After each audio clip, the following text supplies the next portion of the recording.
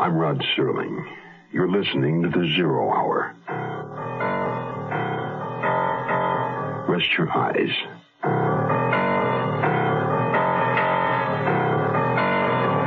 Exercise your imagination. This week, Joseph Campanella and Judy Carn.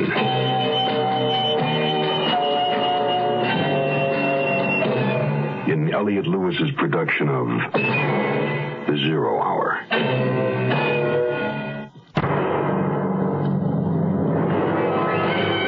The Mutual Broadcasting System presents The Zero Hour. Sponsored in part by State Farm Insurance and Big Red Chewing Tobacco. This is The Zero Hour on Mutual Radio.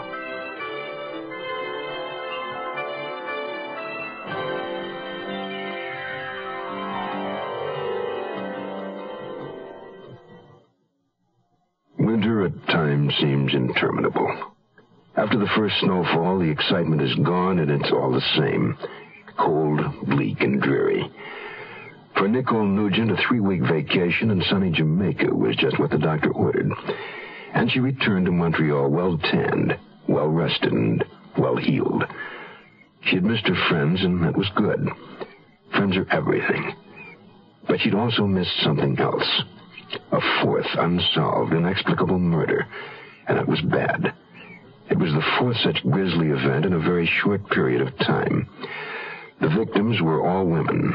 All belonged to the same church. All lived in the same neighborhood. Nicole's. And now Nicole Nugent is spending the evening at home, alone. There's a muffled knocking at the door. And she's looking through the peephole at a face. And one that she suspects might be the face of the foe. The conclusion of our story follows after this word. Hello, my real name is Florencia Vicenta de Garcias Martinez Cardona Moss. No, it's not a new rock group. I'm known professionally as Vicky Carr. But my real message today sings out good news for all of you. A new federal aid program to provide education and training after high school, especially if you don't have the money for it. It's called Basic Grants and helps provide money for full-time students entering for the first time a college or university, vocational school, technical institute, or a hospital school of nursing. It helps you pay for tuition, books, and other expenses. Basic Grants makes it possible now to prepare for the special vocation or career you've been hoping for. And best of all, it's not a loan. That's right. You don't have to pay it back. So apply right away. Simply contact the school or college you're planning to enter, or post office, or write Basic Grants, Box 84, Washington, D.C. Buena suerte, mis amigos.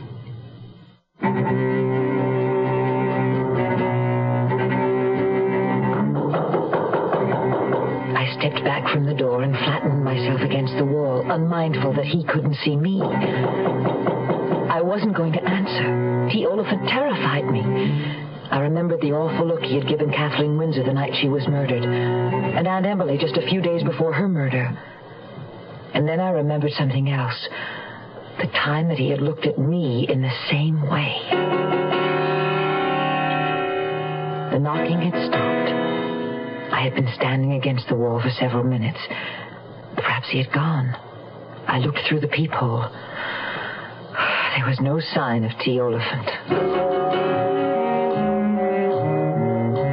I had a dinner date with Chris before we were to join Julian Brooke and Laura to see the Spanish dance troupe at the Club Midnight. The festive mood of the evening, however, got off to a slow start. I felt uncomfortably out of sorts with a vague headache that I hoped would not develop into one of my crippling migraines. And Chris was tired from working on his book at such a hard pace. I suspected he was weary of his responsibility for Donald Hamill as well. I always worry a little when I go off off and leave him alone.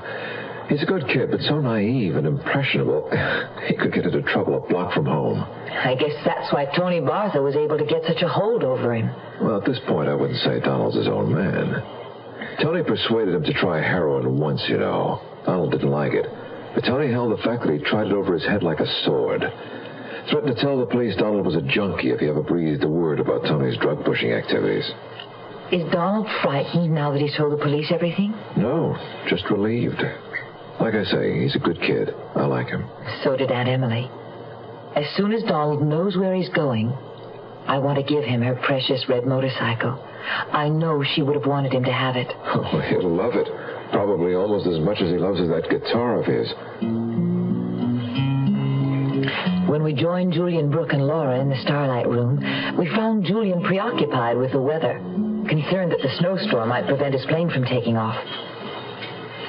If it keeps up, I think perhaps I'd better check with the airport. The storm should let up by morning. It wouldn't be too much of a problem if your plane couldn't leave till then, would it? No, I suppose not. Well, let's not let a little snow dampen our party. Now, what would you two like to drink? Nicky? Manhattan, I think. Scotch and soda for me, please. I'll tell you what, I'll go track down our waiter on my way to the phone. I may as well settle this airport business if I can, so we can all relax and enjoy ourselves. Don't be too adamant about leaving tonight, darling. You know I wouldn't leave at all if I didn't have to. It's too bad he can't wait until tomorrow to leave. He's anxious to be there as quickly as he can. The opening of this new plant is very important to him. Laura was in luck. Julian came back with the word that the airport was socked in by the storm. There wouldn't be a plane out until morning at the earliest. I'd like to say I'm sorry, darling, but I'm not. Now you don't have to dash off before the evening's over. That upsets my plans in Rome a bit, but there's nothing I can do. And of course, I'm not in any hurry to leave you alone. Well, no reason then why we shouldn't settle down to a pleasant evening.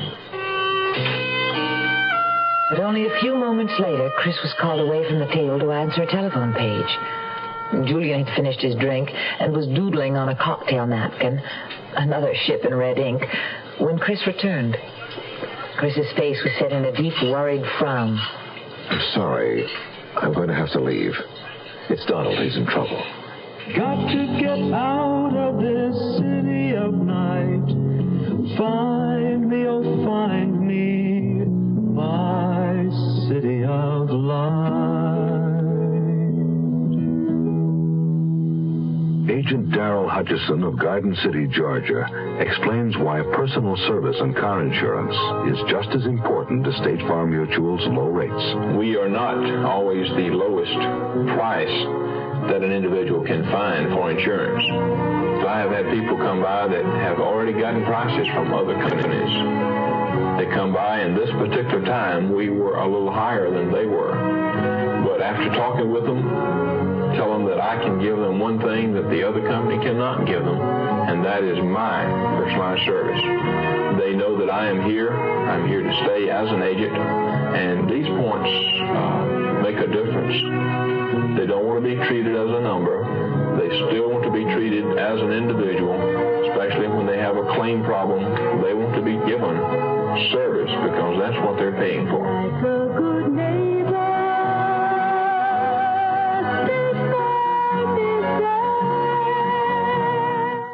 We'll return to our story in a moment. Hi, I'm Pinocchio, the big nose and all that, you know. But seriously, lots of kids don't know about me. How can kids read if they don't have any books? And millions of kids, black, white, red, yellow, brown, all races, live in homes without any books. Getting books into the hands of these girls and boys is what the national program, RIF, Reading is Fundamental, is all about. Here's what RIF has found out. When kids choose the books they want because the subjects interest them and they own the book, that makes reading fun. And when reading is fun, it's just fundamental. Books widen the kids' world and their abilities and their whole life. Every community needs RIF. Find out what you and RIF can do in your community. Just write RIF, Smithsonian Institution, Washington, D.C., 20560. That's RIF, R-I-F, Smithsonian Institution, Washington, D.C., 20560. Right now. If America's to grow up thinking, reading is fundamental.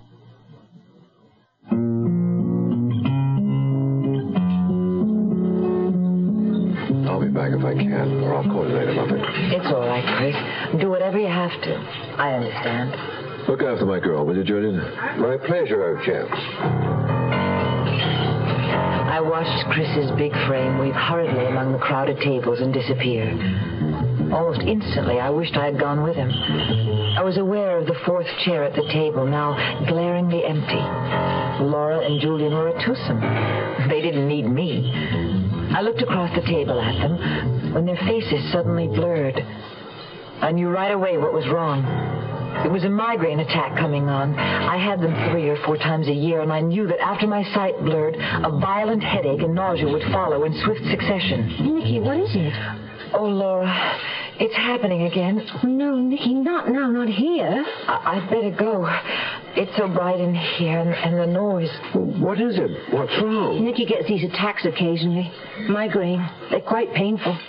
She'll need to take the prescription the doctor gave her. It's all right. Now, you both stay where you are. I'll take a taxi. No, Nicky, we'll go with you. Of course. No, Laura. You've been so looking forward to this evening, and it's Julian's last night in town. But I know how sick you get. You can't go home alone. I'll be all right once I get there. There's nothing for anyone to do. I'll just take my pills and get into bed. If that's all there is to do, I'll see you home. I can get you there faster than a cab, especially in this storm. No, really. I insist. Laura can wait here so she won't miss any of the show, and I'll return as soon as I know you're comfortably bedded down. Are you sure you'll be all right alone, Nicky? Of course. Once the medicine takes hold, I'll sleep. Help her out quickly, Julian. She looks faint. I'll ask the head waiter to look out for you, Laura, and I'll be back in about 30 minutes.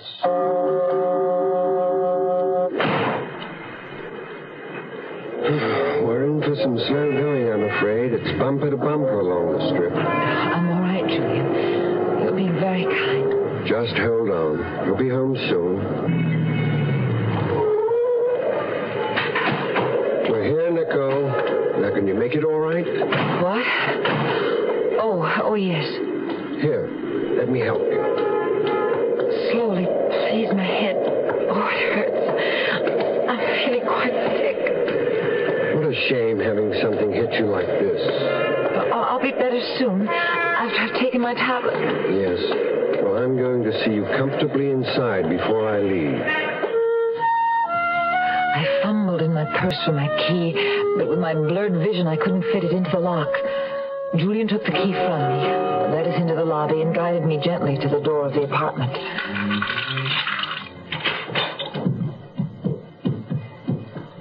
There you go. And here are your keys. Oh, thank you, Julian. I'll be all right now. You get back to Laura. She'll be worried. I want to make sure you're settled first. Let me take that wet coat. You better let me help you off with your boots. No, I can manage them. I bent down to pull off my boots and felt myself sinking under a wave of nausea and dizziness. Julian caught me. His strong hands were on my shoulders, and then, suddenly, at my throat. Julian! What are you... Too bad you became interested in China clippers, Miss Nugent. That was your Aunt Emily's mistake. I don't understand. Never mind. It doesn't matter. Nothing matters now.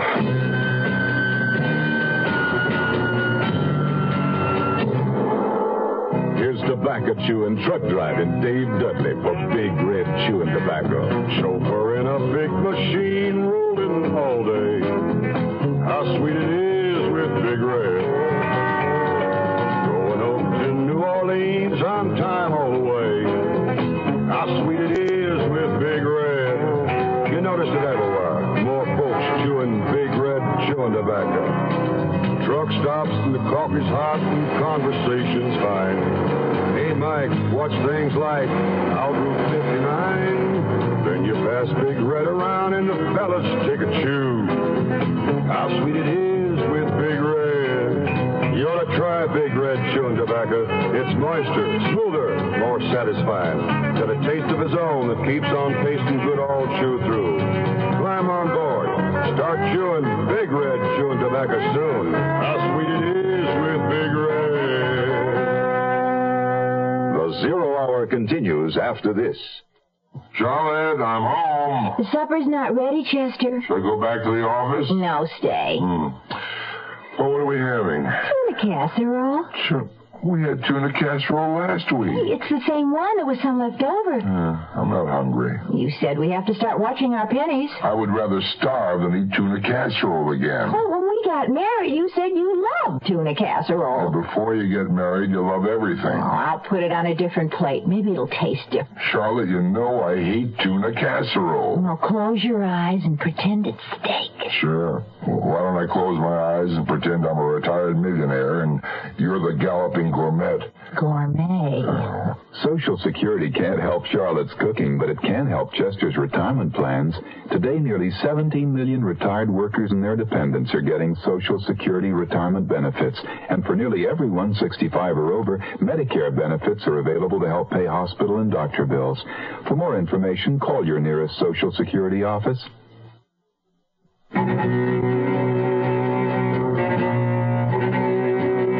Julian Brooke was the strangler.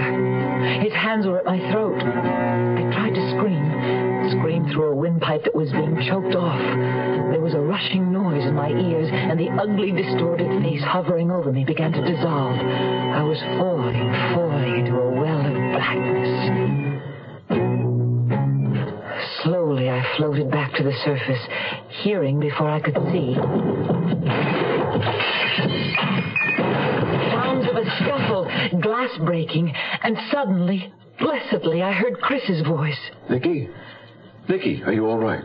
Gradually, light and colors came together, and the scene took shape around me. Julian Brooke was standing in the middle of the living room, flanked by two policemen. There was a trickle of blood at the corner of his mouth, and his hands were manacled. Lieutenant Philippe was there, and Laura, standing off in a corner, motionless as a statue, her face a white blur. The coffee table was overturned, and broken glass littered the floor. Chris was holding me in his arms. It's over, Buffett. It's all over. You'll be all right, mademoiselle. We've called for a doctor. Don't try to talk now, Nicky. Don't talk. Just rest. Monsieur Galloway is right, mademoiselle. Do not try to talk now. There will be time.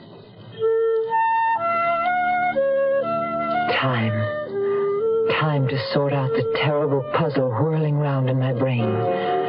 Charming, well-bred Julian Brooke had tried to kill me. He had killed my Aunt Emily. Why? What did he mean about China clippers? How did Chris and the police arrive in time to save me? And poor Laura, how was she going to take all this? Somehow that concerned me more than anything else. It's just so hard to believe that it was Julian all along. There are still so many things I don't understand. Oh, I'm not sure I want to. It's all so dreadful. I just thank God you were saved. Everything is still a jumble in my head. I hope Chris gets here soon with Lieutenant Philippe. And then you'll really hear what an utter fool I've been. What do you mean? The money for my restaurant. $50,000. I gave it all to Julian Brooke.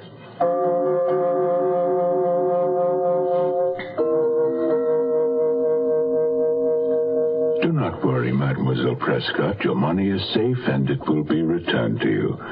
But to begin with, Mademoiselle Nugent, let us hear the exact words Julian Brooke spoke to you as he was making the attempt on your life. He said, "Too bad you became interested in China clippers, Miss Nugent. That was your Aunt Emily's mistake." And you had no idea what he meant by that? I still don't, Lieutenant. Monsieur Galloway will explain. You see, Nicky, Julian Brooke thought that you had the sketch. What sketch? Well, let me begin at the beginning, darling. Remember the night after Kathleen Wins's murder? You had the flu and I brought in some Chinese food for us? Yes, I remember. Well, you had just read about the murder in the paper and were pretty upset. You went in to take an aspirin. That's when I noticed the sheet music on your coffee table. Just one sheet. And it had Kathleen Wins's name on it. She'd just come from choir rehearsal, and she had an armful of music and books that she put down on the table. Yes. Well, I thought you were upset enough about the murder. You didn't need anything around to remind you of it. So I just stuck the sheet of music in my pocket. I was wearing an old jacket that Saturday that I haven't worn since. So there was nothing to remind me of the music until last night. What happened last night to remind you of it? I saw a sketch Julian had been doodling at the table, a sailing ship done in red ink. I picked it up. Well, he drew one here when he was waiting for you one night, Laura. I thought it was just a hobby. Ah, and his downfall. You see, Monsieur Galloway here remembered he had seen what he thought was a similar sketch on the back of Kathleen Windsor's piece of sheet music. Which would suggest that Julian Brooke knew her. We had been ferreting about all this time for a man in Kathleen Windsor's life. When Monsieur Galloway informed me of his discovery, I felt certain we'd found him. But, Chris, how did you and the police get here so quickly? How did you even know Julian brought me home? Well, I got to the police station directly from the club in answer to Donald's call, remember? Oh, yes, Donald. Well, the police had finally gotten Tony Barth on a drug charge, and Tony had tried his bit about implicating Donald. But it's okay now. Tony was exposed for what he is, a liar. Donald's in the clear. As it turned out, Monsieur Galloway and I had other fish to fry. When Lieutenant Philippe confirmed my suspicions, I called the Club Midnight to warn you about Julian. Laura answered the page and told us Julian had taken you home. I took a taxi from the club. And the police and I got here as soon as we could. And you got here just in time. If we hadn't got caught in traffic. Yeah, well, thank God for icy roads. Brooke tried to make a run for it, of course, headed for your balcony. But the lieutenant here brought him down with a beautiful flying tackle. At the expense of your glass coffee table, I'm afraid. But I still don't understand. Why did Julian Brooke try to kill me? When he saw his sketch was gone from the table at the club, he thought you had taken it, that you must have connected it with the sketch on the back of Kathleen Windsor's music, as he knew your Aunt Emily had. Then that's what he meant when he talked about China clippers and Aunt Emily's mistake. Precisely, mademoiselle. He explained to us that he tried to divert your aunt by calling her attention to the sketches of clipper ships on the wall of the Warwick Tea Room. But these sketches are in black ink of British clipper ships, while his sketch in red ink was of the Flying Cloud, a very identifiable American clipper ship with an angel blowing a trumpet at its bow. Then he knew Aunt Emily was sure to remember where she'd actually seen it. On Kathleen Windsor's music. And he learned that Kathleen Windsor had come here to you directly from her choir practice the night of her murder. Thus he assumed you also must have seen the sketch he had drawn on her music. A murderer shouldn't go around leaving his trademark everywhere. That isn't the only evidence Monsieur Brooke left around. Because he intended to leave the country that night, he had brought his bag to the Club Midnight. We found its contents most interesting, particularly those beneath its false bottom. What did you find? For one thing, your money, Mademoiselle Prescott. Fortunately, he had not spent it as he had Kathleen Windsor's. You mean he swindled us both in the same way? With the same story, that he needed the money temporarily to open his new furniture plant, but not quite in the same way. With you, Mademoiselle Prescott, his approach had to be more subtle. Thus, he staged the attack on you in the park so that he might become your rescuer. But how did he even know I had $50,000? From your unwise advertising in the paper, mademoiselle. He first called you in answer to your ad for a restaurant property, do you recall? Yes, I certainly do. I thought he was a practical joker. But the voice, it wasn't Julian's. I'm afraid it was, mademoiselle. Monsieur Brooke is a master of disguises. Another item we found in his bag was a false mustache and a Van Dyke beard. Then the man Aunt Emily saw in the car with Kathleen Windsor was Julian Brooke. Yes, the same man, different name. Kathleen Windsor knew him as Stephen Harcourt, while Elsie Grunberger had met him under his real name, Charles Potter. Julian murdered Elsie Grunberger, too? I mean, Charles Potter? Yes. It was the first time he killed. He had to do it to protect his investment in the Windsor woman. Elsie Grunberger had been a friend of the rich widow Potter had fleeced out of her savings. Unfortunately for Elsie, she caught sight of him with Kathleen Windsor one day, and he knew she recognized him, despite his disguise. He followed her home and killed her. Well, then the arrest of Julian Brooke, Charles Potter, solves 3 of your murders. What about the 4th, the most recent one? That, regrettably, is still on our books. Charles Potter denies having had anything to do with it.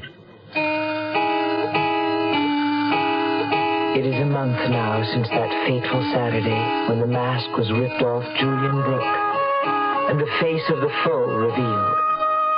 Laura has found a location for her restaurant and is hard at work trying to forget all that happened. Meanwhile, I've learned not to judge people by the faces they wear. T. Oliphant may be something of a woman-hater, but it turns out that all those brown cartons of his contain toys that he makes and delivers regularly to St. Simon's Parish House as gifts for needy children. Donald Hamill has been placed in a good home where he continues to carry on his love affair with his guitar when he's not vrooming around on Aunt Emily's red motorcycle. The snow lies deep now on the graves of Aunt Emily, Kathleen Windsor, and Elsie Grunberger. But of course, Lieutenant Philippe continues to caution us to lock our doors, reminding us that there is still a murderer loose in Montreal. Asphalt and concrete, neon and steel. Nowhere, anything real. Bolted doors on the houses. Shuttered doors on the hearts. Broken dreams in the concrete. You are listening to Mutual's presentation of The Zero Hour. At 19, Jill Kinmont was one of America's top women skiers, till an accident on an icy slope left her paralyzed. Now, 17 years later, she's a teacher, a good teacher. I guess you can say I've overcome my handicap, but I couldn't have done it alone. I had family, friends, people who accepted me, believed in me, and helped me believe in myself. Yet there are millions of handicapped people in this country who aren't getting the acceptance they deserve because some people think that a handicapped person can't hold down a job, can't pay the rent, can't learn, can't be a human being. Well, unless you recognize that we are human beings with feelings, with skills, with a sense of responsibility, then you're adding a handicap we can't overcome. This public service message brought to you on behalf of the Department of Health, Education, and Welfare and the Advertising Council. Sir, we're asking people what they know about different organizations. Oh, I'm sorry, I'll never join anything again. No, we're not asking you to join. See, I'm a disgruntled member of the Mammal of the Month Club. Now, my March selection was supposed to be a cuddly raccoon. Instead, they delivered a gnu, and I live in an apartment. Man, a gnu's a big antelope. Sir, we're asking about organizations like the American Cancer Society. I never joined them, but I contribute a lot. Good, because the American Cancer Society needs plenty of support for all the things they're in. For instance, there are numerous educational activities like telling people how important checkups are and knowing cancer's warning signals. That helps save lives. I thought the Cancer Society was mostly research. No, it's service, education, research, and then some. Well, maybe I'll join the American Cancer Society. Good. The society needs volunteers as well as contributions. You know what my June mammal selection was? A South American sloth. Hangs around upside down all day long from my chandelier, my drapes, the wall sconce. Imagine a sloth on a sconce. Or was the sconce on a sloth? I don't know, but they were both. That concludes this week's production of The Zero Hour. Patricia Powers, Face of the Foe. Next week, we'll begin another exciting dramatization of a tale of mystery and suspense. We'll tell our story in 5 days, at the same time, Monday through Friday. So, on Monday, rest your eyes and listen here to The Zero Hour. Today's episode brought to you in part by State Farm Insurance and Big Red Chewing Tobacco. This is The Zero Hour.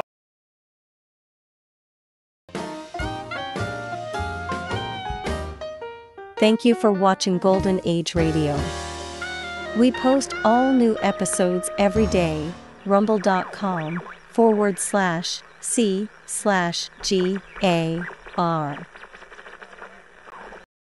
Subscribe for more videos.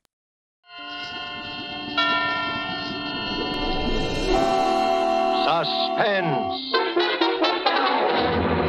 Tonight, The Diary of Sophronia Winters, starring Agnes Moorehead and Ray Collins. Suspense is presented for your enjoyment by Roma Wines. That's R-O-M-A, Roma Wines. Those excellent California wines that can add so much pleasantness to the way you live, to your happiness in entertaining guests, to your enjoyment of everyday meals.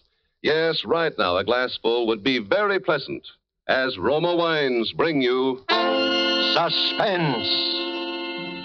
This is the Man in Black, here for the Roma Wine Company of Fresno, California, who tonight from Hollywood bring you as stars Miss Agnes Moorehead and Mr. Ray Collins.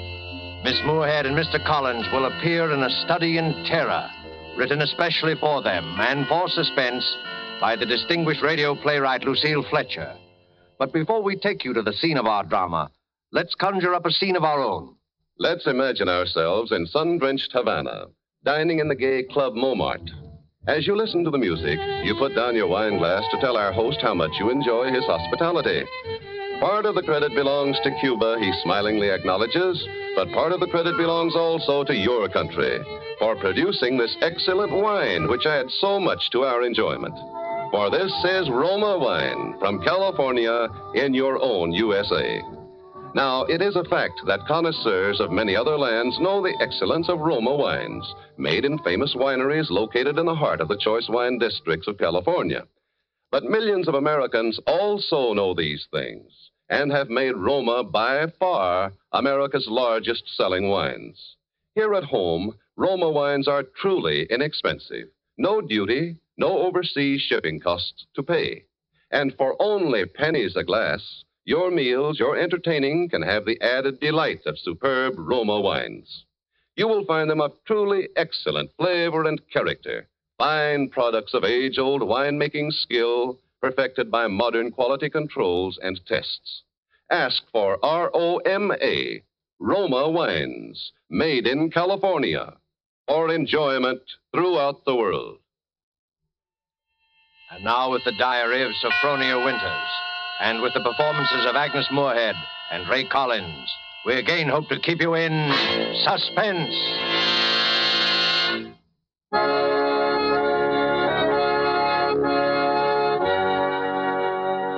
February 1st, St. Petersburg, Florida. I, Sophronia Winters, have hereby begun this diary because on this date I feel for the first time that I've begun to live. Diaries are no good unless one has thrilling experiences.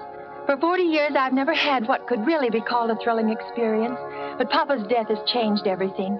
Here I am in beautiful St. Petersburg with everything to start life anew, money in my purse, 2 suitcases full of new clothes, and a gorgeous new permanent wave. And Florida is really the land of romance. It doesn't matter whether you're 17 or 70. There are parties and dances and bingo games and flirtations for all. My landlady, in fact, tells me that people often become engaged and even married to perfect strangers overnight. I'm still shy, of course, but just the same, it's such fun and so thrilling to think one's fate may be just around the corner. February 3rd. Oh, diary, it is beginning. This morning when I came out of my lodging house to go down to the beach, I noticed a man, a thrilling-looking man, sitting across the street on a bench. It was just as though he were waiting for me, because when I came out, he sort of started up as though he knew me. Of course, I didn't speak first, but I knew the minute I started down the street that he was following me. Well, I got to the beach and sat down with my magazines, and suddenly there he was, strolling toward me with a broad smile. Well, sitting out here all by your lonesome? Oh, yes, I am. Been down here at St. Pete long? Just 3 days. 3 days? That's a long time. It's a wonder I didn't spot you before. Mr. Johnson's the name, Johnson. Hiram Johnson. I came from Green Harbor, Maine. Run a big hotel up there summers. Well, that's my whole history in a nutshell. Oh, my name's Sophronia Winters. Sophronia? Yes. Well, you know, that's quite a coincidence. My sister-in-law's name was Sophronia. Oh. Sophronia Johnson. You ever heard of her? She looked quite a bit like you, too. Sophronia Johnson? Mm-hmm. No, I'm afraid I haven't. Who was she? Someone very famous? I'm so ignorant about these things. Well, that's all right. Say, look at that sun, will you? I'd say it was pretty nearly time for lunch. You know, Sophronia, it's kind of mysterious, us finding that 9-point starfish on the beach together. My sister-in-law, Sophronia, used to collect 9-point starfishes. To think your name's Sophronia. You find a 9-point starfish with me. Well, it kind of draws us together, huh? Diary, darling, he is wonderful. Strong, kind, warm-hearted, so generous. I feel as though I knew him completely, as though I'd known him all my life. What's the good of waiting, Sophronia? I've got to be back at the hotel in a week. We may never see each other again. Oh, Hiram, don't say that. I couldn't bear it. Then let's do it right away, tomorrow. There's a parson out on Coral Avenue who'll do the job for us. We could take a nice moonlight drive out to the alligator farm. Afterward, have a nice shore dinner. Then climb on board the Orange Blossom tomorrow night for Maine. Maine? Oh, it's all so wild, so mad, so thrilling. But what would your family think? Wouldn't they be shocked? Oh, my family's all dead. I'm my own boss. I'd have to help you run that big hotel. I wonder whether I could do it, meeting all those people. Oh, don't worry about that. Just think of Maine. The big, dark pine woods, the sand, the bay. The two of us alone together. The two of us alone together.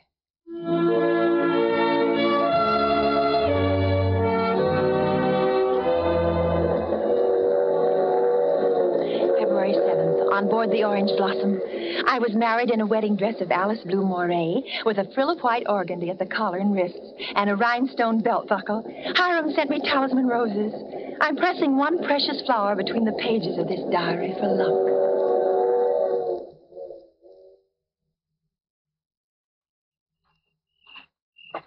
We'll see it beyond this bend in a couple of minutes. Bags heavy? No, not particularly, dearest. Oh, I can't get over that taxi man at the station. Imagine his insolence, saying he didn't want to drive. There's the place. Oh, wait a minute. I don't want to look until I put down these bags. Now, where? There. Through those big pines. Oh. It is big, isn't it? 125 rooms. So many fire escapes and balconies and porches and towers. I stayed in a hotel like that once, years ago, with Papa. It was very fashionable and... My grandfather built that place 50 years ago. It hasn't been changed much since. No. Of course you put in modern plumbing. Not yet. Well, here we are. Walk in. What's that? Just a foghorn out in the bay. Fog? We get it almost every night in this kind of weather. What are you locking the gate for? Why not? There's nobody coming in after us. Or going out again for a while. But I thought you said the hotel... The hotel's empty. Empty? Hiram? What is it now? Hiram, darling, I know it sounds silly, but let's not go in there tonight. Let's wait until morning. Why? Oh, just because it's so dark and empty. There's not a light in the whole place, and no one's expecting us. What'll we eat, and where'll we sleep? Let's stay in the village just for tonight. I've got things to eat and a place to sleep. Come on. Oh, my arm, Hiram! Hiram! You remember my telling you down in Florida about my sister-in-law, Sophronia? Well, that's her, over there on the wall. Take a look at her. Hiram, darling, just now you hurt me. Do you realize that? You twisted my arm. I said take a look at her. Tell me what you see. Well, the glass is very dusty. She must have died many years ago. Her face is sweet. It's very sweet. Her eyes, something very sad and wistful about her eyes. She was a murderess.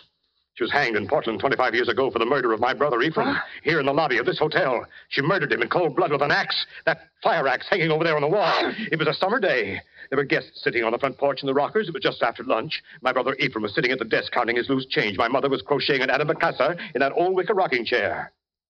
Sophronia came downstairs, humming a hymn. Oh, don't, Hiram. Please, don't tell me anymore. Why not? Well, it makes me nervous to hear it like this in this big, shadowy lobby. And your eyes, Hiram. Hiram, you're acting so strange. What's the matter with you, Hiram? I know it was a terrible tragedy, but it happened 25 years ago. Don't touch me, Sophronia. Don't touch hurt you. Do you remember what I said to you in Florida? What did you say? You said a million sweet and wonderful things to me, I Hiram. said you resembled my dead sister-in-law. Look at her again. Look at her closely. Sophronia. Why? Oh, no, I can't. It's too horrible. I can't look at her face with any pleasure now, knowing she was a murderess. You're afraid to look, is that it? No, not afraid. You... Hiram! Please, my arm. Well, very well. I'll look. Now, stand there quietly. Like that. Take off your glasses. That's all I wanted to see. That's all.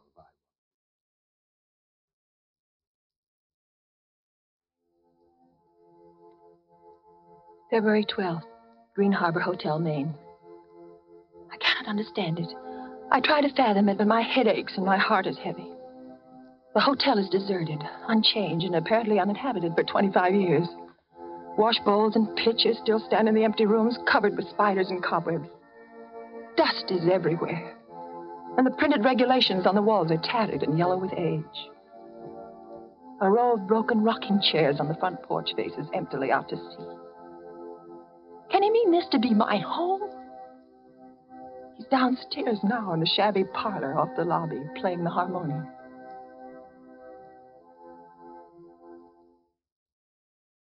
Sophronia? Yes? Yes, Hiram? Sleeping? No, dear. Well, why is your door locked? Come out. I want to show you around the place.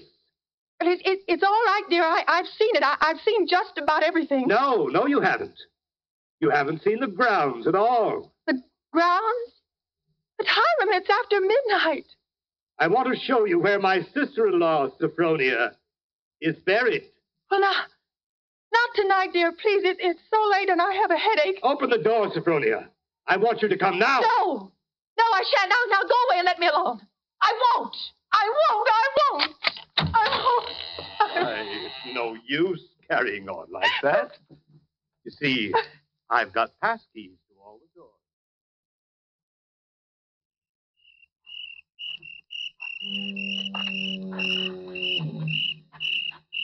And beyond, where those 4 birches are standing, is where my sister-in-law, Sophronia, was laid away 25 years ago. It was the biggest funeral in the neighborhood. Folks crowded outside the gate with the dozens trying to get a look, but we wouldn't let them.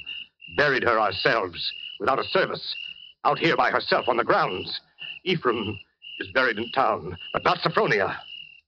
I had a feeling that I'd have to keep an eye on her even then. Keep an eye on her? Oh, I knew she was one of those restless sleepers who wouldn't stay quiet in her own grave. I knew before the year was out she'd find some way to start roaming around, hunting for mischief again. She was a young she-devil to the core, Sophronia. They could hang her till doomsday, and it wouldn't do any good. You mean you think she haunts this hotel? No, not this hotel. She never had any use for it, dead or alive. No, she makes for the warmer climates. She was always a cold-blooded little fish, freezing and shivering all the time. It's places like California and Texas and Florida she makes for. Florida? Yeah, that's one of her favorite haunts, particularly around St. Pete. She likes the flowers and the sun and the romance. Hiram, I feel cold. Do you mind if I go inside now? Just a minute. I haven't explained everything. You think I'm crazy, I guess. Crazy. But I'm a lot smarter than some people give me credit for. Because, you see, I have found her now 3 times. Do you, see that grove of birches over there? Under every one of them's a grave. I've found her wandering the earth in disguise 3 times. And I've killed her 3 times. And it still doesn't do any good. She's still restless. You mean you've killed 3 different women? So now I keep another grave to remind her. It's waiting now. Would you like to see it, Sophronia? No, Hiram, no, please. Are you afraid to see it, Sophronia? Hiram, you don't mean to say that you think just because my name happens to be Sophronia and that I look a little like... Think what, Sophronia? Nothing.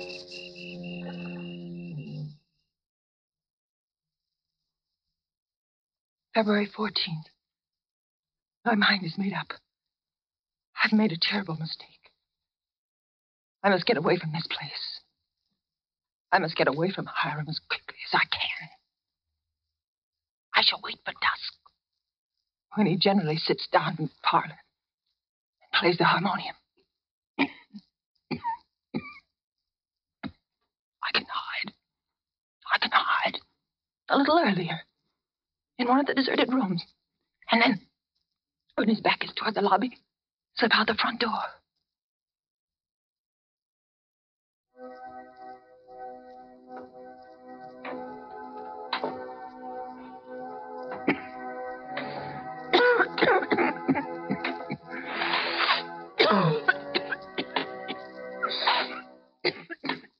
Sophronia! Sophronia! Sophronia! Oh, there you are. Why, what's the matter? Anything wrong? No, Hiram. You didn't want anything outside, did you? Because if you do, you'll have to ask me to get it for you. You see, I always keep this front door locked. Yes, And yes, Hiram. the back door, too. And all the doors leading out into the porches and the fire escapes, and a good many of the windows. It makes one feel safe from thieves and peeping Toms. Oh, you've got a cold. Well, that's too bad. Yes. Yes, I must have caught it last night outdoors. The damp. You ought to be in bed, a good one. The only good bed in the house is in my sister-in-law Sophronia's old room. Oh, no, Hiram. I'm all right. I'm all right. It's just a little head cold. Oh, little head colds often develop into pneumonia. It's too bad I didn't think of that before. You might have slept in it from the very beginning. Here, up these stairs.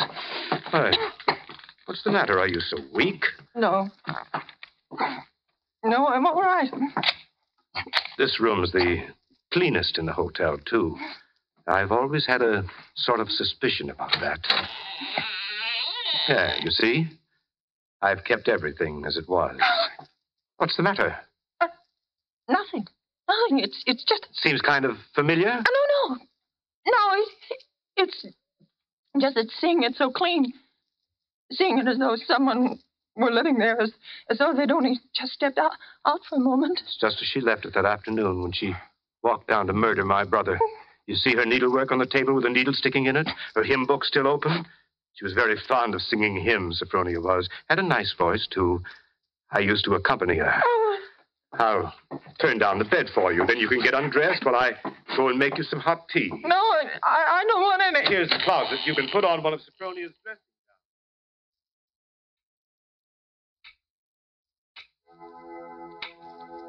Diary, I'm beside myself. I shall go mad. I shall go mad. 2 hours have passed since he locked the door on me. Night has fallen. I'm alone. Alone in this horrible room with its hideous little mementos of death.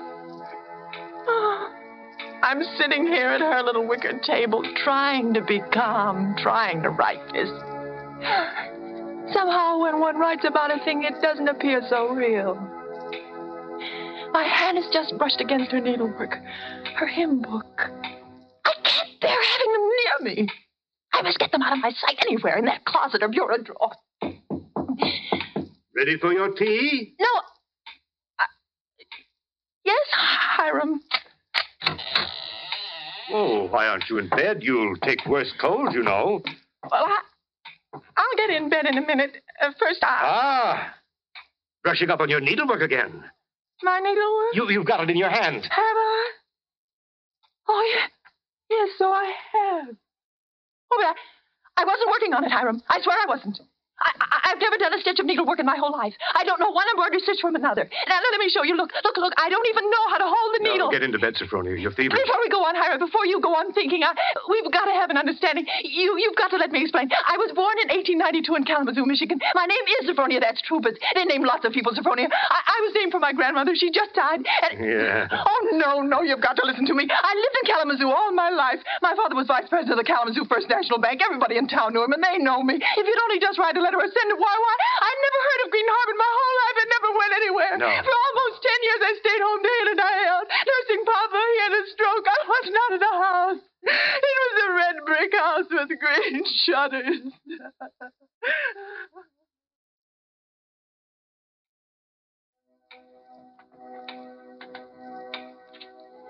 February 15th. Now I live only from moment to moment, listening to each creak upon the stairs. Oh, my cold is growing worse. I've been in bed all day. It's night now. The foghorn has begun to blow again.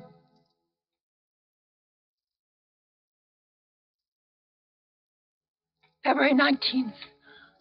I woke up early this morning after a wretched night, and the date was burning in letters of fire in my brain. If he's planning to kill me, it'll be today. But the hours have been crawling on. It's almost midnight. Why does he torture me like this? I would rather be dead than sit here in this room one moment longer. If he doesn't come in 5 minutes, I shall force him to come. I shall beat on the door. No.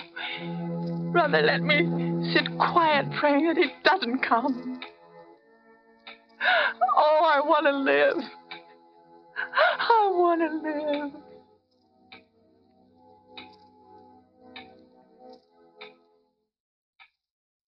Sophronia! It's come. Sophronia, come downstairs. I want you to sing me a hymn. Sing. He never asked me to sing for him before. But she sang. I can't sing, dear. I told you that long ago. Did you?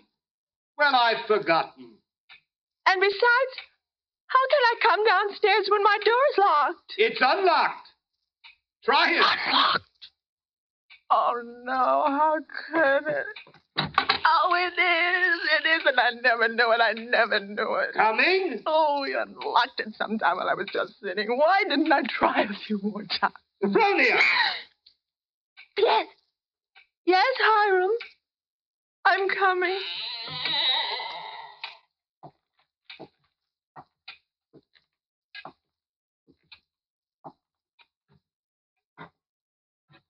Hiram? Where are you? In here. In the parlor.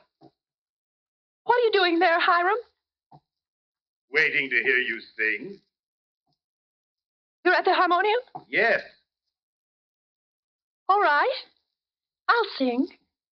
I haven't sung in years, but I might as well. I'll sing for you out here in the hall. My voice will carry better. It always did carry better in the hall, didn't it, Sophronia?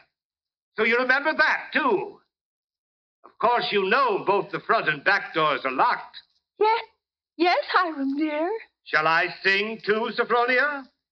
Would you like me to sing along with you? If it pleases you, Hiram. Work, for the night is coming. Work in the morning sun. Work, for the night is coming. When man's work is done. Work while the daylight darkens. Work in the summer sun. Work, for the night is coming.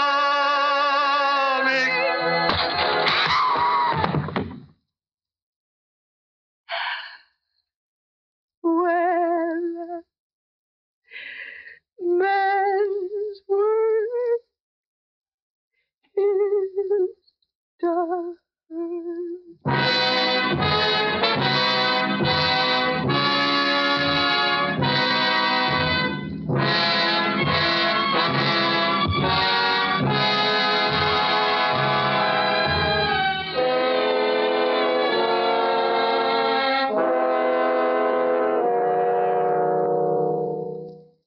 There's only one more page.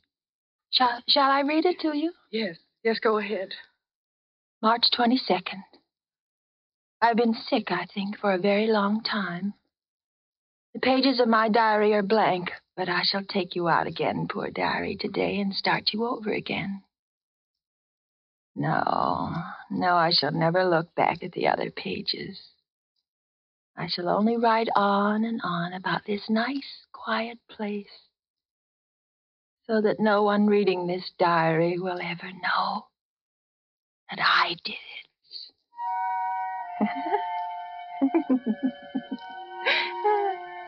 But I did do it, diary. I was smarter than he. When I opened that door at the head of the stairs and heard the music, when I saw the fire axe still hanging on the wall.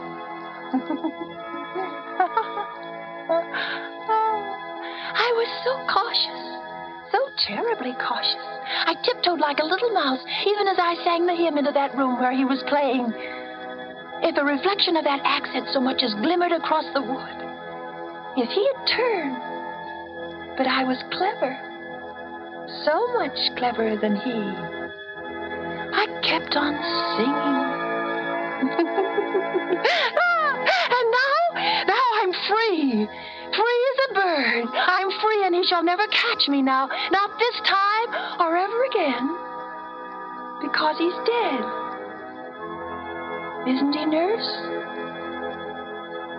Nurse, isn't my dear brother-in-law, Hiram, really dead? Yes, miss, he's dead. And now I'll thank you to hand me over that diary. The doctor doesn't approve of the patient's writing anything.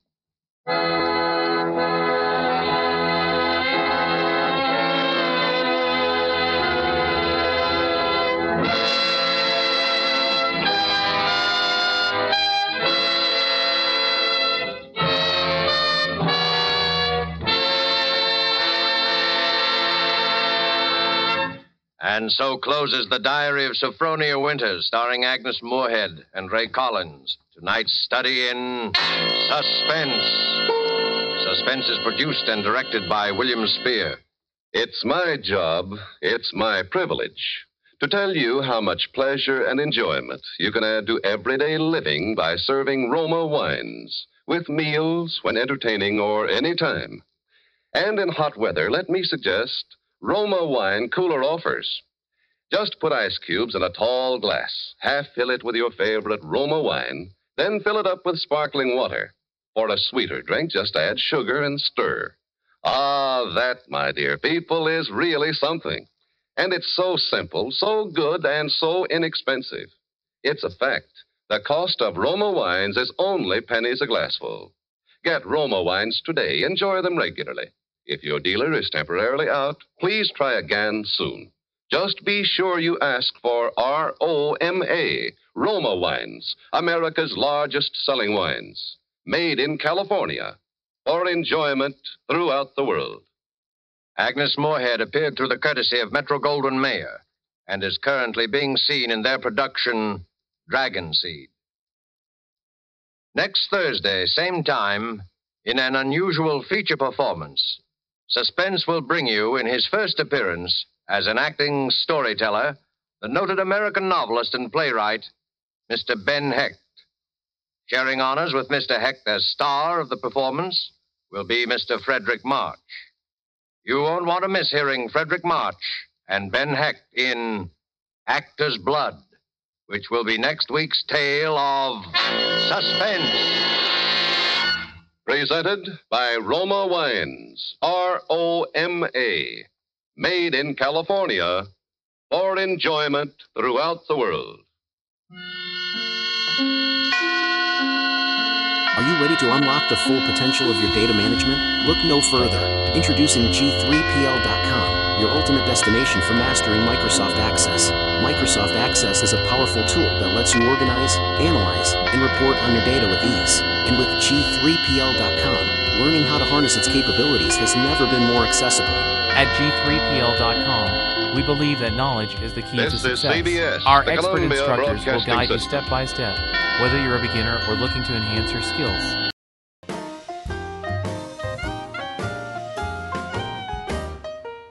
Thank you for watching Golden Age Radio.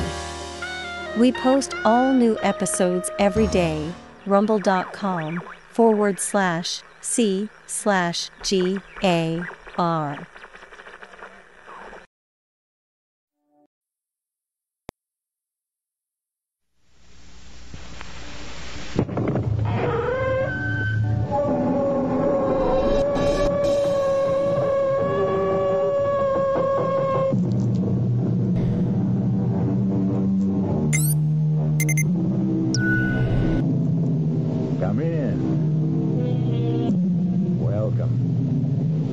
I'm E.G. Marshall. Welcome again through the creaking door. The sound which always signifies the beginning of another tale of danger and suspense. Being in the mystery business, our fables often deal with crime and criminals. This time, it's a thief, but a thief with a very definite difference. For Ruth Moody is a young lady who walks into department stores and simply helps herself, simply because she can't help herself. Yes, you've heard of her peculiar ailment. It's called kleptomania, the neurotic impulse to steal. But kleptomania isn't the only trouble in store for Ruth.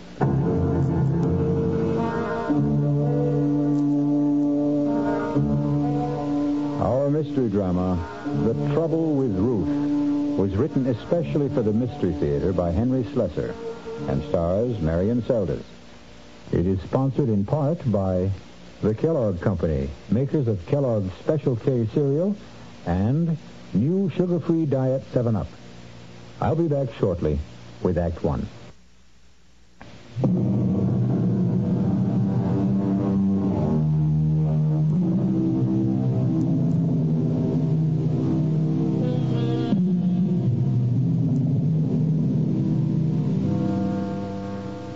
Barnett's department store in the downtown shopping district.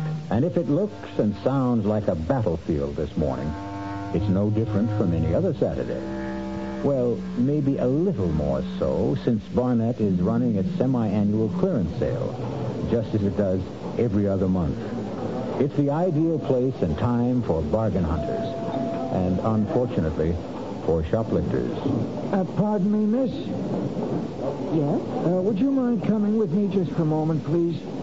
What for? Our assistant manager, Mr. Hutchins, would like a word with you. I don't know, Mr. Hutchins.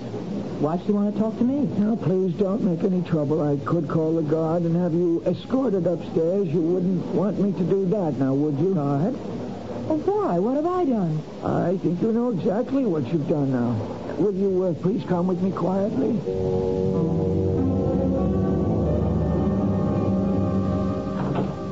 Right in here, please. It's a mistake. I did take the scarf, but I was going to pay for it. Here's the lady, Mr. Hutchins. All right, Bill, thanks. You want me to stick around? No, it's all right. Okay, then I'll get back on the floor. It's murder down there. More larceny than murder, I'd say. Right.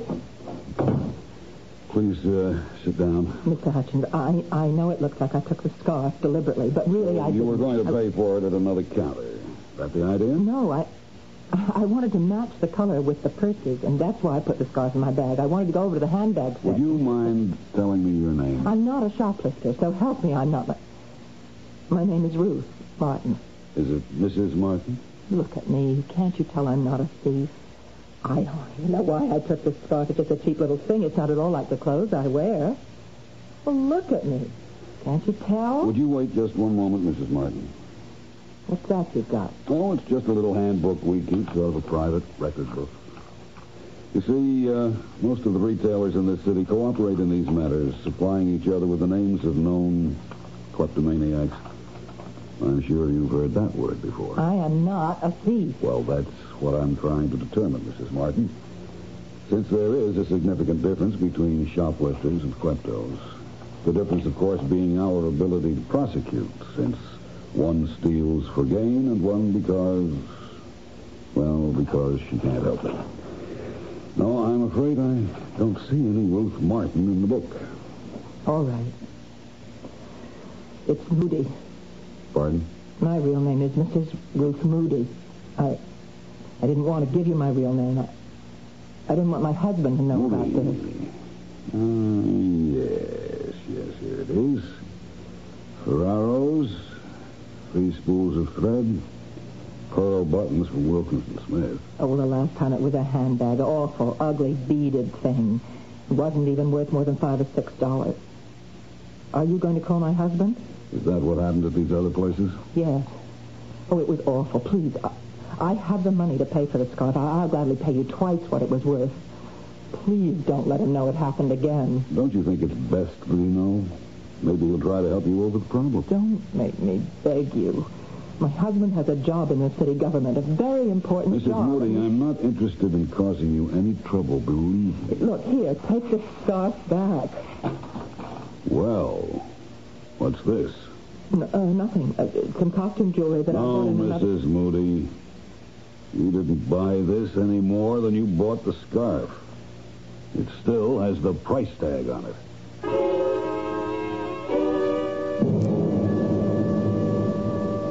$1.95. That's what makes it so unbelievable, Ruth. $1.95 rhinestone pin. Don't know why I took it, Ralph. Any more than I know what drove me to pick up that awful scarf and just drop it in my bag. Just like those other times. Yes, but you swore to me that those other times would never be repeated. Well, I thought it was over. I really did. I don't understand what goes on in your mind when you do these crazy things. I don't know. It's just an impulse. It seems so terribly easy. There's things that are just sitting out in the open the way they are, and I never even stop to think if I like it. Just if I can get away with it. But you never do. You get caught.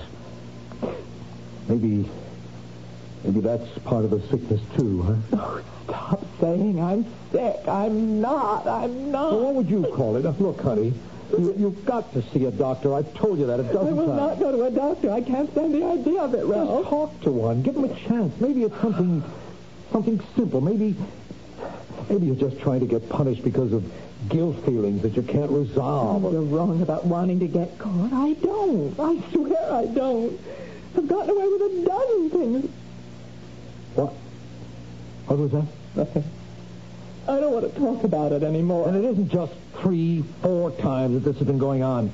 You're probably out there shoplifting every single day. That's not true. I almost never go into the stores for exactly that reason. All right, Ruth. That settles it. You are going to talk to a doctor.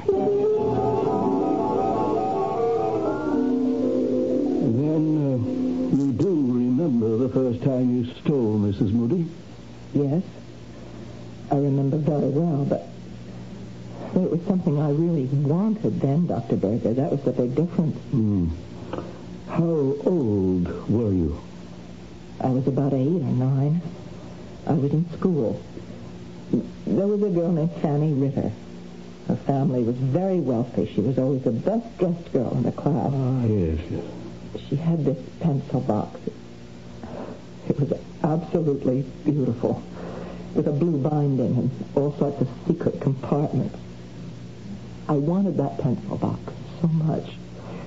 And one day I walked into an empty classroom, and there it was, lying on the seat. Yes, and were you caught? No. I was never caught. Mm-hmm. That was the biggest thrill of all, not being caught.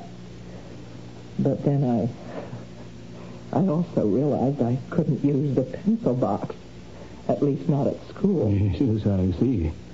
All kids steal sometimes. There's nothing abnormal about it. But you're not a child now, are you? And yet, you still crave this secret feeling, this secret gratification. No, you're wrong. I don't get any pleasure out of taking things. I feel terrible afterwards every single time. Ah, but that may be exactly the gratification you require. I don't want to hear any more. You sound just like my husband. Believe me, Mrs. Moody, neither your husband nor I want to find fault with you. We both want to help you. Well, it's his job my husband is worried about, not me. Why do you say that?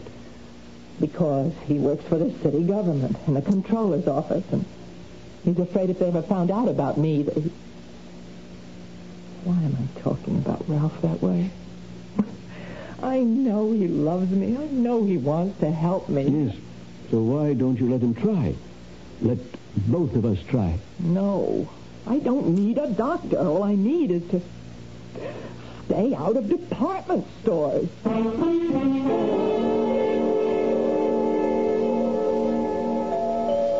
Who is it?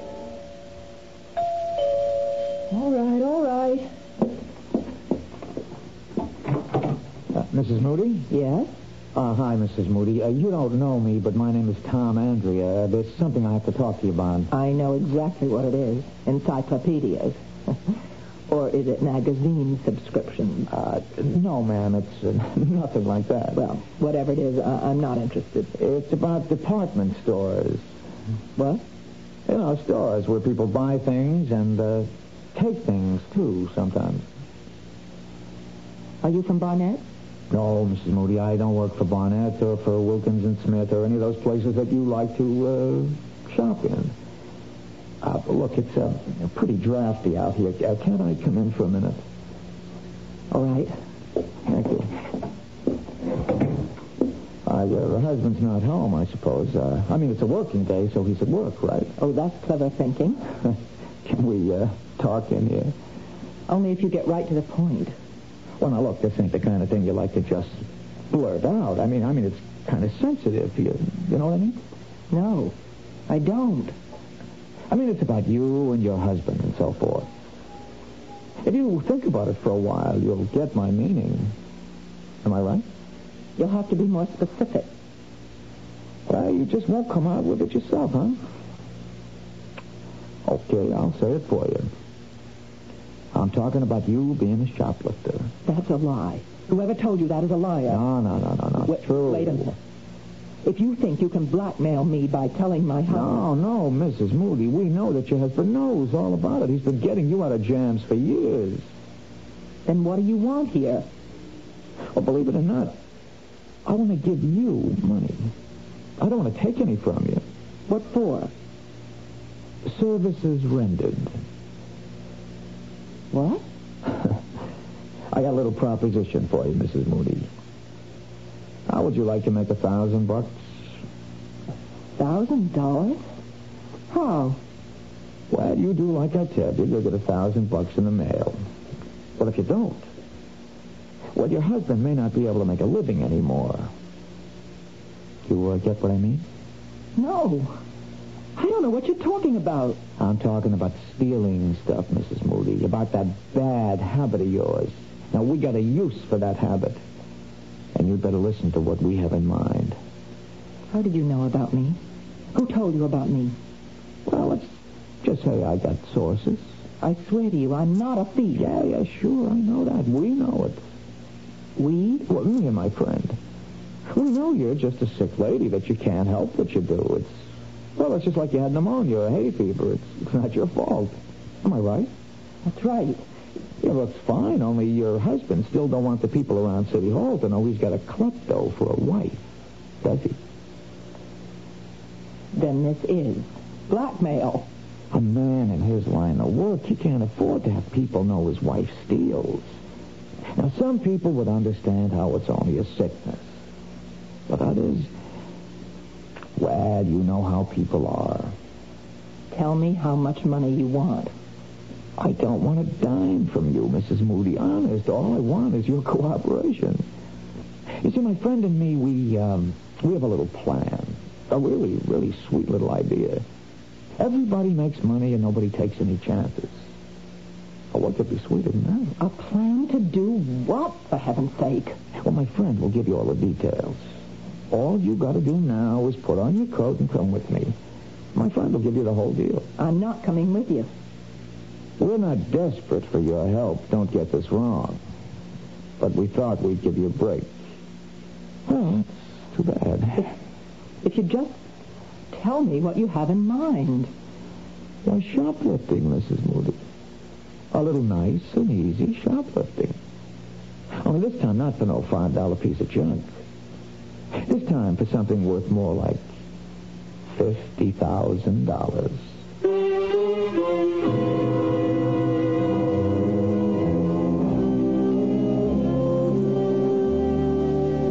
Well, troubles have a way of multiplying themselves, don't they? And as you've just heard, the trouble with Ruth has suddenly developed serious complications. Will Mrs. Moody's unwilling petty larceny turn into larceny of the grand variety? We'll find out when we return shortly with Act 2.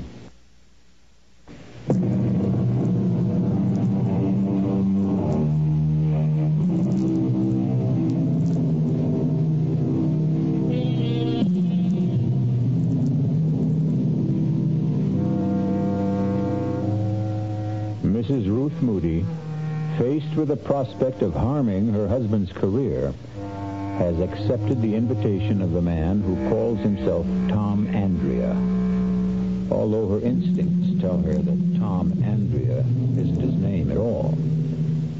As they drive towards their unknown destination, she steals sidelong glances at him, noting the copper sheen of his skin, the look of a man who has spent far too many hours under a sun lamp.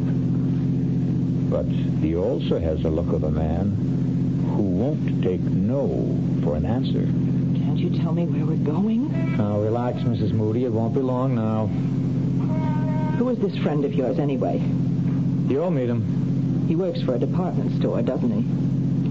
I know they keep records of people like, well, of kleptomania victims.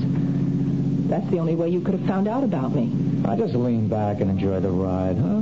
Aren't you afraid I might recognize him if he's one of the people that I've met? Here we are, Mrs. Moody. Told you it wasn't very far. The Hotel Hamilton. Looks like a fire trap. Well, it's not very fancy, but it's private. We can all have a nice, quiet talk. Just the three of us.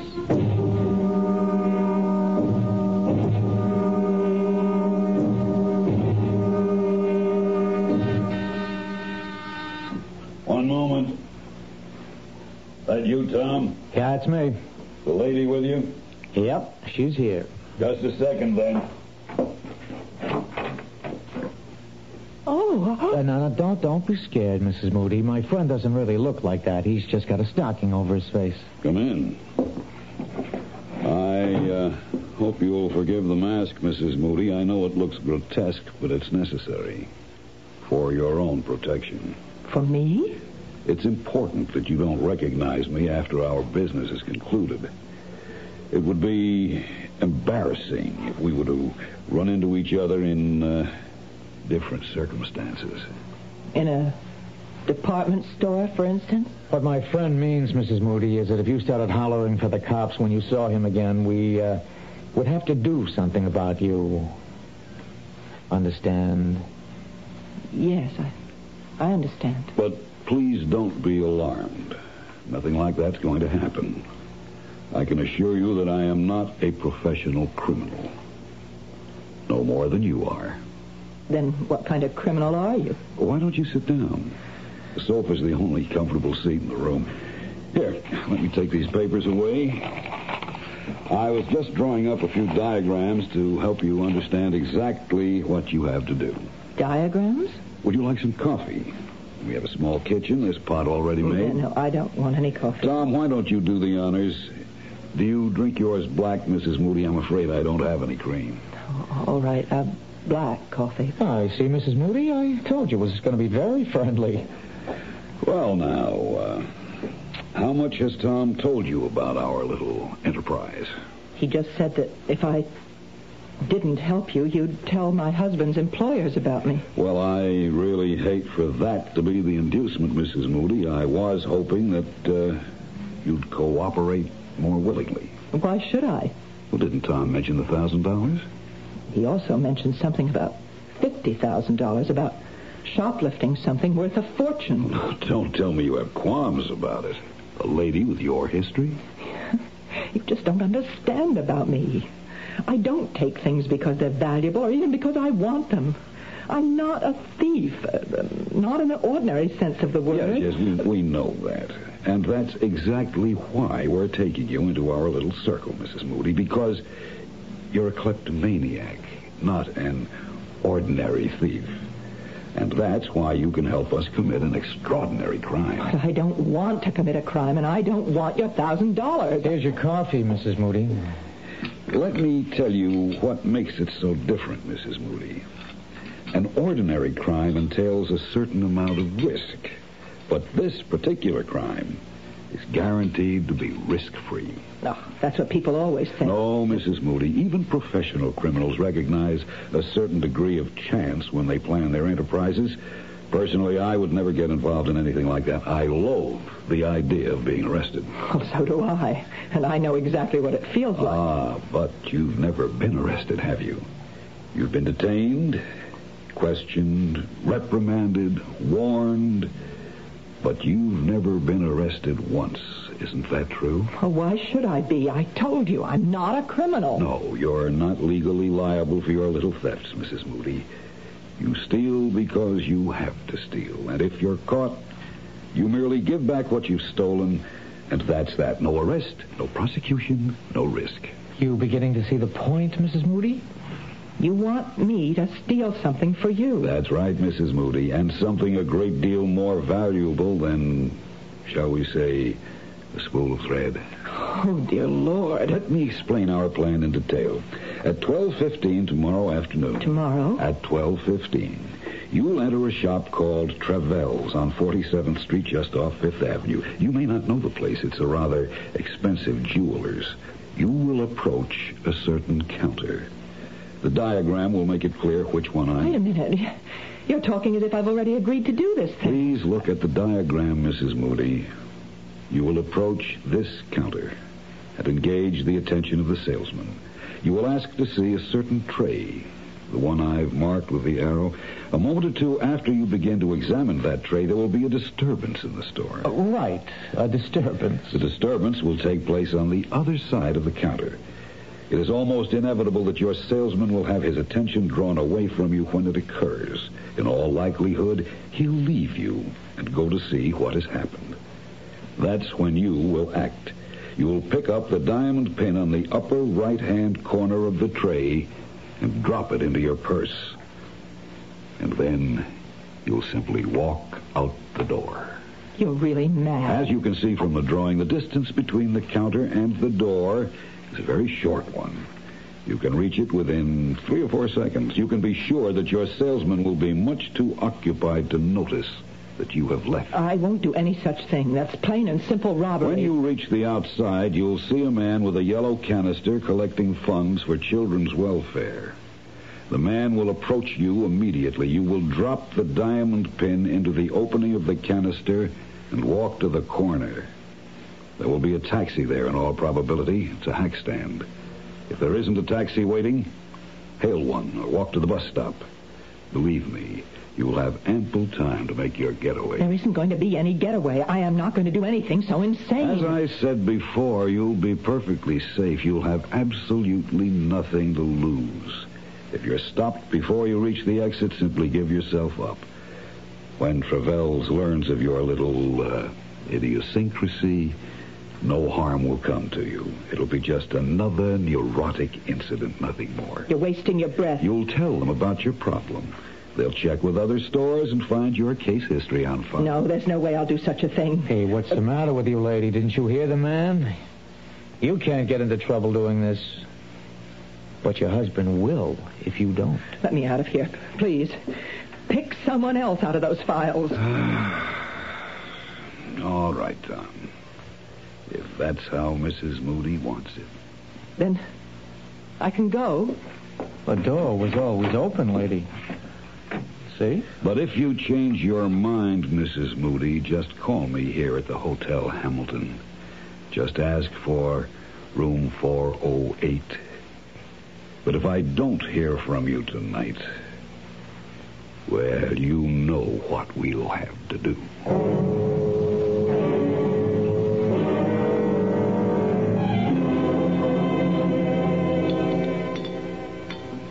You've sure been quiet tonight, Ruth. Have I? You didn't go out today, did you?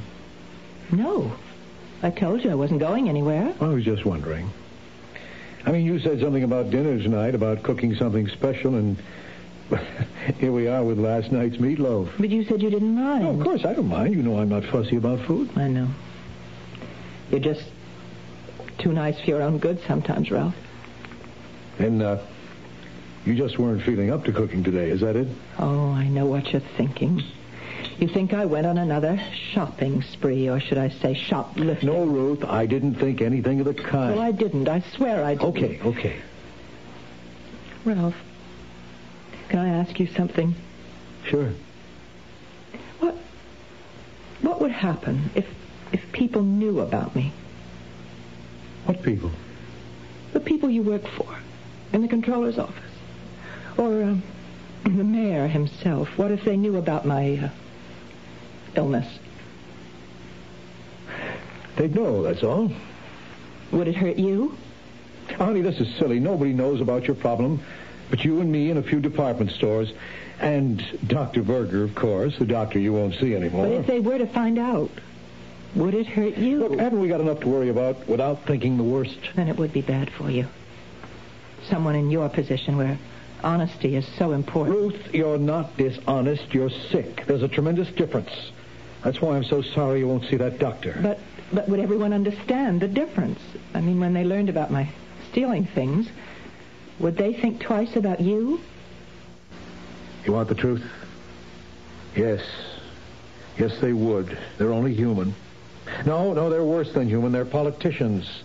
They have to be elected to office, and that's exactly the kind of scandal they don't like. Yes. I guess I've always known that was true. Honey, I think I could use some more gravy. Yes. Oh, I have some in the kitchen. I'll be right back.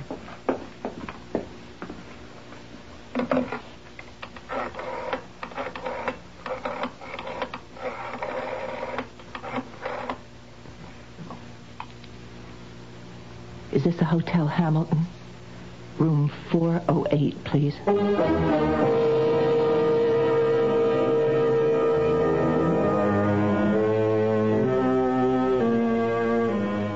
And so Mrs. Ruth Moody has taken the first fatal step. And tomorrow at noon, she'll take several more steps to the doors of Travell's Jewelry. And for the first time in her life, Ruth will steal and know the reason why she's stealing. Will it really make a difference? I'll be back shortly with Act 3.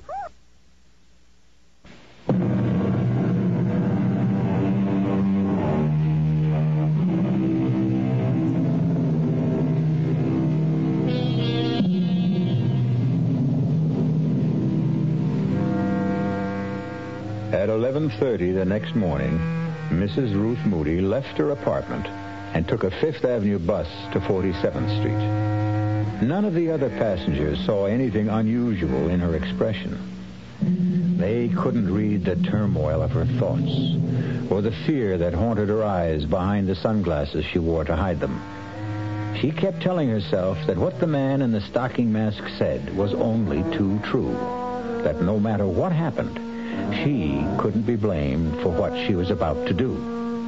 She was still telling herself that when she pushed open the heavy glass door of Travell's. May I help you, madam? Oh, yes, please. I'm looking for a diamond pin. It's a present for my mother. I see. Do you have any particular kind of pin in mind? We have everything from abstract designs to representational pins. You know, animals and flowers and so forth. Maybe if I just browsed a little? Certainly. You can see some of our selection right here, but we do have others. Oh, yes. There's so many, aren't there? Of course, it would help if you knew the price range. Well, the price isn't important. It's just that the pin be right. Yes, I see. This tray right here, on the first shelf. Yes? Well, that seems to have quite a few nice pins. Yes, I'll bring it out for you. Actually, these are some of the best stones in our collection. You have good taste. They really do sparkle, don't they? This is what I meant by representational. As you can see, it's in the shape of a cat. Oh, well, no. My mother hates cats. I think maybe just something simple. You just take your time. All right. Thank you.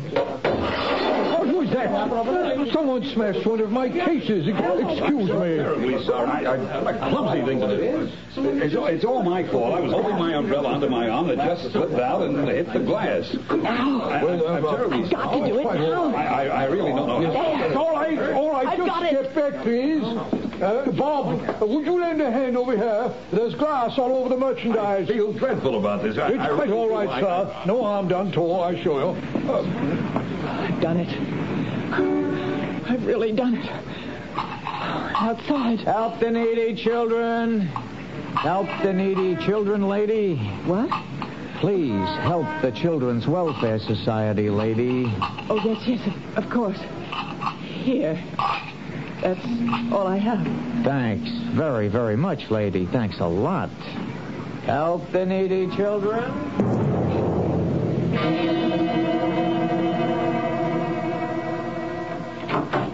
Ralph?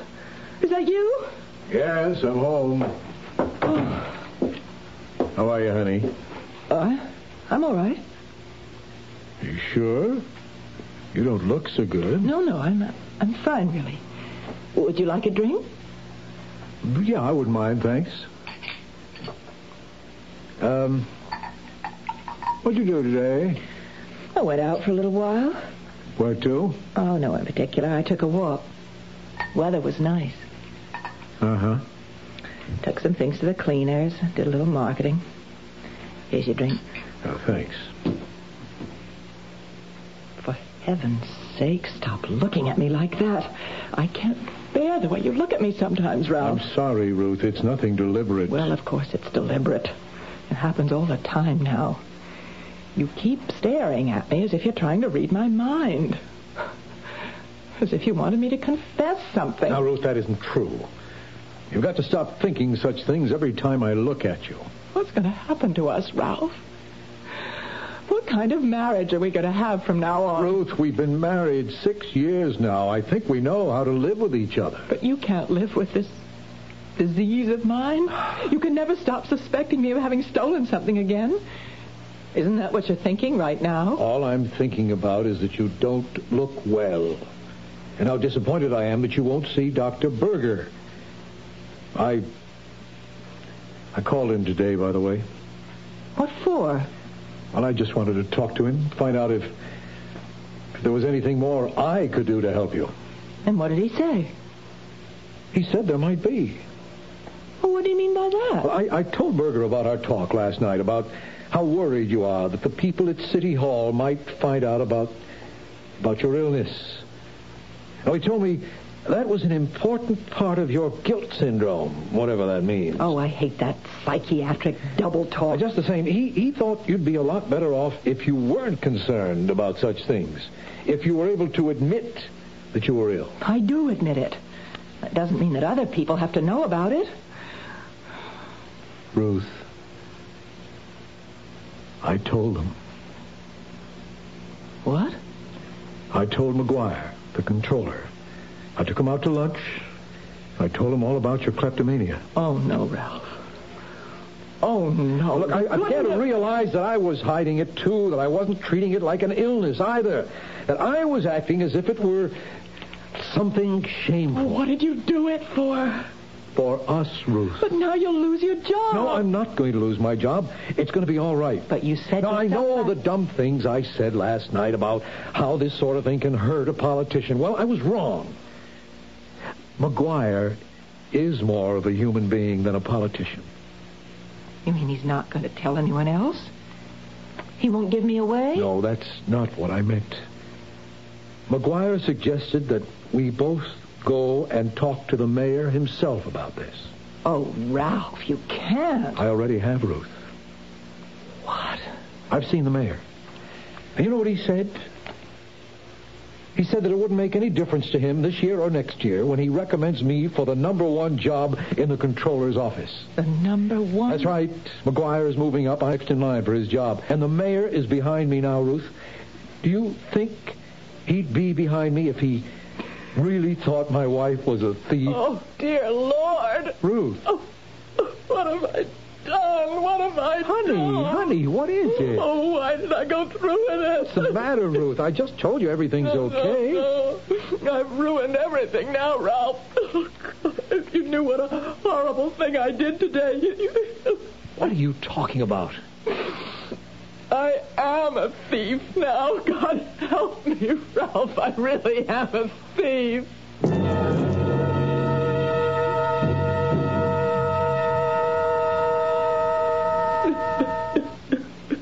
Try and stay calm, Ruth. Did you get a look at the man who broke the glass with his umbrella? Do you think that he was the same man you met yesterday at the Hotel Hamilton? I'm sure he was. But I told you he was wearing a stocking mask over his face. And this other man, the one who called himself Tom Andrea, he was the same man who was collecting for children's welfare outside the store. Yes. Ruth, you know, there's only one thing to do now, don't you? What do you mean? We've got to tell the police. Oh, Ralph, no, that would be awful. Travels will have discovered the theft by now. They must have your description from the clerk. Sooner or later, you might be identified. But they can't do anything to me, Ralph. I'm not responsible. I'm sick. No, Ruth, in this case, you are responsible. That's why we have to call the police.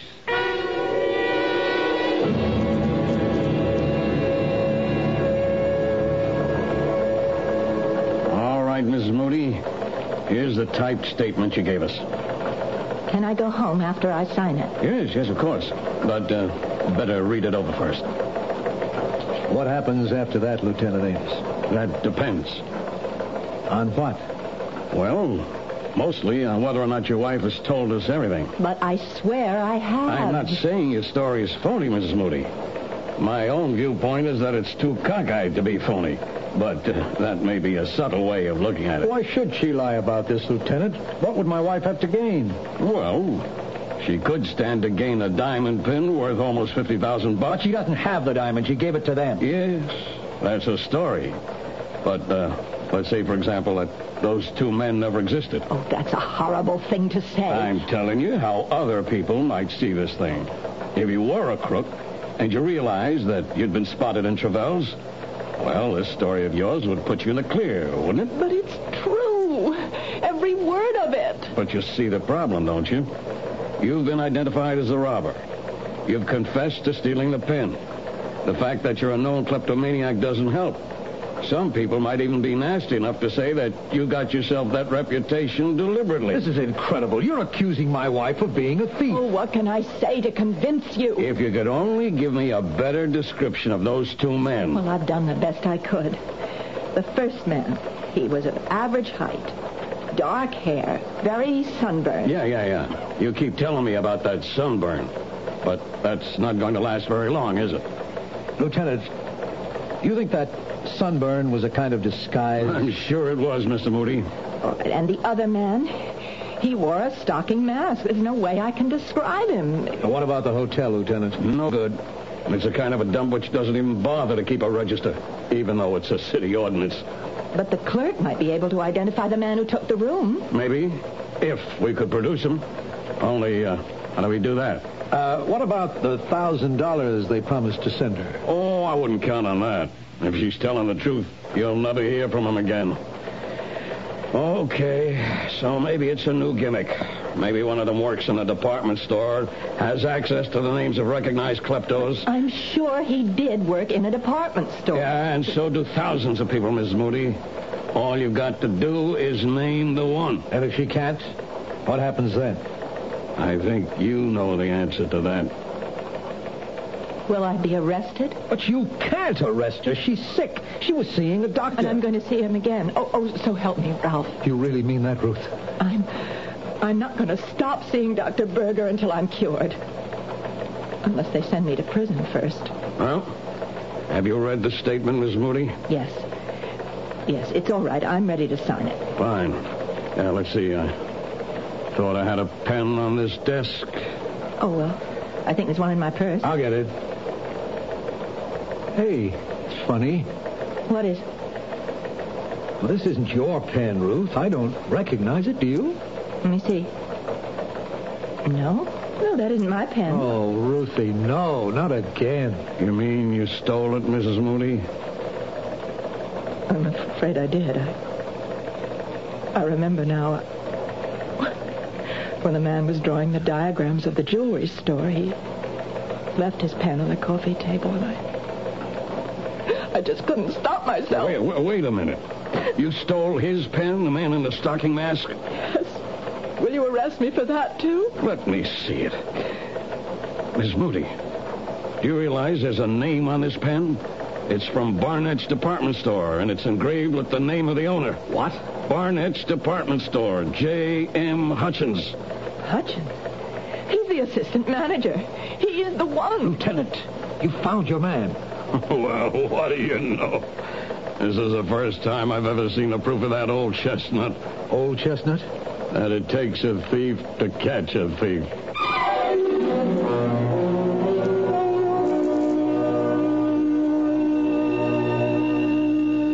The moral of this story might be, never steal anything small, particularly if it's a diamond pin worth $50,000.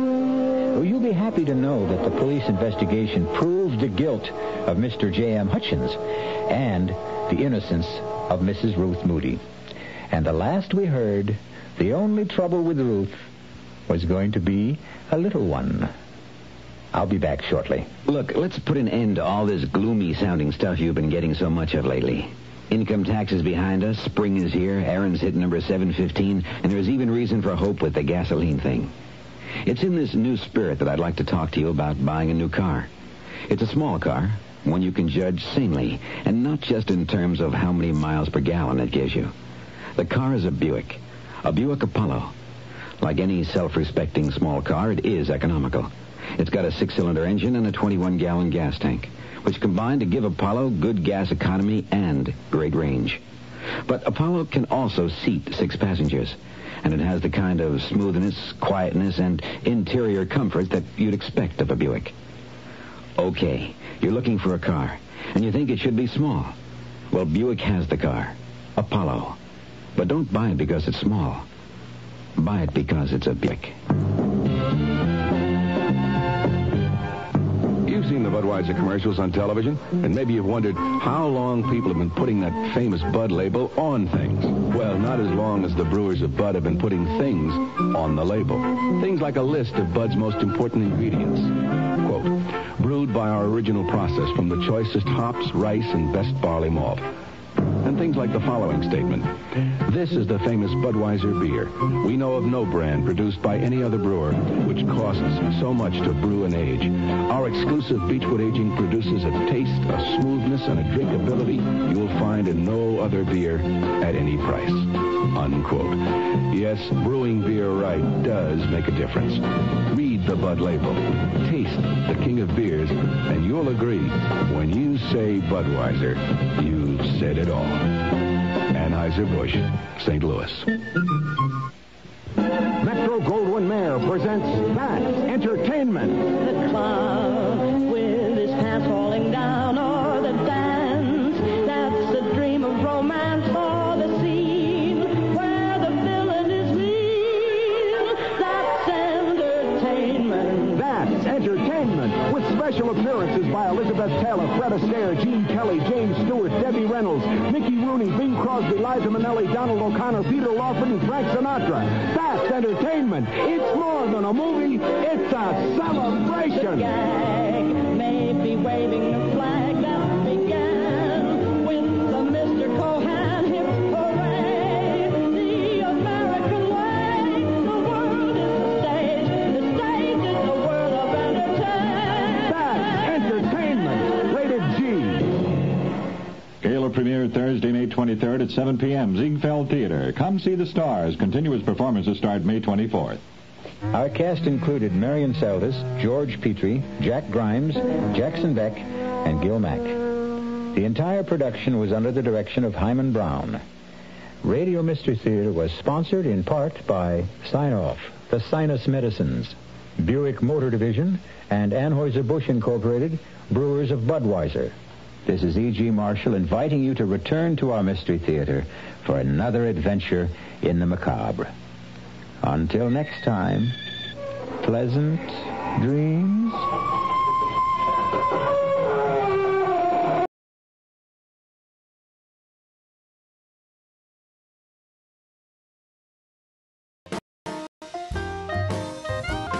Thank you, Radio. Episodes every day.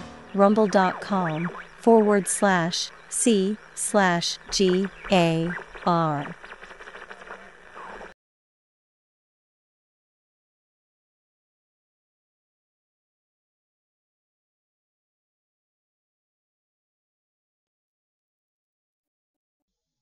Now, from the makers of Cold Water Omo, inside his vault, Where Lord Mansford had been spending an hour looking at his art treasures, the space sound began. The roar increased. Lord Mansford clapped his hands over his ears. The whole house seemed filled with the screaming sound. Then everything happened at once. There was a blinding flash. The vault clock rang and the door slid open. Jenkins and Mrs. Peel rushed into the vault. This way, Mrs. Peel. There. He must be. There he is. In the corner. That can't be Lord Mansford. He's changed. But it was Lord Mansford. His face was rigid, lifeless, his hair and mutton chop moustache vividly white.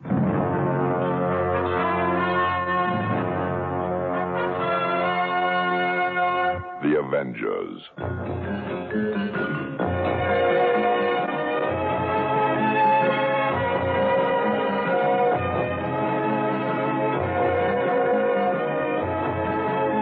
John Steed and Emma Peel, The Avengers.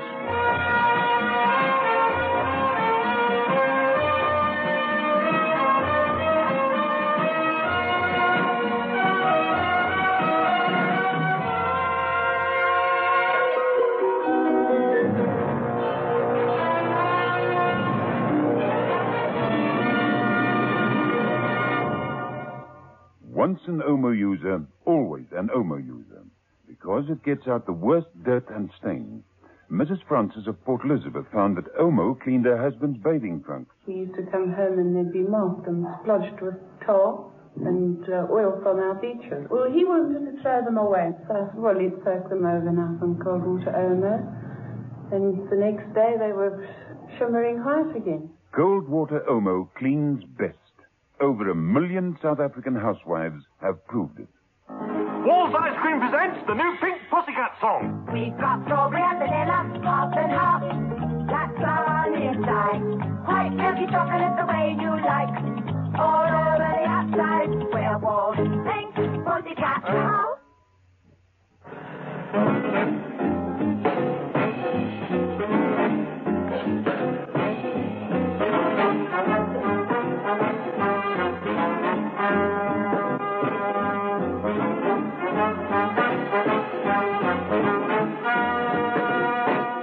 Episode 4 of this story, in which John Steed and Emma Peel become aware that the British Venusian Society is in need of money, and that all contributions are gratefully received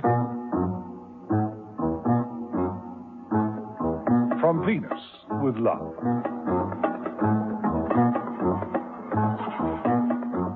Emma Peel was completely confused by the activities of the British Venusian Society. Acting upon instructions from John Steed, she'd been trying to get in touch with outside members of the society. They were usually rich, influential members, and by the time Mrs. Peel got to them, they were usually dead. John Steed, on the other hand, was having a far less strenuous time, and should have known exactly what was going on. He didn't.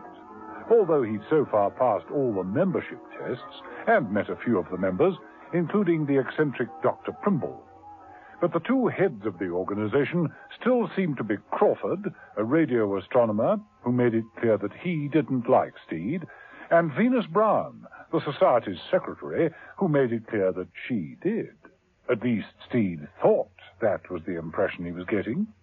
One thing was sure, Venus was living up to her name. Is that drink to your taste, Mr. Steed? Delectable.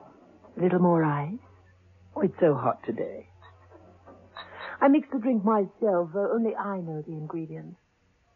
What do you think is in it? It couldn't be a love potion.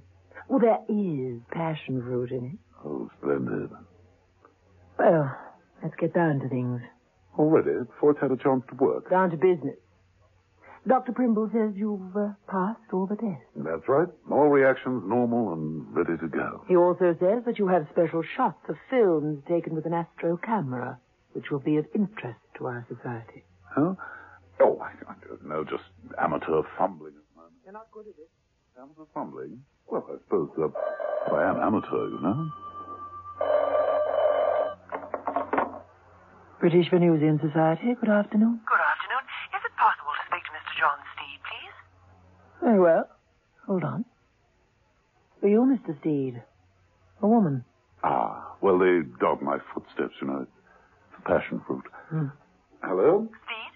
Ah, Aphrodite. When did you get back? Steve, what are you talking about? Can you meet me straight away? Charmed. Lord Mansford's house. It's happened again, Steve. Again? Yes. No time for more. Hurry up. Goodbye. Bye. A Greek girl, I know. Just popped out of the sea. Insisted we meet. Oh, excuse me, won't you? Bye, Miss Brown, or may I call you Venus? Bye for now.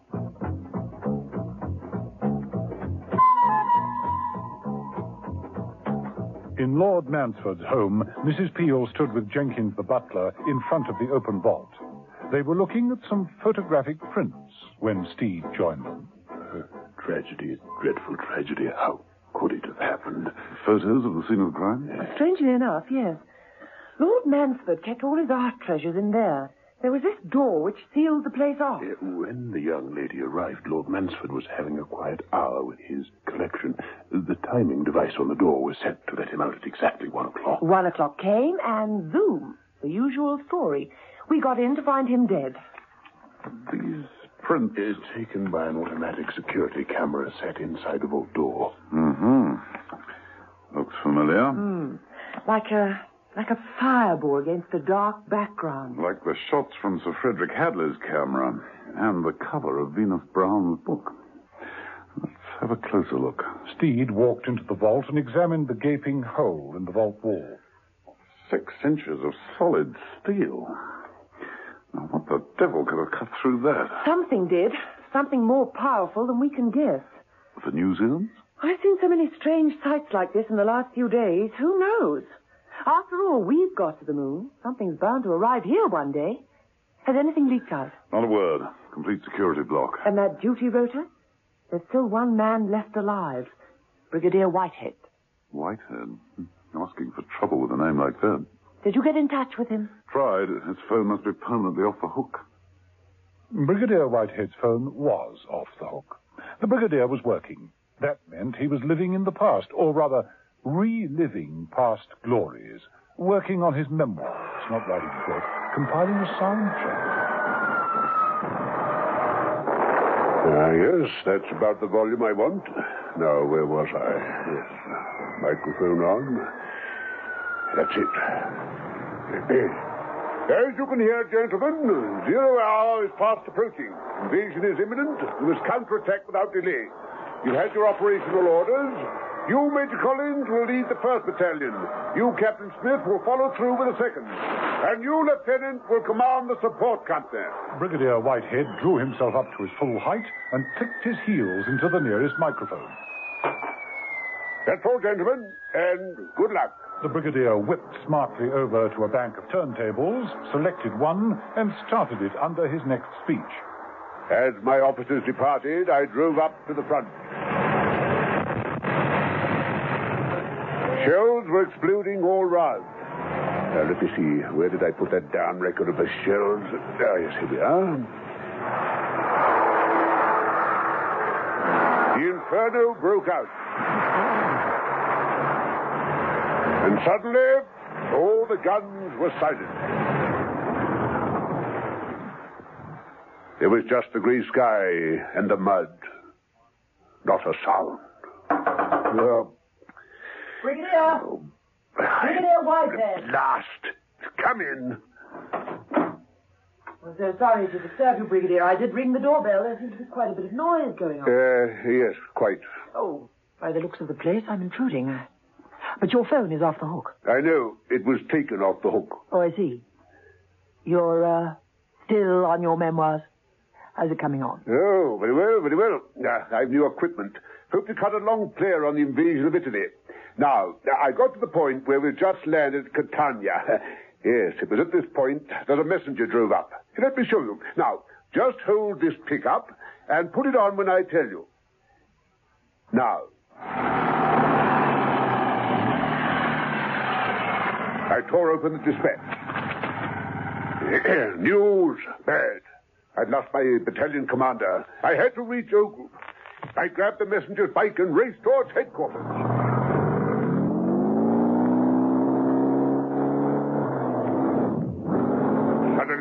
Under the wheels, a grenade exploded. Drop the pickup. Now. Oh, no. I jump for cover. This? No. Wrong effect. Cut. Oh, better take a break. Care for a drink, Venus? I'd rather have a generous contribution to the Society's funds. Another contribution? Well, if we're to launch our satellite... You've already had 20,000. That wouldn't even pay the fuel bill. It would pay a few of mine. Listen, Brigadier, I'm only a woman. No, none of that. Before I dig any deeper, I'd like a peep at the accounts. Accounts? Treasurer's report. Hadley and Mansford are of the same mind. We'd like to see where the money is going. Where do you think it's going? Oh, you are touchy. Well, if that's the way you're thinking, I'd better leave. No, no need to be like that. Look, I can't make watch duty tonight. I'm working on the Battle of Palermo. You know, I almost bought it there. Had the luck of the devil. Well, I hope it stays with you. Second time round. Goodbye.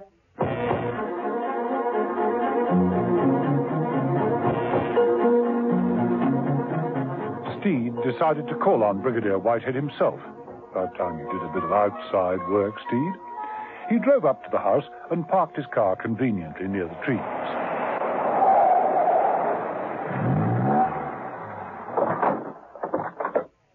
As he moved towards the house, he noticed Venus Brown disappearing along the wooded drive, her long legs briskly carrying her shapely figure out of view round the bend. There was a burst of machine gun fire. Steve dropped into the nearest bushes. I pulled out the pin of the grenade and hurled it into the dugout. Steve picked himself out of the bushes. The enemy was still advancing, and Then, suddenly, a reverberating sound was heard. Had Mrs. Peel been there, she would surely have recognized it. Light dazzled Steed's eyes. Steed instinctively placed an arm over his eyes. There was a muffled roar. And a scream from the Brigadier.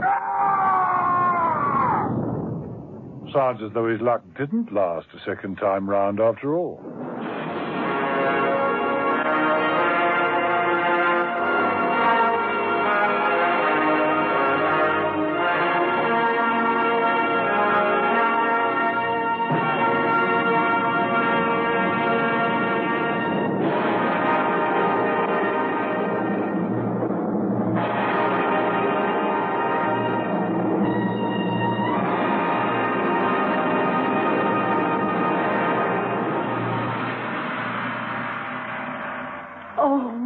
Washing up. Haven't you tried new Sunlight Liquid yet?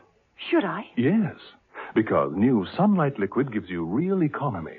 It's proved the most economical dishwasher. 1 teaspoonful washes a whole sinkful of dishes Sunlight clean. Sunlight clean? Right. A fresh, sparkling cleanness you've never known before. Why fresh? That's the lemon juice. And sparkling? Because it's concentrated. New Sunlight Liquid gives you the greatest grease-cutting power for sparkling dishes every time. There's no dirt that can stand up to the cleaning power of cold water Omo. If you use cold water, Omo comes out very, very easily indeed. Says Mrs. Sutherland of Innican. Once an Omo user, always an Omo user. It cleans best.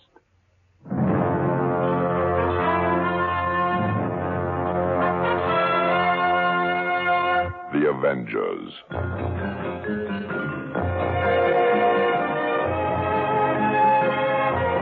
Listen every evening, Monday to Friday, to John Steed and Emma.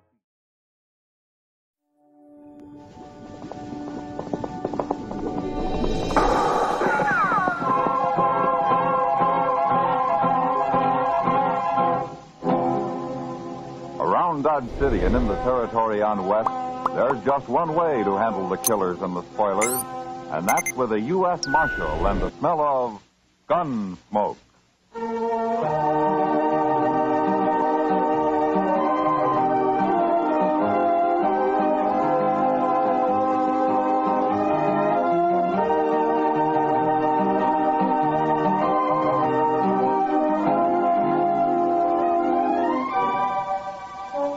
Gunsmoke, starring William Conrad. The transcribed story of the violence that moved west with young America.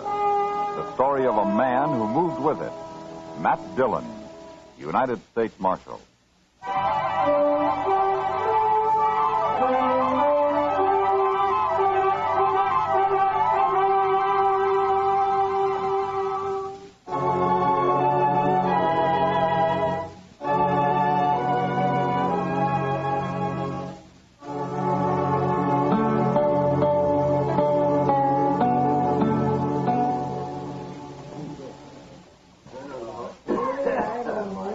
Mind if I sit here a while, Marshal? Of course not. Sit down, Billy.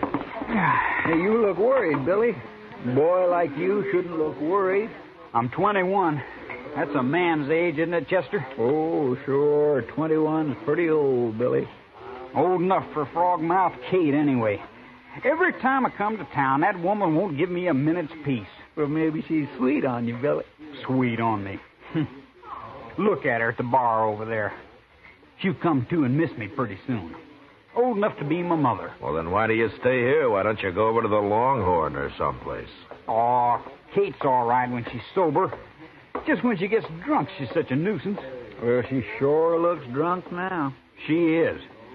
And when she's like this, there's no worse woman in the whole world. I could kill her when she gets like this. Somebody's always going to kill somebody around here. Oh, that's just a way of talking, Marshal. Yeah. I hate to tell you, Billy, but I think Frog-Mouth Kate has spotted you. Yeah, I knew she would. She gets lonesome awful fast, that woman. So that's where you went, Billy. Leaving me all alone? Shame on you, honey. I gotta catch my breath once in a while, Kate. You can catch your breath with me, honey. Not with Marshal Dillon and Chester and all the rest of them. Now, Kate, take it easy. I'll take it easy. You and me'll take it easy in St. Louis, Billy boy. And quit talking about St. Louis all the time. I ain't about to go to St. Louis. I'm broke right here in Dodge. I got the money, Billy. Almost I got it. Almost enough. You and me, huh, baby? Oh, Kate. Why don't you pick on somebody who can at least buy you a few drinks? Well, they've been buying me drinks. I don't care about them anyway. Let's get married, Billy boy. What do you say, huh? You and me. See what I mean, Marshal? Ain't she awful? Well, she likes you, Billy. Sure. We're a couple of real lovebirds. Yeah. Now stop that. Let go of me, Pete. I'll break your head open. You're cute, Billy lover boy. Joe, cut it out. Well, if you'll excuse us, we better be moving on.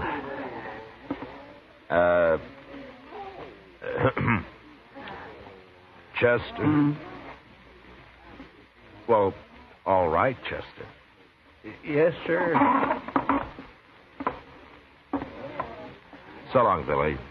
Kate? Now, you never mind them, Billy boy. They're just a couple of crooks like everybody else, except you, sweetie. You and me, huh?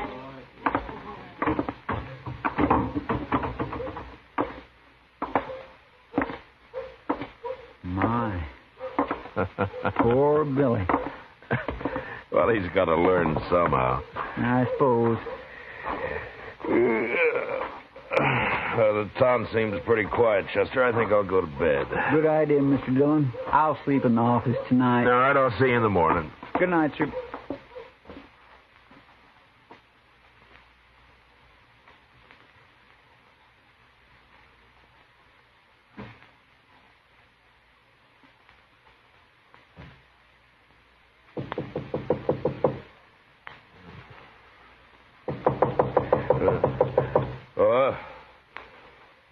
Well, who is it? It's Chester, sir. Open up.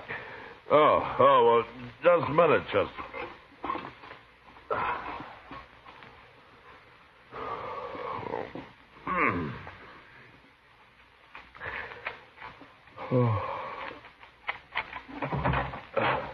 What is it, Chester? There's been a shooting, sir, in that rooming house next to the Alfraganza. What?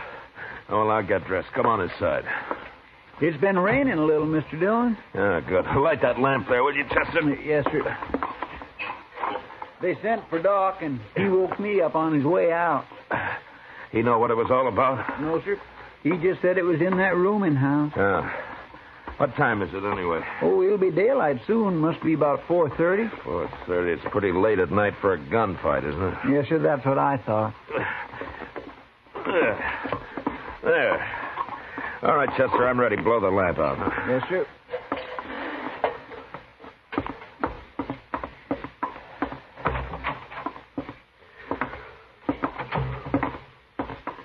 That rain sure helped.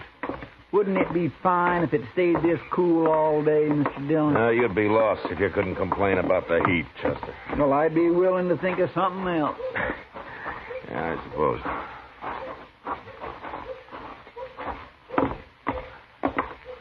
Ma Torvitzer still runs this rooming house, doesn't she? Last I heard, she did. Yeah.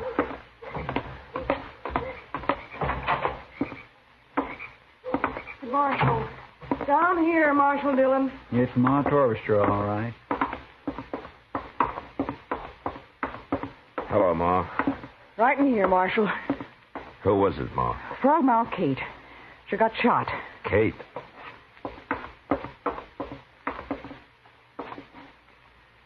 It's no use, Matt. She hasn't said a word, and she's not likely to now. Who did it, Ma? Oh, I was asleep, Marshal. Heard a shot and come right down. I sent everybody else back to bed and told them to stay there. You don't know who did it, then? He must have jumped out that window right there. You go get him, Marshal. He's got a head start already. Who, Ma?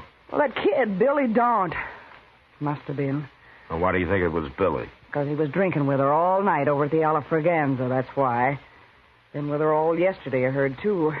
Couldn't be nobody else. He stole her money, too. How do you know he did, Ma? Oh, she showed me once. She kept it right under the mattress there, and it's gone. She had quite a lot of it saved up, too. Everybody knew that. She's planning on going back to St. Louis with it. She wanted Billy to go with her, but I guess he couldn't wait, the little rat. I sure hope I see him hung. Chester, start looking for him. I'll join you in a few minutes. Yes, sir. I'll go out back first. She's dead, Matt. Oh, that poor girl. It's a wonder she lived this long, being shot so close up. She didn't say anything, huh, Doc? Not a word, Matt. She was unconscious the whole time. Yeah.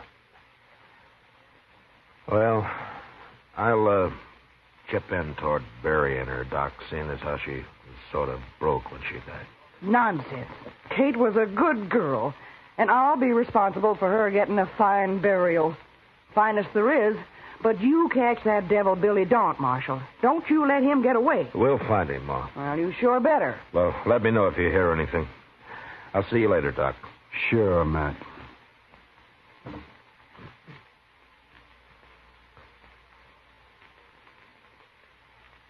Chester and I spent the next couple of hours looking for Billy Daunt, but nobody had seen him since he and Kate had left the Alafraganza together the night before. We did learn, however, that he'd been riding for Luke Atkins, and since it was our only lead, we decided to go out to the ranch and have a talk with Luke.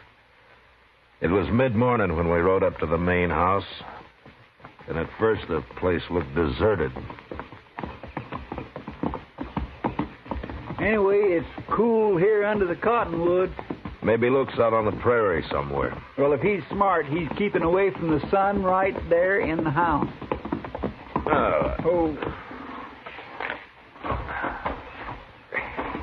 Now, leave the horses, Chester. They'll stand. All right, you...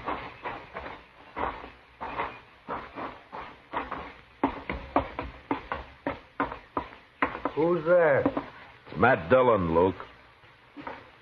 Oh, just resting a little, Marshal. Hello, Chester. Hello, Luke. It's cooler out here. Sit down. My gracious, what happened to you? Does it look bad? Bad enough to skip church this Sunday, Luke. Black eye, huh? I ain't got a mirror. Your jaw's swollen, too. Fool kid, I never saw him like that before. He must have been drunk. Billy Daunt? He's been spending his pay in Dodge the last couple of days, and... Say, is that why you're here, Marshal? Billy get in trouble there? Maybe. What'd he beat you up for, Luke?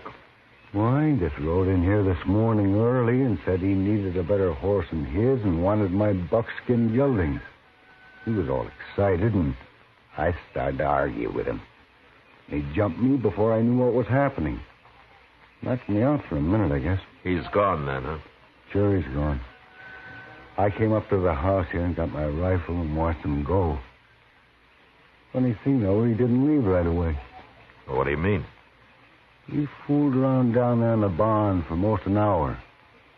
I don't know what he was up to, but I just sat here on the porch with my rifle in case he got any more crazy ideas. He finally rode off, though, headed west. Well, we're after him, Luke. Billy in bad trouble, Marshal? Yeah, it looks like it. I'm sorry to hear that. He's always been a pretty good boy. Where are the rest of your men, Luke? Still in Dodge, Marshal, spending their pay. Yeah. Well, you take care of that eye. So long. Goodbye, Marshal. Chester? Bye, Luke.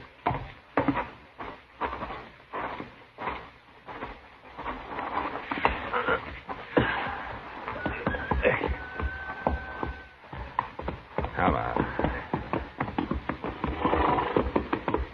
Well, there's not much question about Billy now, is there? Yeah, there sure isn't.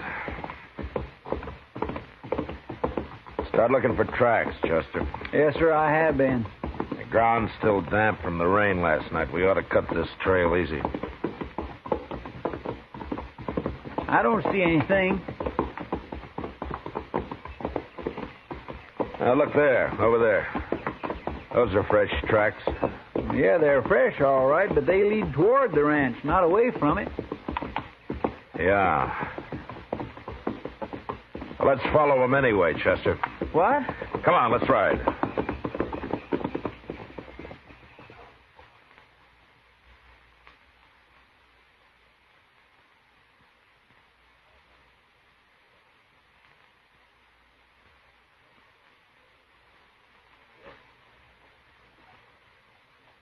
Chester figured either Billy was riding backwards or I was crazy. But he stopped arguing after a couple of hours, and we rode in silence the rest of the day. Long about dusk, I figured we were catching up with him, but we couldn't afford to lose the trail. And when night came, we made camp. Next morning at daylight, we went on. By noon, it was clear Billy hadn't taken any rest at all. A couple of hours later, we began to wonder how much longer his horse could hold out. This is the doggonedest hunt I was ever on. Billy just isn't very smart, that's all. Well, I must be half crazy. Beating up Luke Atkins like that? When a man's in a panic, he'll do almost anything, Chester. Well, you'd think he'd at least have sense enough to rest his horse now and then. And it'll be easier for us if he doesn't. Chester. Look up ahead there. Hey, by heaven, it's a horse. Yeah. Huh.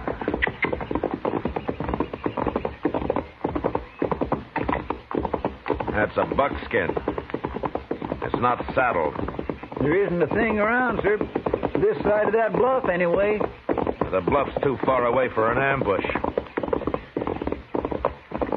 The horse doesn't look very good, does he? He's not even eating. Yeah. Oh. He may never be any good again. That fool Kit. Well, he can't be very far away, unless he's found another horse. Look at the buckskin's hooves, Chester. Why, he isn't even shod. Yeah, Billy pulled his shoes when he left him. He sure made a mistake, though. What do you mean? That's what he was doing in Luke's barn, putting the shoes on backwards. Now he's pulled them. It wouldn't fool anybody. All it did was help wear his horse out even more. He had me fooled for a while. Anyway, we'll catch him pretty soon now. Yeah, well, his tracks lead toward the bluff there. Probably into that clump of trees. Well, if that's where he is, he can see us. All right, we'll ride in from different directions. You can't get both of us. Okay, sir.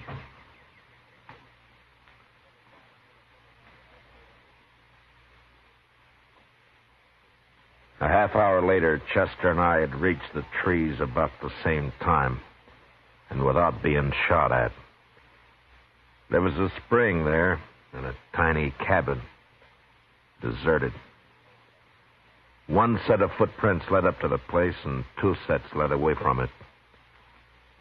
Billy had taken whoever lived there along with him. Figuring there wasn't too much hurry now, we watered our horses and let them breathe for a while. The way I figured, Mr. Dillon, Billy was here about dawn this morning. Well, he won't be far away, not more than 15 or 20 miles at the most. Unless he's found a horse. Well, that's why he's carrying his saddle, isn't it? Yeah. Only Billy isn't carrying the saddle. What? He's saving his strength. Whoever was in this cabin is doing the hard work. You mean Billy took him along just to carry his saddle? Yeah, he found himself a pack horse, Chester. Mr. Dillon, I'm getting to have less use for Billy Daunt every minute. Come on, let's ride him down before it's too late for this poor fellow, whoever he is. All right, Chester.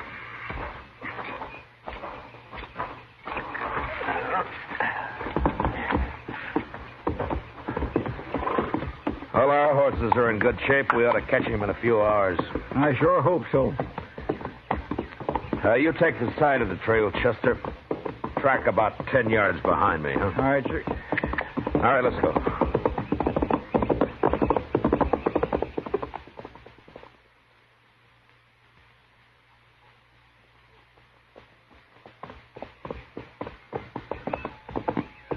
Don't bother to watch the trail anymore, Chester.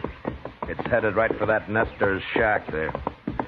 So keep your eyes open. You think Billy might still be there? Yeah, he might be. Oh.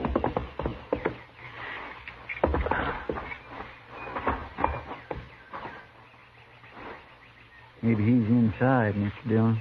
Yeah. Let's spread out a little. All right, sir. Now, wait a minute. The door. Who are you?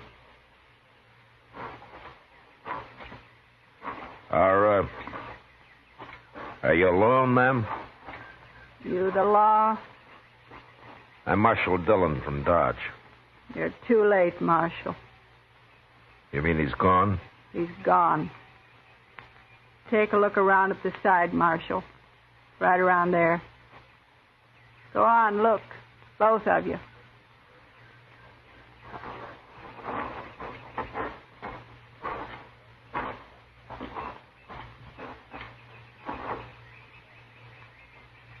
Oh, my goodness, Mr. Dillon. Yeah. He was killed with a knife. Yes, sir, he sure was.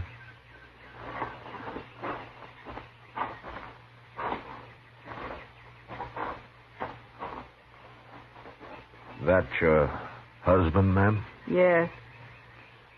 I'm sorry it happened, but if it's any comfort to you, we'll catch that boy. I promise you that. Don't matter now. He had another man with him. Where's he? Inside. I've been trying to fix him up. He was near dead when they got here. Poor old Clabe. Clabe? He's 75 years old, Marshal, and that's too old to be used like an animal. Rotten kid. I'd like to talk to him, ma'am. Come on inside.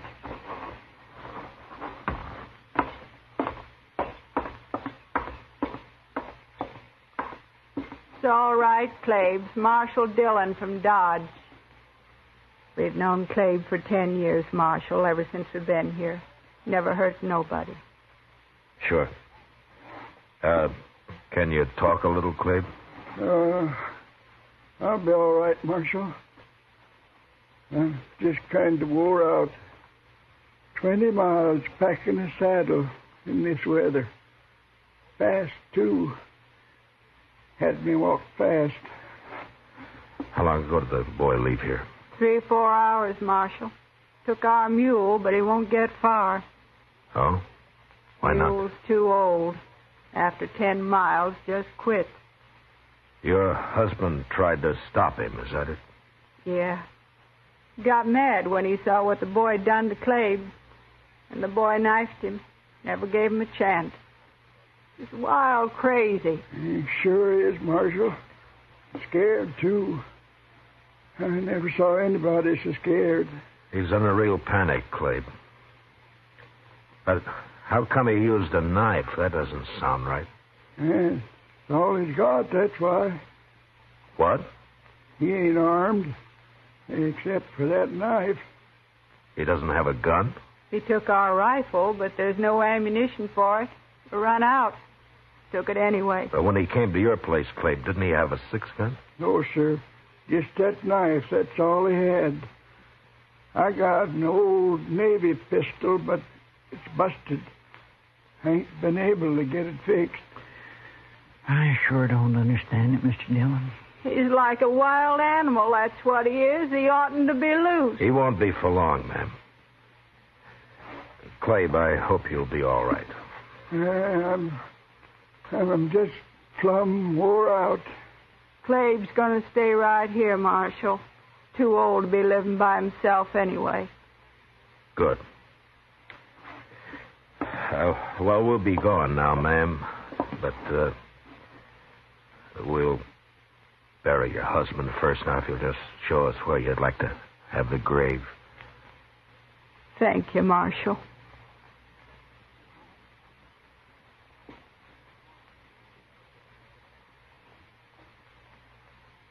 The woman wanted her husband buried right where he'd fallen. So we dug the grave there and laid him into it. She watched, straight-faced, without a tear. Then she said goodbye and went back into the house. It was just after sunset when we caught up with Billy. Just as the woman had said, the mule had gone 10 miles and quit. Billy saw us coming, started running across the prairie on foot. His panic had made him as nearly brainless as a man could get. Look at him, Mr. Dillon. Did you ever see anything like it? He's still got a knife, Chester. Hold it, Billy. You can't get away. Right up on the other side of him, Chester. Yes, sir.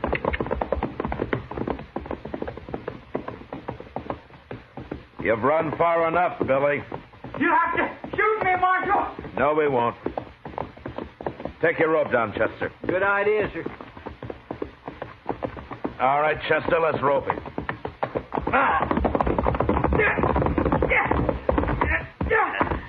We both got him. Now stay on your horse, Chester. Just keep your rope tight. I'll cut you, Marshal. Let go the knife, Billy. All right, Chester, slack up a little. All right, drop your rope, Chester. I'll tie him up with No, it. you Go me. You're a wild one, Billy. You'll never get me back. Not alive, you won't, never. I think we will.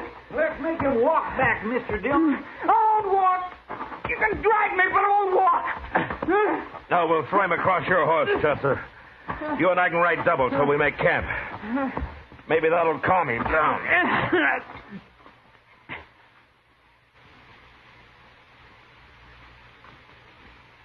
That Billy won't eat a thing, Mr. Dillon. He's just been crouched over there looking like a cornered animal ever since I woke him up this morning. Still pretty spooky, huh? Oh, he sure is. Well, let's go talk to him.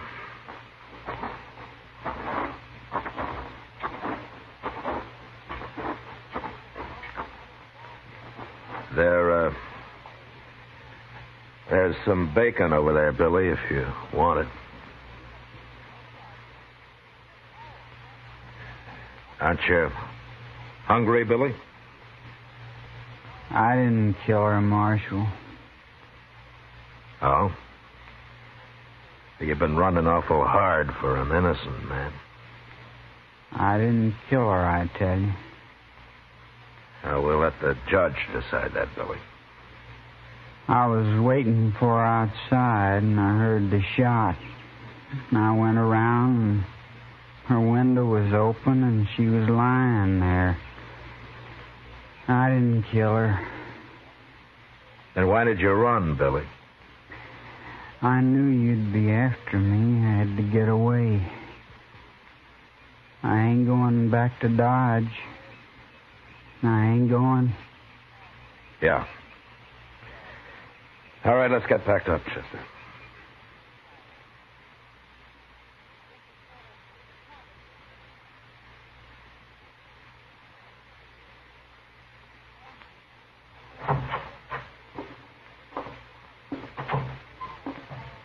How is he, Chester?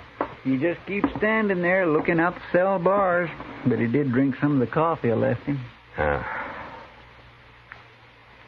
I don't know, Chester. Sometimes I think just the act of running itself makes a man afraid. The more he runs, the more panicked he gets. Anyway, it ain't healthy. A young boy like Billy. Well, maybe you'll come out of it in time. Morning, Marshal. Yes, sir. Morning, Mr. Green. You're up early, Mr. Green. Well, I heard you brought Billy Dawn in last night, Marshal, so I figured I'd better turn this over to you. A 6-gun. Whose this is? It's Billy's gun, Marshal. I've been fixing it for him. Billy's gun? That's right, Mr. Dillon. Billy didn't have a gun, remember? How long have you had it, Mr. Green? Oh, he brought in the first day he came to town, Marshal. The cylinder was loose, been shaving lead. It's okay now. I fix it fine. You've had it all the time? Yes, sir. I was just keeping it for him until I heard he'd been arrested. I see. Well, thanks, Mr. Green. I'll see that you're paid for your work. Oh, sure, Marshal. That's all right. Goodbye. Goodbye, Mr. Green. Looks like Billy was telling the truth. Yeah. You sure can't convict a man of a shooting if he didn't have a gun. No, sir. But there's that Nestor he killed. Yeah. And all for nothing. Yes, sir. Well, Chester, it's pretty hopeless now, but let's see if we can find out who did kill Kate. Probably just some thief. Heard about her money. Yeah. Probably.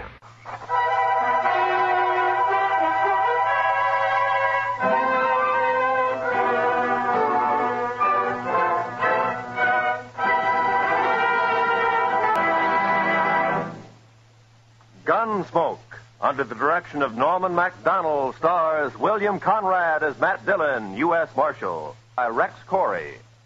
Harley Bear is Chester, Georgia Ellis is Kitty, and Howard McNear is Doc. And U.S. Marshal fights to bring law and order out of the wild violence of the West in Gunsmoke.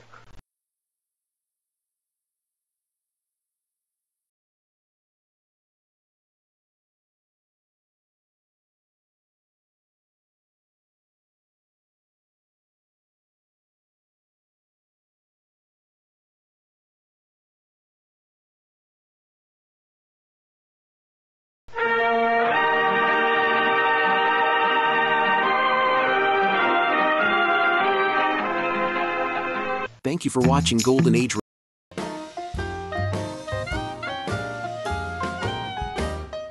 Thank you for watching Golden Age Radio. We post all new episodes every day. Rumble.com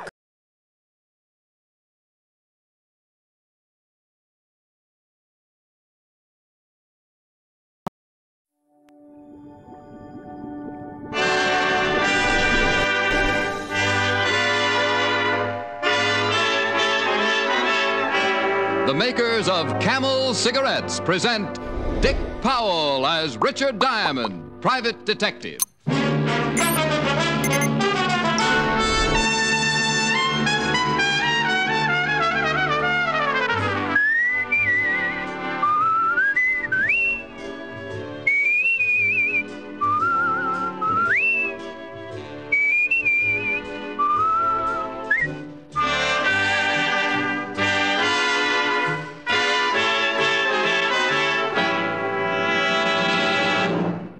mild can a cigarette be? One puff won't tell you. One sniff won't tell you. It takes day in, day out smoking to find out how mild a cigarette is, how well it agrees with your throat. Make the sensible cigarette test. Smoke only Camels for 30 days, and you'll see just how mild a cigarette can be.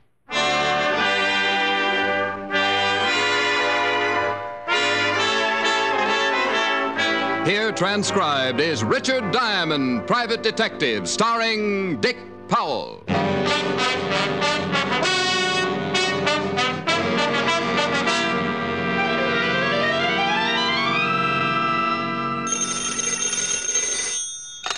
Diamond Detective Agency. Diamond, that's a girl's best friend, you know. Not this girl anymore. Oh, Helen, hi. Hi, you stinker. Where were you all day yesterday? Oh, well, you'll never guess what happened. No. 9 o'clock City Hall. They told me I have to renew my license. Cost $200. Go on, I'm listening, but I'm not sympathetic. 10 o'clock, my bank. Withdrew $2.35. The wad. Well, big oaks from little acorns grow. Exactly, that was the idea. So 11 o'clock, my brokers. Pawn, that is. Deposited typewriter, watch, ring. 1:30, Louis' barbershop. A lie? You had a haircut 2 days ago? And I was trimmed again. Louis' tip on the 7th should have been read backwards. Rick, do you mean you still haven't renewed your license and you lost all the money you raised on your things? Honey, not only that, I lost a lot of faith in Louis. What I need is a good client with $200, and I... Oh. This might be the one. She's wearing mink. And she's got nice black eyes. Rick, I'll loan you $200. Tell her to take her eyes somewhere else. Sorry, honey. The eyes have it. Bye. Well, may I help you? Is your name Richard Diamond? I'm thinking of changing it to Richard Zircon, but what can I do for you? Will you work for me, please? Here, $300. Lady, I'll die for you. He was always so nice. Then this morning I met him at the house for coffee and told him what I found out. Suppose you start from the beginning, and we'll see what we can do about him. Sit down. I don't know how I could be so stupid. They were just using me. I've made a terrible mistake. We all make mistakes. I'm in desperate trouble, Mr. Diamond. What's wrong with you? You're shivering. The cab. All the way from Brooklyn, I found... It hurts. What is it? What? Help me, Mr. Diamond. Please. Please. Help me. She fell into my arms, tearing at her stomach, as if she'd just swallowed hot lead. She was still trying to talk when I let her down to the floor and ran out for some water. When I came back 5 seconds later, she was unconscious. And in another 5 seconds, she was dead.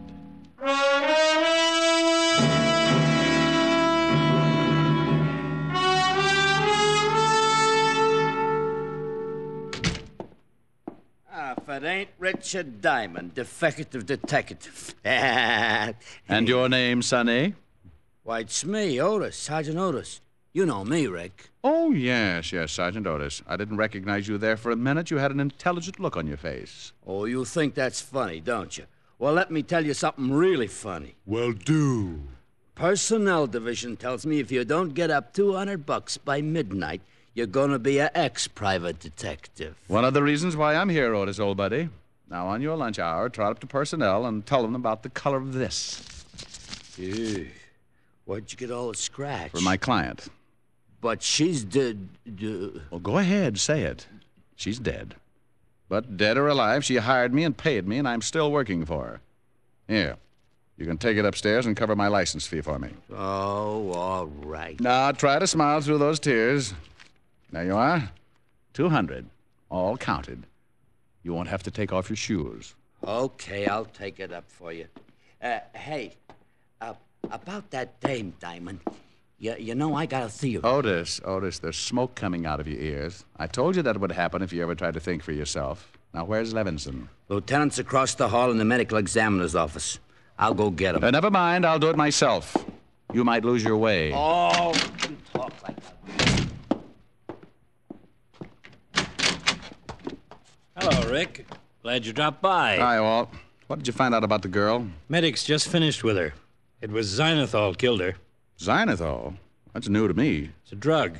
Petrol base. Been in her stomach about an hour. Judging from the way she acted and talked, it could have been suicide.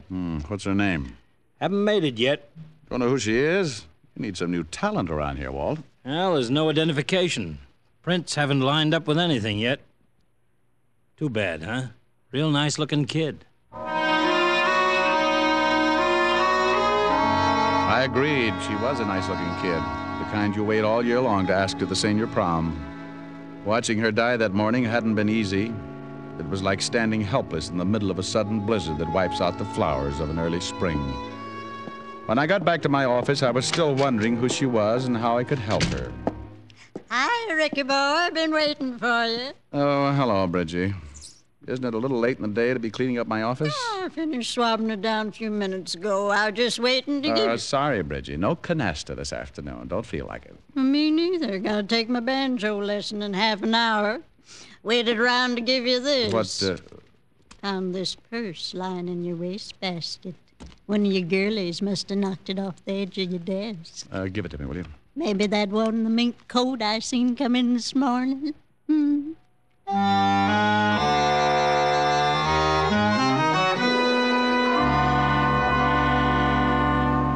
It was hers, all right. The faint, sweet odor of her perfume still clung to it. But it wasn't the lipstick, comb, small change, and key that made it so heavy. It was the .32 revolver inside, 3 bullets recently fired. A driver's license told me her name was Doris Romano, and it gave an address. Nobody was home. The lady next door dropped her mop long enough to wheeze out where Mr. Romano worked. I twisted my way down an iron stairway into a furnace room. Doris Romano's father was taking huge bites out of a coal pile with an outsized shovel. I told him his daughter was dead. He slammed the furnace door and threw down the shovel. I knew someday I would hear this. You look like a nice young man. Like my 2 daughters once nice young ladies. They went away from me a long time ago and I'm left here. There's nothing I could do. There is nothing I can do. It's as if they never were. It's better that I go on shoveling until there is no more coal and I die too. I'm better dead.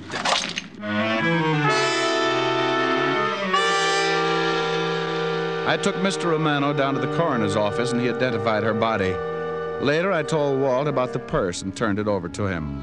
Everything but the .32 and the key. Maybe it was the wrong way to play it, but somehow I felt I could still give Doris Romano the help she'd wanted. She said that she had taken a taxi from Brooklyn. So Diamond went to Brooklyn. I don't know how many cab stands there are in Brooklyn, but I can tell you where you can find 104 of them. Sorry, bud, I got a fare. Where, under the floorboards? In there, eating. I'm looking for information. Here. Gumboots, huh? Who's getting cheated? Did you carry a brunette in a mink coat all the way to Manhattan sometime this morning? Maybe. Where'd you pick her up? Brooklyn, house on M Street. What house? How's a little all expense account? Well, here's a fin. Oh, no. That's all there is. Only one to a customer. Okay, I'll tell you about the house, but I won't tell you about the guy. What guy? You sure only one to a customer? Well, let's say we had a change in management. Okay, now tell me about the guy. Tall, dark-haired, blue suit kind. He was sort of chasing her when she climbed into me cab. Looked like a mash. With spring still 2 months away? Come on, take me to the house. It's the gray one, 900 block. Find it yourself like I told you. I got a fare. I found the house easy enough. There was a for sale sign on it.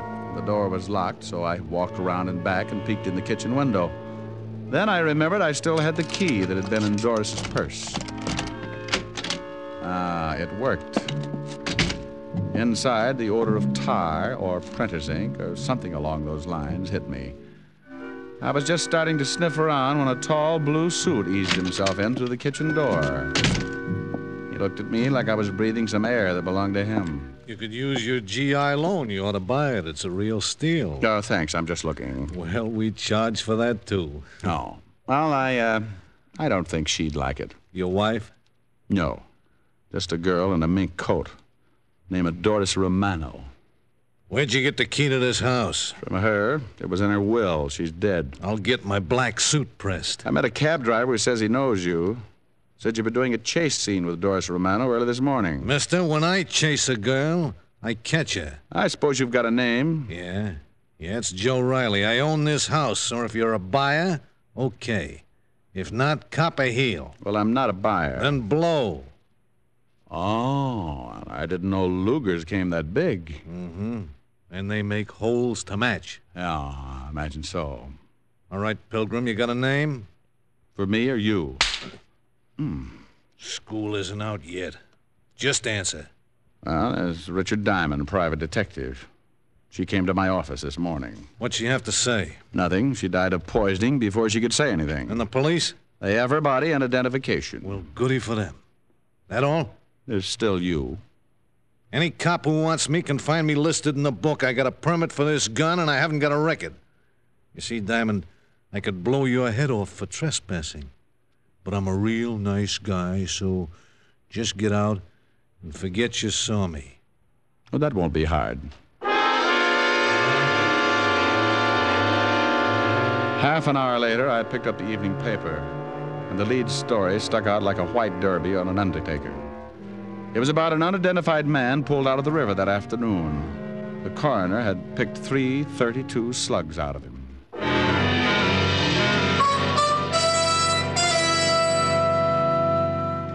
What is it, Rick? Well, about this guy they pulled out of the river. Anything on him? Why? No, just curiosity. It's a terrible thing. Not just 3 .32 slugs, but they'd been filed down the center. Dum-dums? Dum-dums. Tore the poor guy all apart. Everybody in the department's plenty sore. You want to see the body? Some of the time. I know what it would look like.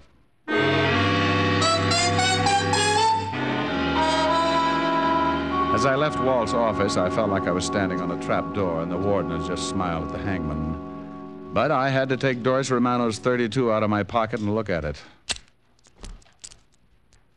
The 3 remaining bullets were all filed right down the center. Dum-dums. Everybody had a right to be sore, especially me.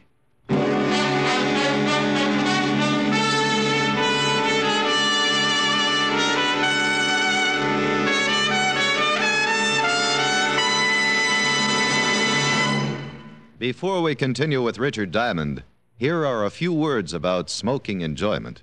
More people smoke Camels than any other cigarette. That's right. More people smoke Camels than any other cigarette. You'll find the reason in 2 words: flavor and mildness. No other cigarette has Camel's rich, full flavor.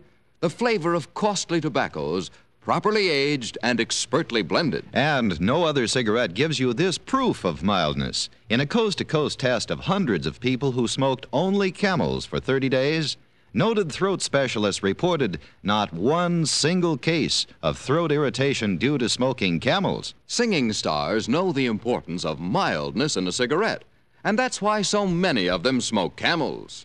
Ezio Pinza, Nadine Connor, Patrice Munsell, Mario Lanza are a few of the operatic stars who choose Camels every time. Friends, make the sensible cigarette test. Make your own Camel 30-day test and see how mild, how flavorful, how enjoyable a cigarette can be. How mild, how mild, how mild, how mild, how mild can a cigarette be? Make the Camel 30-day test and you'll see. Smoke Camels and see. And now back to Richard Diamond, Private Detective, starring Dick Powell.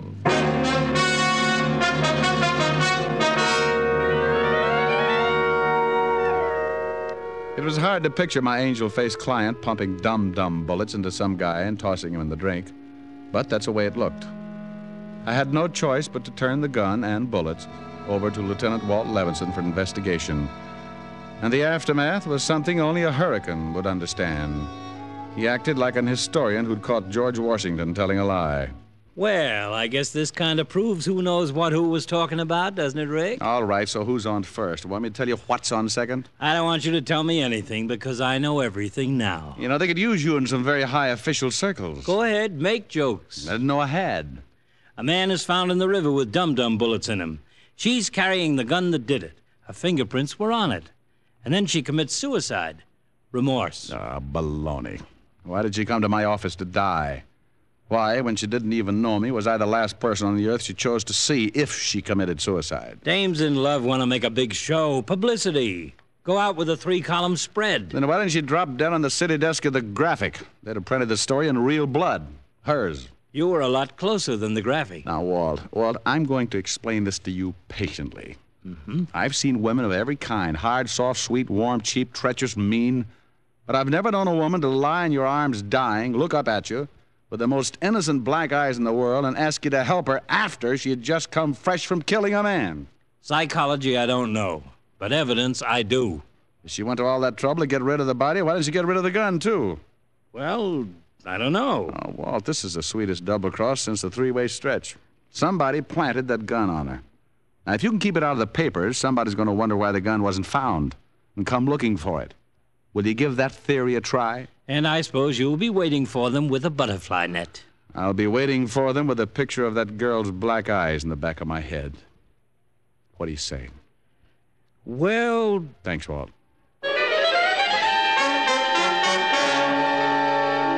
Personnel told me that the gun had been purchased by American Trust and Loan Company in 1941 and permitted to a bank messenger named Dale F. Bronson. The address was an apartment on 63rd Street. When I saw all the expensive cars out in front, I was thinking I should have been a bank messenger. When she answered the door, I knew it. Pure gold. Well, hello. Tall, aren't you? Oh, I do my best. Somehow I knew you'd belong to one of those cars out in front. Which one? Longest low convertible. What can I do for you? Oh, well, I'll rephrase the answer. I'd like to talk inside. It's terribly early for me to receive strangers. Oh, well, I sent my hourglass to the Sahara for a checkup. Besides, my watch is broken.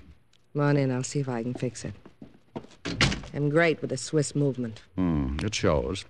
Are you Mrs. Bronson? Yes, and my name's Kitty. Kitty? Oh, nice. It's too bad I have to say this, but I'd like to see your husband. Preferably before he sees me and draws the right conclusion. He's not here. Expect him? You're going to love this. No. Where is he? He's in a place where nothing matters anymore. Cemetery. Sorry. Don't be. He stuck his neck out and tried to be a hero one day. Somebody shot him and stole the money he was carrying. You don't seem to miss him much. I'm still wearing black. Right color, Kitty, but wrong cut. It's a new philosophy I've worked out. I understand he worked for the American Trust and Loan. They bought him a gun. Don't tell me you're here to talk about guns. Who sent you?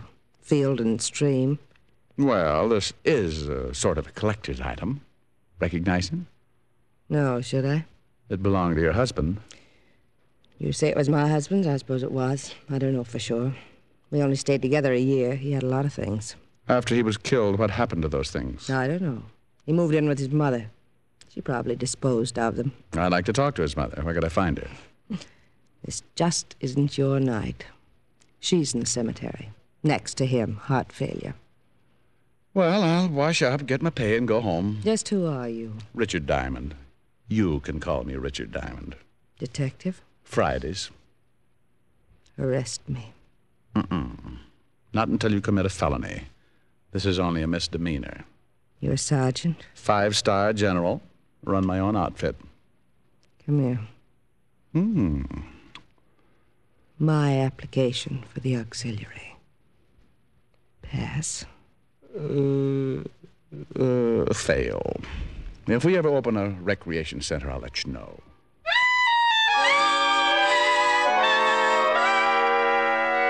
Outside, where things were milder, I lit up a Camel and tried to think of something smart. Then I began looking around for a cab, and that was my first mistake. 2 bulky forms slid in behind me, and we walked Indian file for a few steps. When we reached the alley, I turned around to see who it might be. Ooh! That was my second mistake. I didn't have time to make any more. All right, Rennie. Drag him down this alley. Now, prop him up against the wall. I hope we don't chip none of these bricks with his head. Hey, Diamond, I know it's hard for you to see right now, but can you hear me? You got a lot of punch in that delivery. Do you get it? If I didn't get it before, I just got it then. Yeah. I just got one thing to say. Mind your own business. Mind your own business. Mind your own business. Mind your own business. I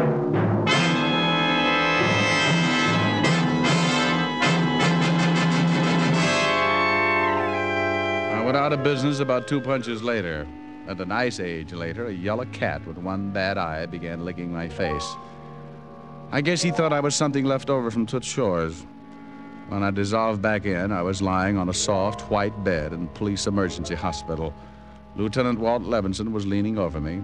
He looked sad and puzzled, like he was trying to pick a lock with a wet hair.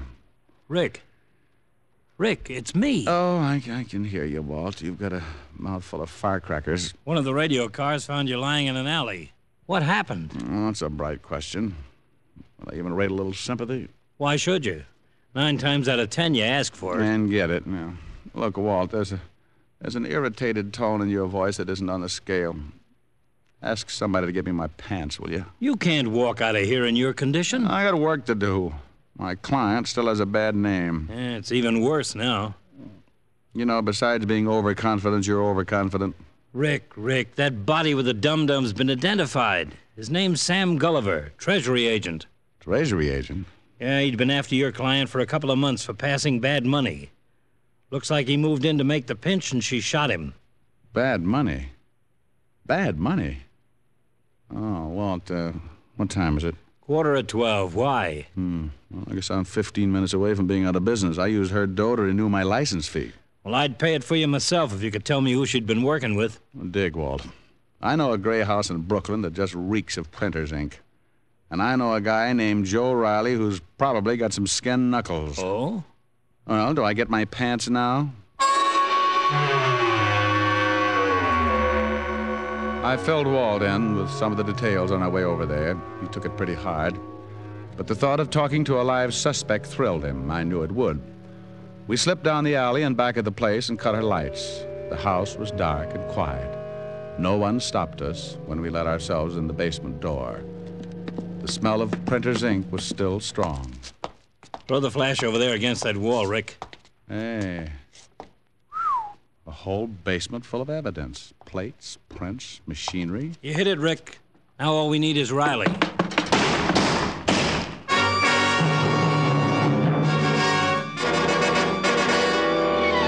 Just above us, the whole world began to explode. I took the stairs 3 at a time, Walt right behind me. We ran to the front of the house, and from the window we saw a long, low convertible that looked familiar, streaking from the curb. I was making a lunge through the doorway when I tripped over a former acquaintance. Hi, Nosy.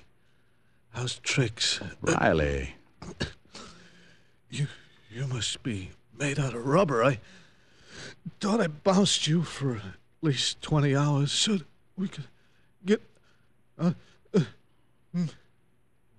I'll get an ambulance, Rick. No hurry, Walt. You wouldn't know the difference.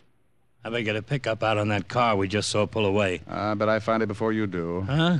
You got a corpse here, Walt. Let me have my fun.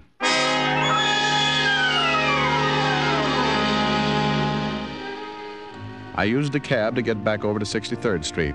The same kind of expensive cars were still parked out in front. Only one of them, a long, low convertible, had a very hot radiator. Oh, it's you.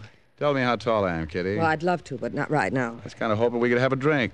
Got any hemlock? I said later. I'm really tired. I said now. Well, you are eager.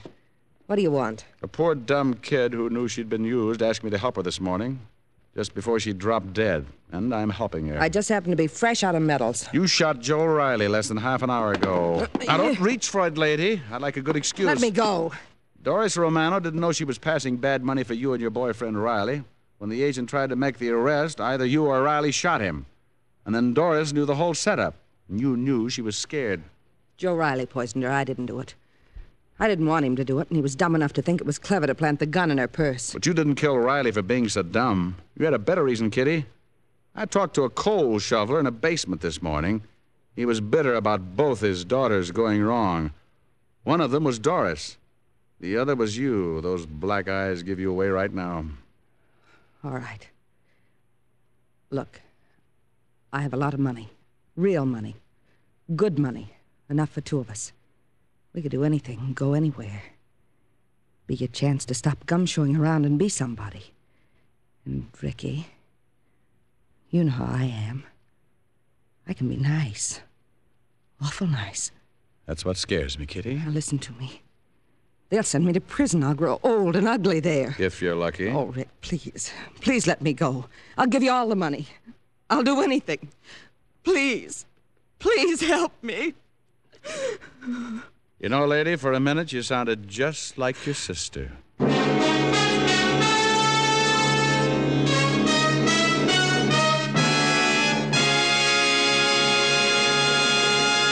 Dick Powell will return in just a minute. In a repeated nationwide survey, doctors in every branch of medicine have been asked this question. What cigarette do you smoke, Doctor? Again, the brand named most was Camel. Yes, according to this repeated nationwide survey, more doctors smoke Camels than any other cigarette. Friends, try Camels and see why so many people say, once a Camel smoker, always a Camel smoker. How mild, how mild, how mild, how mild can a cigarette be? Make the Camel 30-day test and you'll see. Smoke Camels and see.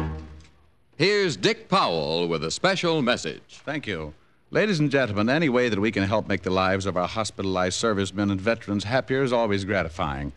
The way the Camel cigarette people have been doing it is with gift cigarettes sent to service hospitals around the country and overseas. This week, the Camels go to Veterans Hospitals, Roanoke, Virginia, and Northport, New York, U.S. Air Force Hospital, Alaskan Air Command, U.S. Naval Hospital, St. Albans, New York. The Camel people have now sent more than 194 million cigarettes to servicemen, servicewomen, and veterans. Now, until next week, enjoy Camels. I always do.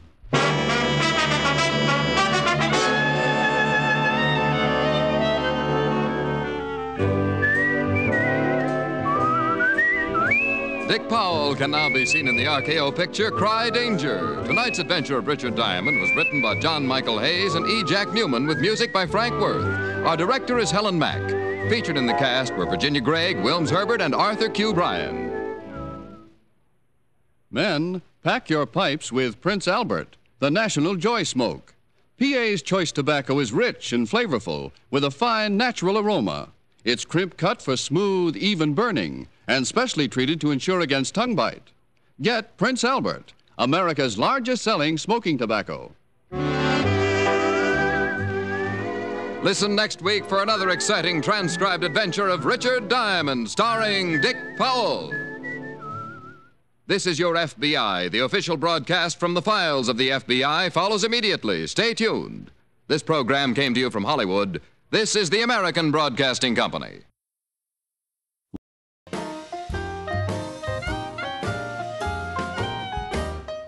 Thank you for watching Golden Age Radio. We post all new episodes every day. Rumble.com/C/GAR. Not pay. Before we present the first act of today's Shadow Story, a brief reminder to you homeowners. You all know what an unpredictable month March is. The weather's blustery, bitter cold one day and mild the next. And I don't have to remind you how very dangerous those extremes of temperature are to the health of everyone in your family. Now, if you want to ensure steady, comfortable warmth inside your home and help prevent late winter colds and illness, here's what you do. Call your nearest Blue Coal dealer. Get a supply of Blue Coal. the quality-tested hard coal that guarantees you steadier, more healthful heating performance and satisfaction. Don't gamble with just any ordinary coal. Insist on blue coal. Ask for it by name. It's the coal that's trademarked blue, so you can identify it at a glance. It's the coal that will give you better heat with less furnace attention. As our story opens, we find Lamont Cranston with his friend Margot Lane in his apartment, busily turning the dials of a shortwave radio receiver. Margot, a few nights ago, I came across a very peculiar noise on the radio. Couldn't figure out what it was, so I got my recording set out tonight, and I'm going to make a record of this strange broadcast. Yes, I remember when you first got the recorder. We recorded everything we could think of. It was a lot of fun. Yes, particularly our duets. Well, listen, there it is. Stop the machine. We'll record it right now. The oddest thing I've ever heard. It doesn't make any sense. I can't make head or tail out of it. It doesn't sound like a human voice, yet it's... Wait. I'll play our recording back on the phone. See now, wait a minute. There.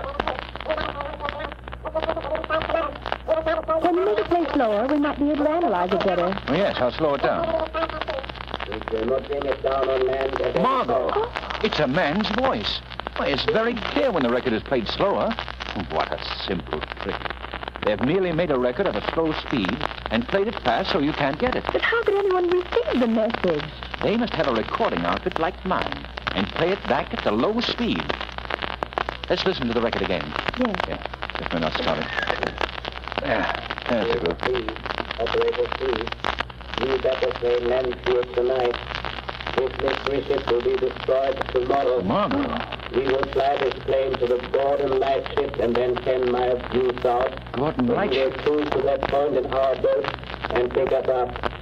This plane will be destroyed at sea. We cannot bring it down on land at any cost. It will never be recovered. We have the only existing set of plans, and the designer is dead. Operator 1 in command. Do you know what that means, Margot? No, I don't know. A new Army plane is due tomorrow or next day at the aerodrome. It's one of the most revolutionary inventions in the history of military aviation. Only one of these planes has been built, and not one of the men who worked on its construction was permitted to know all its secrets. And its designer is dead. Oh, I see. With this plane in the hands of an invading power, this country would be wiped out before our defenses could be mobilized. Well, tell me about it. What kind of plane is it? The plane is revolutionary in design, Margot. It's equipped with a very intricate shortwave radio control outfit. By means of this shortwave, one of the planes can control up to 50 flying bombs. Flying bombs? That's precisely what they are. Unpiloted miniature airplanes. They're extremely fast, can be directed by the mothership at any target, from a speedy bombing plane to an army tank or battleship. As far as I know, they've only built 3 or 4 of the flying bombs. We have so little to work on. What can we do? We've got to find the shortwave station that broadcasts that record. But how can we ever find it? You know, Margot, the closer you get to a broadcasting station, the louder the program comes in. Yes, naturally. In my car, I have a simple device with a needle and dial. It shows accurately when you're getting near a radio transmitter. With the aid of that device, Margot, we're sure to find that station.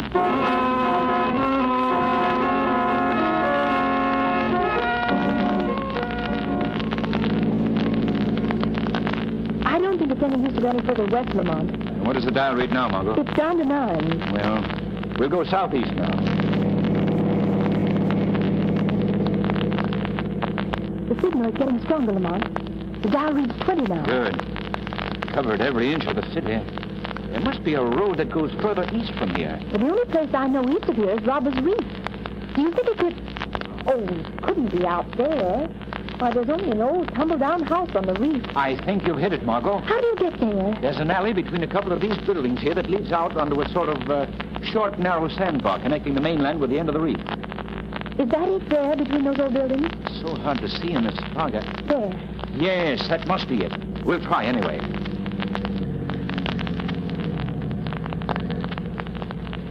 This is the gloomiest place I've ever seen. Lamont, look. The dial reads 30. Good. We're headed right.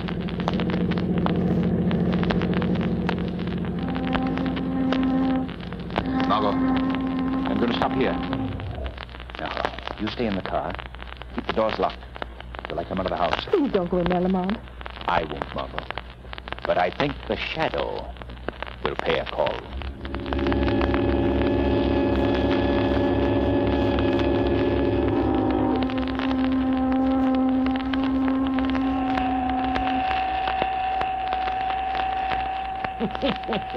That's awful funny. What was that?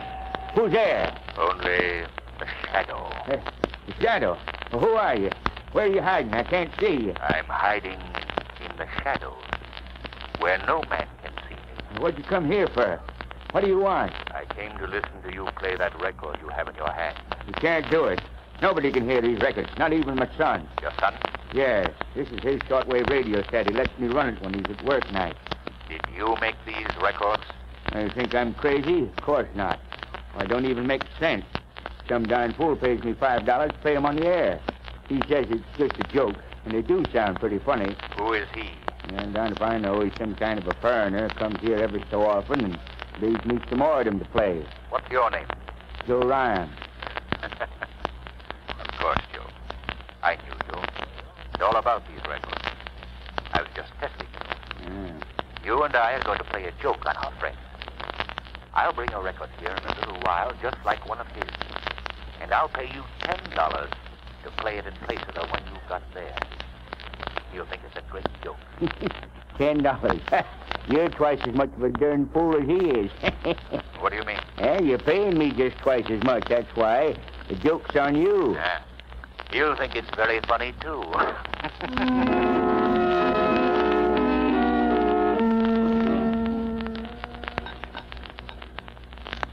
Well, here's to you, Corbin. I guess our work's about done. Tomorrow the Army's new plane will disappear, and so will we. Yes, Balla. We'll be all finished up. It's been a pleasure working with you.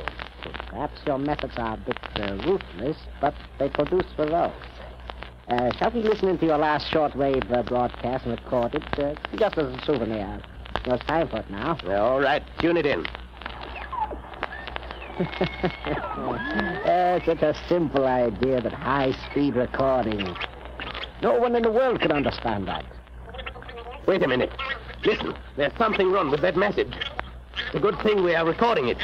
I think it's your imagination, Balla. It sounds like all the rest of your records. I know what my voice sounds like even at high speed. Now, play the recording back at the slow speed. Mm-hmm. Listen. Operator 1.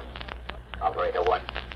Your plan to steal the new Army bomber Sounds has very been discovered. strange. If you do not want this plan not my revealed, voice. come at once to Joe Ryan's shack on Robbers Reef. If you want your secret to remain a secret, come immediately, for I have things of grave importance to discuss with you. I'll be waiting for you, Operator 1. This is the Shadow. Shadow. I've heard of him. He's dangerous. Perhaps we should leave tonight, Balla. You have the only plans and the designer's dead. Let's leave at once. Fool, we have yet to destroy the plane. Besides, Corbin, the Shadow knows too much. Balla will teach him a lesson he has long needed. Balla will teach him not to meddle with affairs of importance. Let's go at once.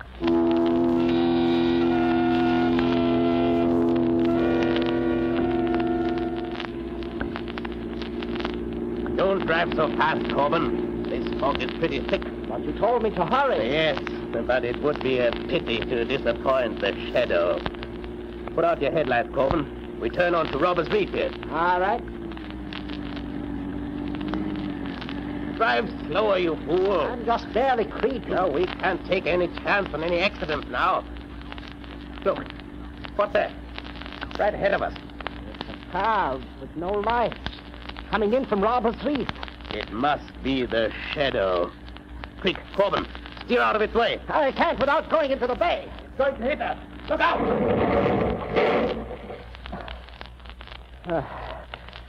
Are you all right? Yes. Fortunately, we're both going very slowly. Somebody getting out of that car. Stop where you are before I shoot. Corbin, flash a light on his face. It's a woman. I thought it was our friend, the Shadow. What are you doing out here, young lady? I lost my way. And why are you driving without lights? Well, I thought I could see better that way in the car. I don't believe you. Corbin, look in the car and see if there's anyone else. Yeah. Perhaps you brought someone out to Robbers Reef. Young I don't lady, know what you're talking about. I tell you, I lost my way. Well, we'll soon find out. You are coming with me. No one else in the car, Paula. Good, Corbin. I'm sure there's nothing the matter with the cars. Drive hers into the water. Then bring ours to Joe Ryan's shack. The young lady and I are going to walk. Unless she is foolish and tries to run away.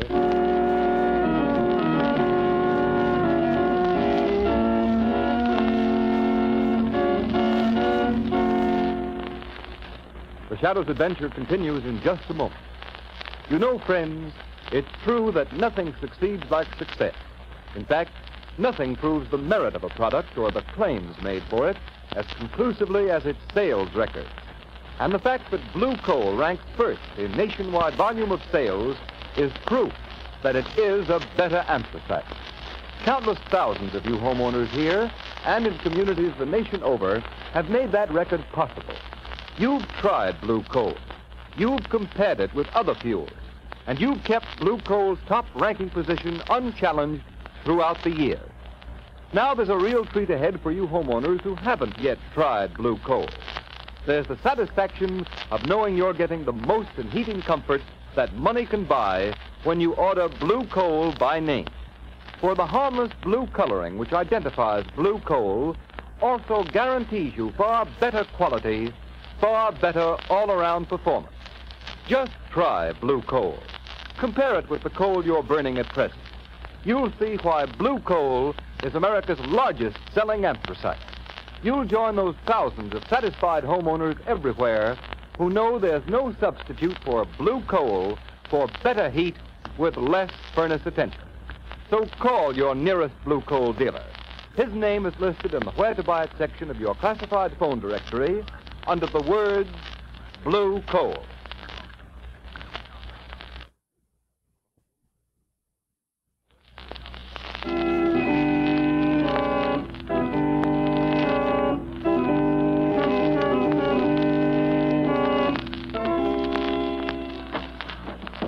Step in there, young lady. What? Oh, it's you, mister. Hey, did you hear it? Did you hear the funny record? Yes, very funny. Where's the Shadow? I don't know where he is. Said he was a friend of yours. He is a great friend of mine. I'd like to see him. You can't see him, because even when he's here, he isn't. He just talks to you. You're a fool, old man. Now, young lady, suppose you tell us what you know about the Shadow. The Shadow? Don't pretend that you don't know him. You brought him here. All right, you, Corbin. Yes, Paula. Take that piece of rope and tie the old man up. Hey, what for? I ain't done nothing. I just did what you told me to. Honest, I did. Shut up. Tie him well. No, you don't, young lady. Stay away from that door. Oh, me. Here, Corbin. Give me a hand. The young lady doesn't want to stay here. Tie her up, too. That's it. That's it. Tie her to this chair. Fine. Now we will see. What hit me? Paula, did you do that? You may thank the Shadow, Corbin. The Shadow? I can't see you. Where are you? You hear where my voice comes from, don't you? That's all I wanted to hear. I guess the last laugh belongs to Paula. It was too easy. Come, Corbin. We must get to the aerodrome. We have work to do. Come, Corbin. Hurry, hurry.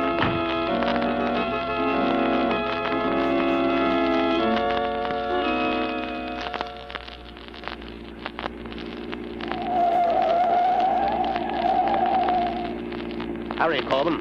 The X1 should land just at dawn. It will be light in a few moments. I'm doing the best I can. I'm still worried about the girl and the old man back on Robbers Reef. You should have gotten rid of them. As soon as I leave you at the airport, I will go back and close their mouths forever. Leave me at the airport? Certainly, Corbin. You're a pilot. It's up to you to fly the army ship out to sea alone and bury it. Yes, but suppose something happens when I get out over the ocean. Suppose they don't pick me up. This is dangerous, Paula. Your strong suit is not courage, Corbin. But don't worry. You will be picked up, as will I. The rest of our operatives are waiting even now on the boat, 10 miles south of the Gordon lightship. Do you still have the plans for the plane with you? Those plans have not been out of my sight since the day I got them. There's the entrance to the airport directly ahead. What do you plan to do, Gawler? Simply this. The flight of this new plane has been veiled in greatest secrecy. There will be but one guard at the airport to meet us. Huh? You and I represent ourselves as inspectors from the War Department. Once we get aboard the plane, it is simple. We'll overcome the pilot and anyone else on board, and the rest will be up to you. Here.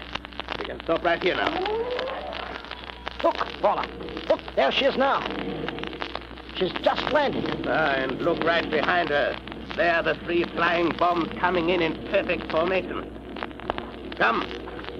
Let's get over to the plane. Sorry, sir. No one's permitted on this field. Oh, I'm Harry Johnson from the War Department, and this is Mr. Andrews, my assistant. We have been sent out to check the landing of the new plane. Do you have any identification? Identification? Why, the best in the world. Look, here are the plans for that ship. Is that good enough identification? Well, it sure is. Who is piloting her? I believe Lieutenant Flynn, sir. Well, I'd like to get his report as to how she handled on her trip east. Well, there he is, just coming out of the cabin. Oh, Lieutenant Flynn. Yes? Mr. Johnson and Mr. Andrews from the War Department, sir. We came up to get your report on the flight firsthand. Did you fly in alone? Yes, sir. She handled beautifully in the air, and the flying bombs responded perfectly. I've gone over these plans here, of course, but I would like to step into the cabin and see what it looks like. Certainly. Right this way, sir. The pilot sits up ahead here in this heavily armored cockpit. Now, by closing this metal door, he can be shut off completely from the rest of the ship. What is the purpose of that, Lieutenant? It's just an added armor protection for the pilot and the shortwave mechanism that controls the flying bomb. But, Lieutenant, can the pilot communicate with anyone in the other part of the ship when the door is closed? Yes. Step into the cockpit here. Now, you see this microphone? Yes. That's connected with a loudspeaker installed in the rear of the ship so that the pilot constantly can be in contact with the rest of the crew, even if the armored door is shut. Well, where's the equipment for the control of the flying bombs? That's right here, sir.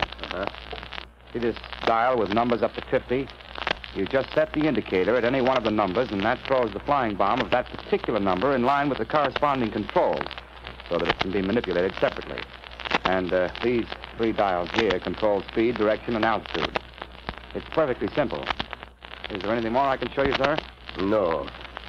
You have been a great help, Lieutenant. What is that switch in back of us? Oh, this? Why, that's the... Oh! All right, Corbin, take off immediately. As soon as you get in motion, I'll push the pilot out and jump out myself and tell the guard that you are running away with the ship. All right. There. There he goes. Now, hurry, Corbin. Take her off. Good luck, Corbin. I'm going to jump now. Help! Stop! Help! Stop!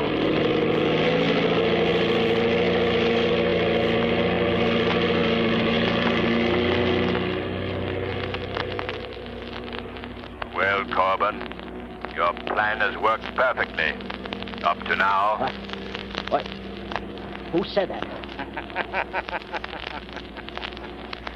The Shadow. But how did you get here? I came with you in the car from Ryan's shack on Robbers Reef. You cannot escape from the Shadow. But Gawler killed you. No. He only shot at my voice. Where are you now? I am in the shadows of the cabin in back of you, but I can see you well enough to shoot you if you don't bring this plane down immediately. No, don't shoot. I'll bring it down. No, don't shoot. Open that door. Open that door, I tell you. Well, Mr. Shadow, you can shoot your heart's content. Perhaps you heard Lieutenant Flynn say that the pilot's cockpit is well armored. Corbin, bring this plane down. I'll bring it down, all right.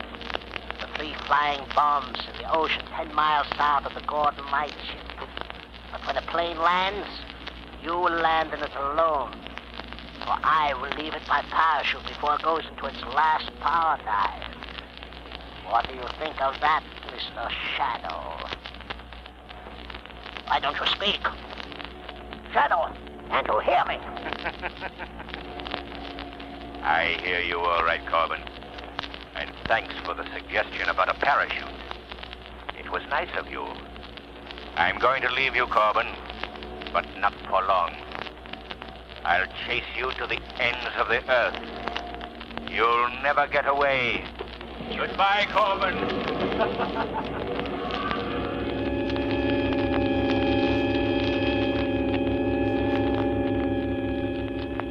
What's the matter with those mechanics? Can't they get that pursuit ship started?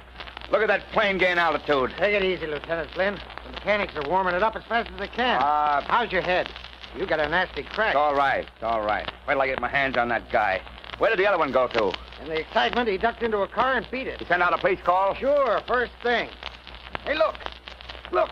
Someone just bailed out of the ship. Now, that's funny. The parachute's opening, but I can't see anybody. That's the darndest thing I ever saw in my life. Look, the number 1 flying bomb is diving for the parachute. Will it explode if it hits the parachute? Once the firing mechanism is released, it'll go off if it hits anything. Oh, my Lord! You just missed the parachute. And it's diving. It's diving straight towards us. It's out of control. Quick! I got it!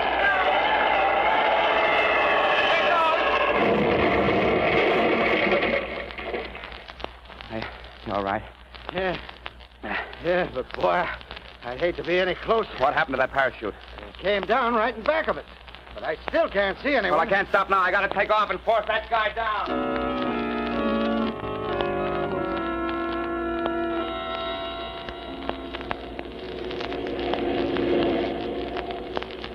Lieutenant Flynn. Huh? I'm hearing things. Boy, I must have gotten a worse smack on the head than I thought. No, it's not your imagination, Lieutenant. You're hearing the voice of the Shadow. The Shadow? Well, who are you? Where are you? How did you get here? I'm in the cockpit right behind you. We have no time for explanations. Lieutenant, you and I have caught up with a gang of international spies. Oh, so that's their game. Well, how do you know this? I've been with them all night, followed their every move. Perhaps you saw me bail out of the stolen plane. Yeah, and you nearly got blown to Kingdom Come by that flying bomb. Too close for comfort. What is your first move, Lieutenant? Well, I'm going to fly close to the stolen plane and call by radio. And if that crook won't listen to reason, I'll force him down. Good. You're almost close enough now. Yeah. He sees us. Look, one of the flying bombs is turning. It's heading right for us. Can you turn out of its way? I'll try.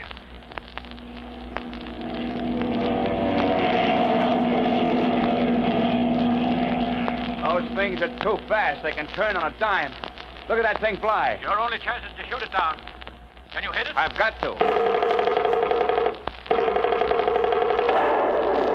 Good shooting, Lieutenant. My lord. Look, that madman has released the one remaining bomb. Yes. It's right behind us. Our only chance is to put this plane into a power dive. Here goes.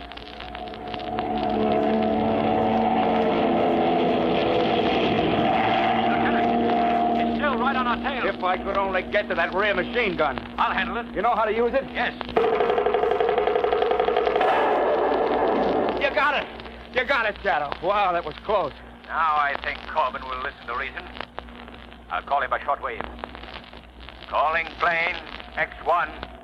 Calling plane X1. Corbin, this is your last warning. Land that plane. No, don't shoot me down. Don't shoot. I'll land the plane. Only don't shoot. Turn immediately and go back to the airport. All right. I'm turning. Boy, that's a good day's work finished.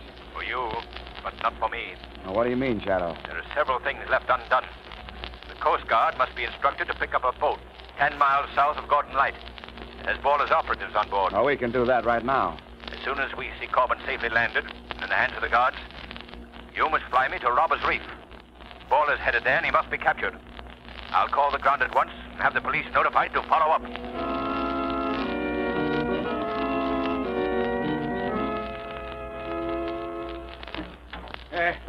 Who's there? Baller, what do you want? What are you doing here? Well, I'm glad to see my little birds have not flown. And now, young lady, there are a few questions I would like to ask you. Can't you loosen these ropes a little? They're cutting my arms. In a few minutes, they won't hurt your arms anymore. Nothing will hurt you anymore. Was that a boat or did a plane land here? A plane? You couldn't land a plane on Robbers Reef. Say, mister, when are you going to untie me? I'm not going to untie you. I'm going to kill you. Me? I ain't done nothing. What you want to kill me for? I only did what you told me. You fiend. You are the only one left, young lady. The shadow is dead, and you... Who's there? Who closed that door? The shadow. But the shadow is dead. No, Bowler, the shadow is not dead. Put that gun away. I showed you once that you could not shoot a voice. No, but I can shoot a very lovely young lady, Shadow. And I don't think you'd care for that. I'm going out this door, and I'm going to shut it after me. If it opens, I shoot. And if I don't hit you, Shadow, I'm going to kill this girl. You can't stop Bowler. No one can stop Bowler. Now the police, I'll shoot them like dogs. I'll kill every one of them. I'll kill...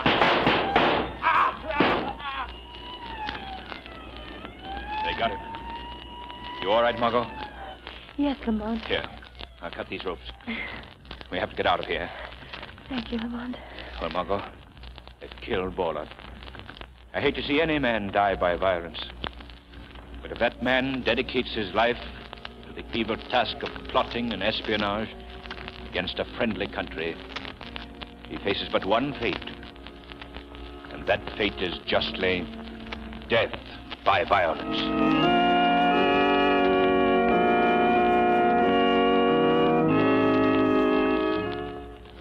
And now here's John Barclay, Blue Coal's heating expert. Thank you, Ken Roberts, and good afternoon, everyone. I think it's a fact that of all things a man owns and operates, he knows less about his furnace than anything else.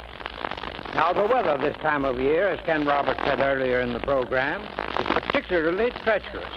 You've got to pay strict attention to the control of your fire and your furnace dampers to keep the house from becoming chilled off or suddenly overheated as the temperature falls and rises outside.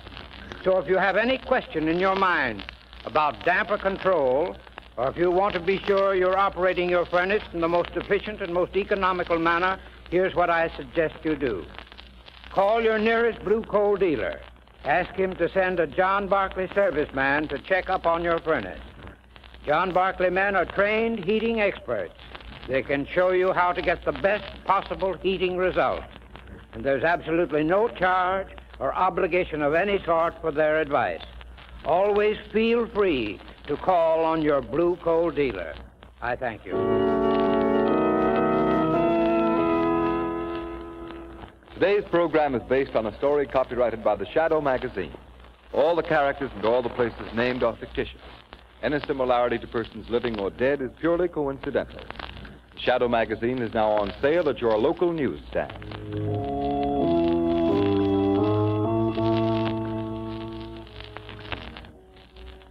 The weed of crime bears bitter fruit. Crime does not pay. The Shadow knows. Next week, same time, same station, Blue Coal, America's finest anthracite, will again present another thrilling adventure of the Shadow. Be sure to listen, and be sure to burn Blue Coal, the solid fuel for solid comfort.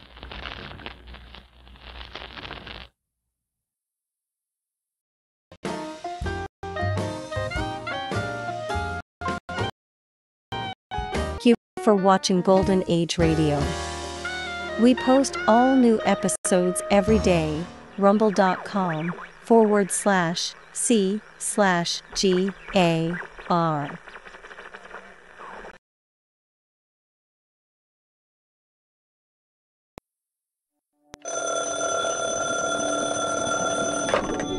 Hello?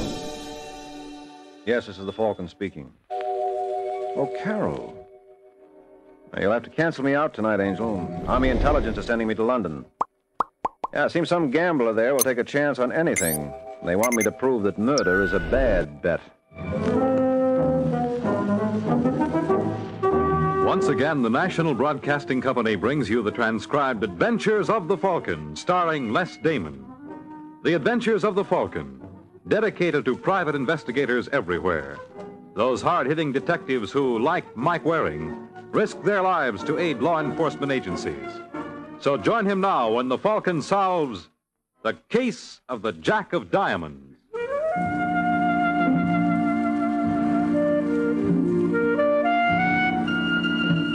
There's one nice thing you can say about working for Army intelligence.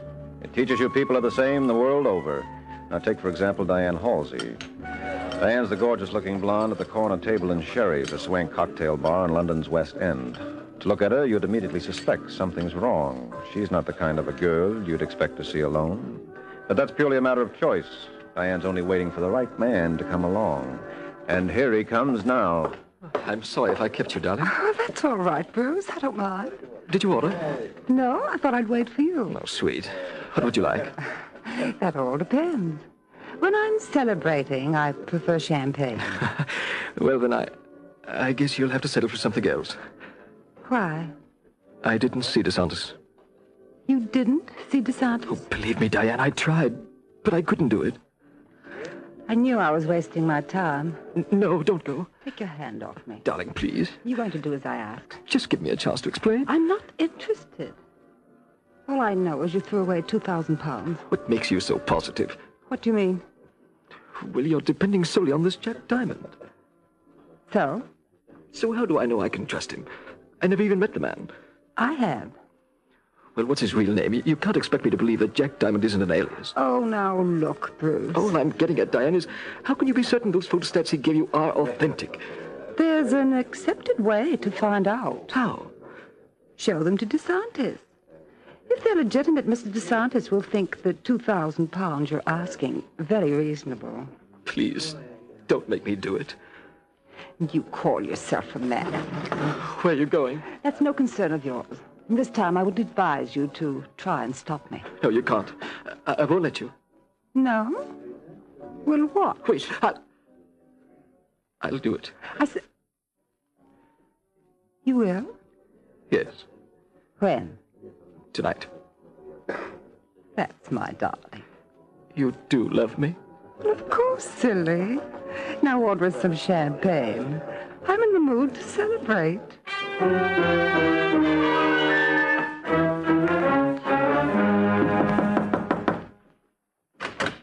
Yes? Are you Julio DeSantis? That's right. Well, I'm Bruce Graham.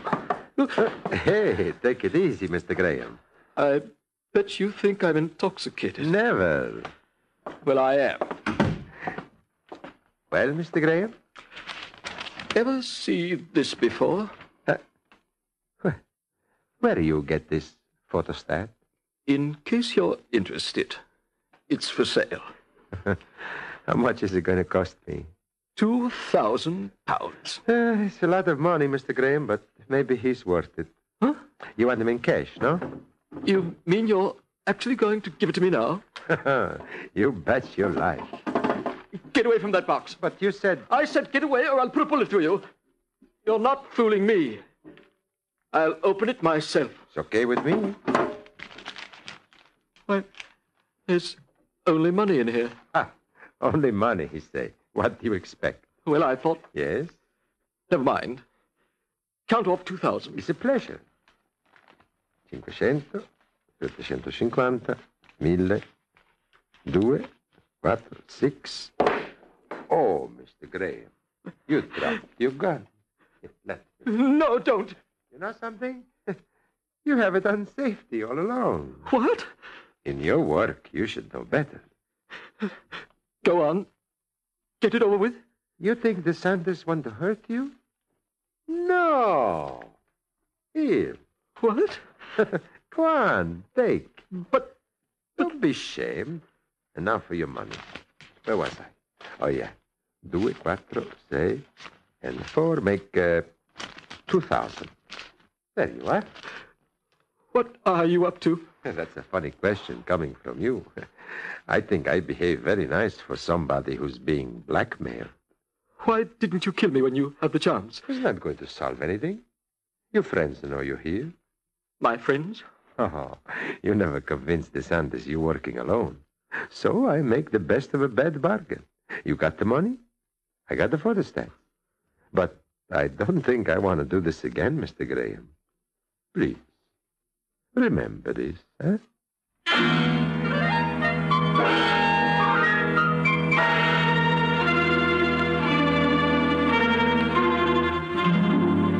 Told you could do it.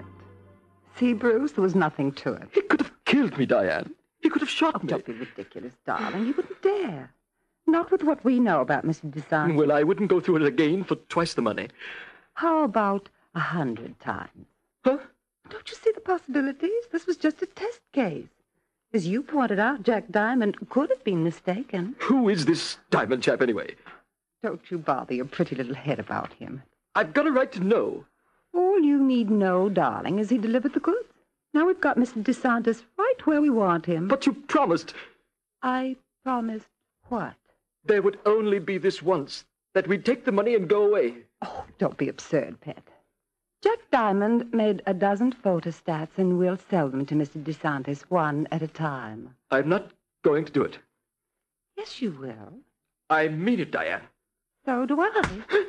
Oh, darling. Oh, darling, I'm terribly sorry. Did I hurt you? No. Oh, let me see. There. Feel better? Yes. Oh, Bruce, it was your own fault. You shouldn't upset me. But I forgive you. I'm sure it won't happen again.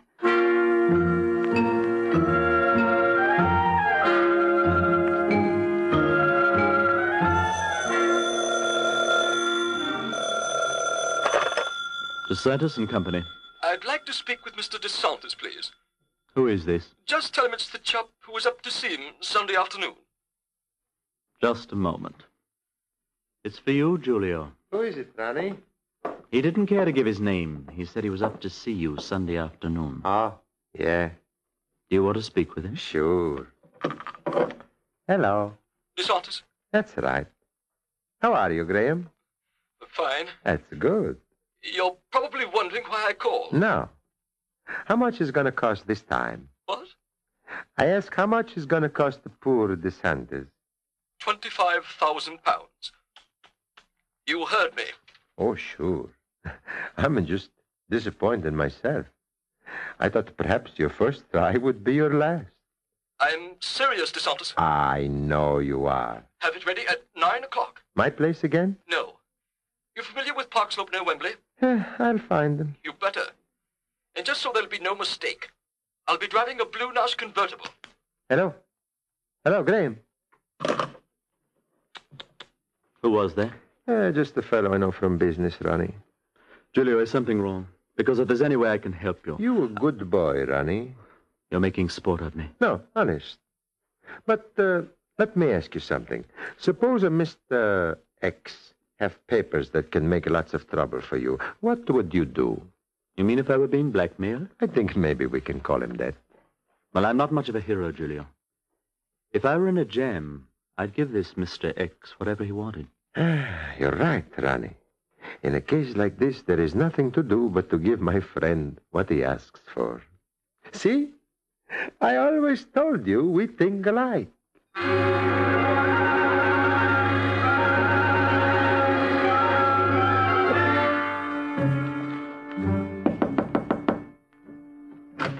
Yes? Hello, Diane. Why, Jack Diamond, of all people. Come on in. Thanks.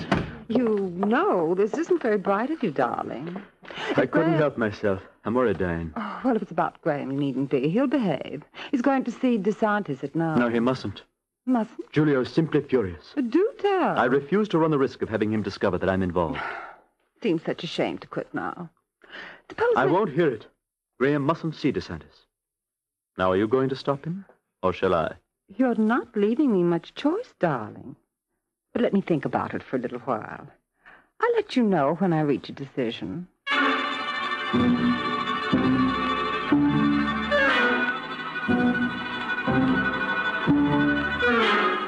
Four, one, 2. Hotel Carlisle. Mr. Waring, please. Michael Waring. Hello? Mr. Waring? That's right. My name is Bruce Graham. Bruce Graham? You don't know me, but... But you feel it might be worth my while if I did. Yes. I live at 427 Charleston West. That's right off Piccadilly. How soon can you be over? Well, not so fast. What's this all about? Well, it's about something you should be interested in. You're with American Intelligence, aren't you? How did you find that out? The same way I found out you were staying at the Carlisle. Which, of course, tells me nothing. It wasn't meant to. I'll fill you in on the details as soon as you get here. But it's got to be before 9. Well, this is all kind of vague, feller. I don't think I can make it. You've got to. You don't understand. Excuse me. Who is it? What are you doing here? You said... Hello, Graham. You said... Graham, what's going on there?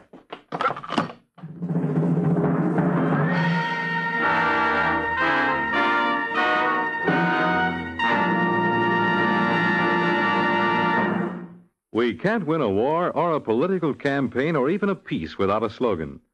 But it helps in a big way to do the job ahead. A good slogan makes people think. If it's repeated and repeated until it becomes part of our language, and if the thought it expresses becomes part of our lives and our daily actions, then that slogan does what it's intended to do. Take, for instance, the universal slogan, Safety First. All motorists should be sure to follow the tip of the best current slogan for them. Drive as though your life depends on it. It does.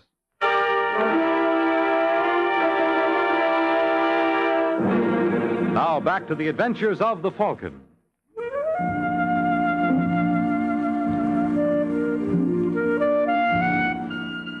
Well, there's one thing travel teaches you. Telephone companies are the same in England as they are in America. But I had a hunch that more than the line was dead here, so I hustled over to 427 Charleston. When I walked in, there was no question that someone had Bruce Graham's number. He was lying on the floor with 2 neat little holes in his head. There was nothing I could do for him, so I made myself at home and looked around. Then in the corner of the room, I saw it. It being a .38 Colt automatic. I pulled out a handkerchief and picked it up. That was my first mistake. I didn't have time to make a second. I say, old man. What? I wouldn't do that. You're tampering with evidence. I don't think the police would approve. Oh, I wouldn't be too sure. I would. I'm Inspector Beecham of the CID. Oh. Well, I'm glad to know you, Inspector. You're just saying that to make me feel comfortable, old boy. But please don't bother. I'm quite accustomed to this sort of thing. Now, just a minute. You don't think I had anything to do with this? My name is Mike Waring. I'm with American Intelligence. If you'd like to see my credentials. I'd love to. This is to certify that Michael Waring was most impressive. What was your connection with Mr. Graham? He called me at my hotel about 20 minutes ago. Said he had to see me.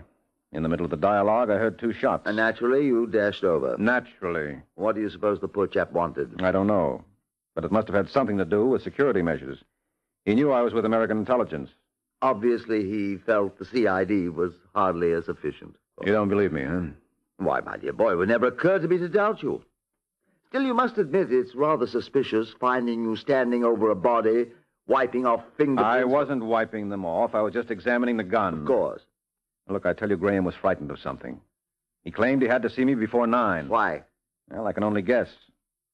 But what do you make of this note I found scribbled near the phone? DeSanders, 9, Park Slope, Wembley. He must have had an appointment to meet this DeSantis there. Poor chap, I don't think he'll keep it. No, but I can. Now, what do you say, Inspector? Well, it might be a nice touch. Sort of a fitting memorial, don't you know? All right, Waring. You keep that appointment for Graham, and I'll keep an eye on you.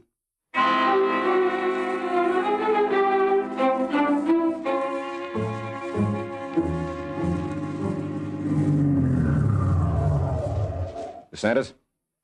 DeSantis? Hello. What? I frightened you, huh? Yes, you certainly did. Get out of the car. Now, wait a minute. Sorry, I don't have time. Is that gun loaded? What do you think? I think I better get out. Hey, you're not Bruce Graham. That's what I tried to tell you. Who are you? Name is Waring, Mike Waring. I'm with American Intelligence. Oh, I'm sorry. You see, I expect someone else. Bruce Graham? That's right. Well, Graham couldn't make it. What happened? What's the worst you can think of? Murder? Thanks, DeSantis. You just won a bet for me. I had a hunch your mind would run along those lines.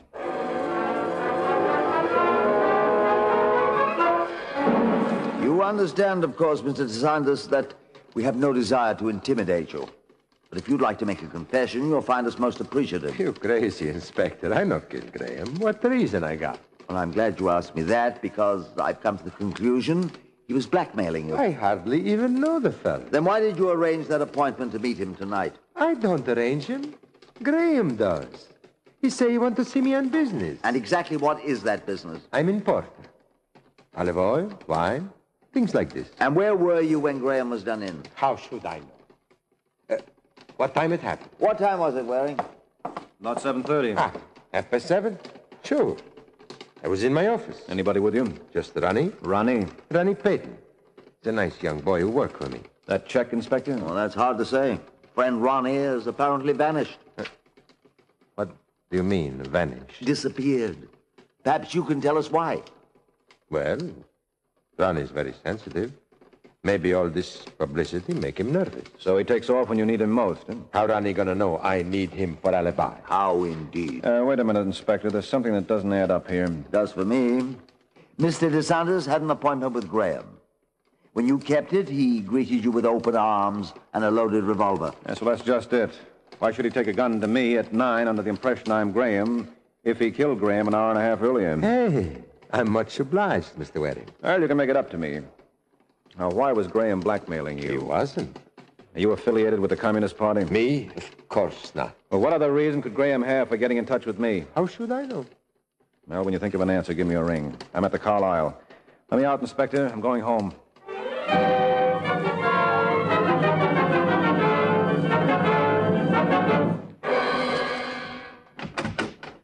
Oh, come in, Mr. Waring. Oh, thanks. I suppose you think this is very forward of me. No, there's nothing I like better than having people drop in unannounced. Who are you? Jack Diamond. Jack Diamond. Well, you must be quite a card. That isn't very funny. I know, I'm pressing. What can I do for you, Jackie? Well, you might ask me to sit down. I don't think you'll be staying long. If you're going to be insulting... Yes? No, I'm not going to get angry. You thought I would, didn't you? I had hopes. You don't seem to understand, Mr. Waring. I'm here to do you a favor. Supposing I told you there's a communist cell in Paris. There must be thousands. Well, I can give you the names of a dozen members, all with high positions in government. How soon can you leave? Oh, when would you like me to? Well, there's a 7:00 flight to Paris. And by an odd coincidence, you happen to have made a reservation for me. Well... Yeah, so that's awfully sweet of you, Jackie, but you shouldn't have bothered. Now, suppose you tell me why you're so anxious for me to leave London. I told you, I hate communists. Yes, well, let's have the real reason. All right. You're investigating Bruce Graham's murder. Oh, I wouldn't put it quite that way. I would. It doesn't concern you, Mr. Waring. I demand that you mind your own business. You gonna make me? Yes. Why, you little devil. Let go. Will you be... Ow!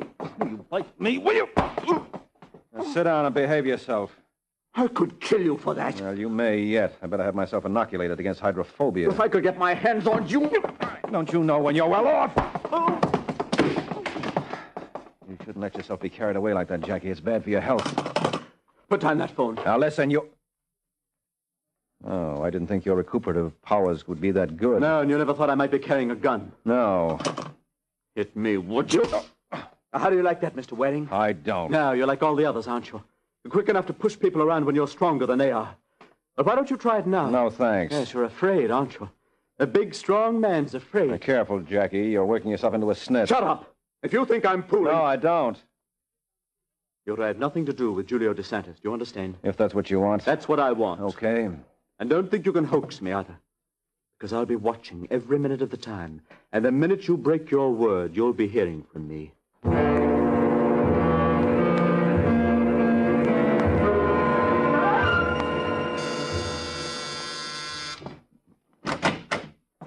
Hello. Are you Diane Halsey? That all depends. Now, if you were a bill collector, I'd be silly to admit it. Oh, you don't have to worry. My name is Mike Waring. That still tells me nothing. Well, if you want the story of my life, you'll have to invite me in. Is there any danger involved? Well, I couldn't say for sure. I am a creature of impulse. Come in. Thanks. Ah, say, this is nice. Sit down. Oh, never while a lady is standing. I was just about to mix myself a drink. Will you join me? Yes, if I can have a Smirnoff martini, about 5 pots vodka to 1 of vermouth. Ah, that sounds like a good idea. Fine. Need any help? No, I can manage. Yes, I'll bet you can. Why don't you tell me about yourself? Oh, I've led a very dull life, Diane. Diane? I'm a great believer in shortcuts. Yes, I can see that. You are. Thank you. Just what is your occupation, Mr. Waring? I'm with the American British Assurance Company. Doing what? What I'm doing now.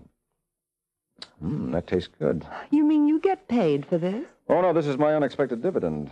My job is to make settlements on life insurance policies. I don't understand. Well, you see, you were engaged to a man named Bruce Graham, whom we insured for £5,000. Would you mind repeating that? But didn't you know?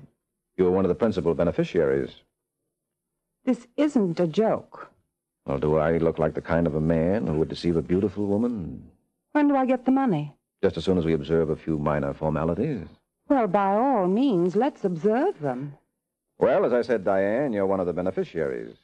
There's another, and as soon as I can get a release from him, you can cut the pie.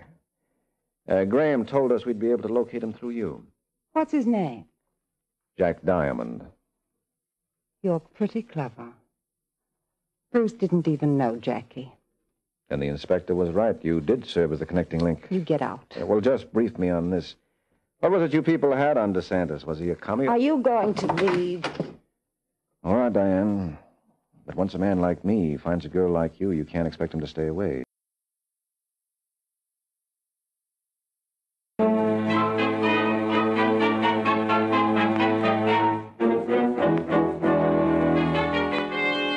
Well, that's a story, DeSantis.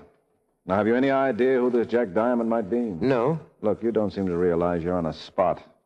You know, they could hang you for Bruce Graham's murder. You say before there isn't any chance. There's always a chance. Now, you know who this Jack Diamond is. I swear. It's the boy who works for you, Ronnie Payton. You crazy. Look, according to your story, you met Graham for the first time last week. So? So it stands to reason that whatever he had on you came from a third party. And the third party wasn't Diane Halsey, because you didn't even know her. So Ronnie Payton must be our friend Jack Diamond. Oh, you're wrong. Ronnie's like a son to me. Why would he do this? I told you. He must have been the instigator of the blackmail plot. And he was afraid that if you latched on to Bruce Graham, the whole story would come out. Then you think Ronnie killed Graham? Yes, I do. Now, where is he? If your friend, the inspector, say it's okay, I take you to him.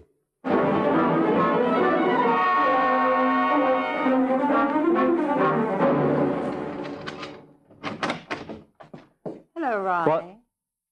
Wasn't it nice of me to wait for you? How did you get in here, Diane? The door was open. You're lying. Oh, that's no way to talk, darling, after I came clear to Whitechapel to warn you. Warn me? About what? A man named Waring. I'm afraid I haven't had the pleasure. Well, he knows about you. At least he knows about Jack Diamond. He was up to see me tonight. What did you tell him? Nothing yet. What's that supposed to mean? Really, Ronnie, this whole thing's been a terrible disappointment. No, it's almost enough to make you believe crime doesn't pay. We got £2,000 from DeSantis. Oh, I'm glad you mentioned that, darling. What did you do with your share? Why? I'm afraid I'll have to borrow it. That's not fair. You know you'd never repay me. Well, probably not. But then if I spent the money on a trip to Spain, I'd be in no position to call Waring. You can't do this to me. It's blackmail. You should know. I won't stand for it, Diane. You hear me? I won't stand for it. Ronnie, stop that. I can't breathe. You filthy little creature. Ronnie, please.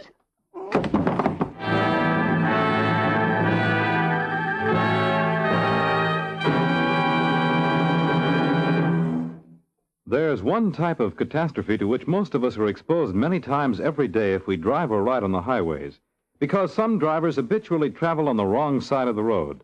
They pay no attention to the painted lifelines of the highway that should never be crossed.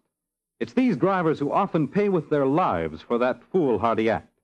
Drive as though your life depends on it. It does.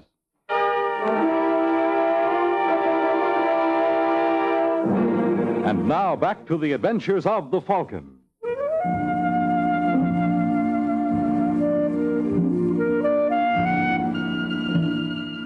It's a funny thing about hunches. The first time I saw Diane Halsey, something told me I'd be seeing her again. Naturally, I didn't expect it to be so soon.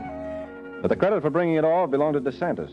For when he brought Inspector Beecham and myself to Ronnie Payton's little nest, there she was. Of course, she looked better at our first meeting. But then she didn't have those bruises on her throat, and that might have made a difference. What a tremendous waste of talent. Yes, isn't it? Think friend Ronnie's responsible? Well, don't you? Excuse me, please, but can I say something? Why not, DeSantis? It's open forum tonight. I think the lady is not dead. My joke. Get some water. Righto. Hey, something we can do in meantime? Yeah. Help me lift her on the sofa.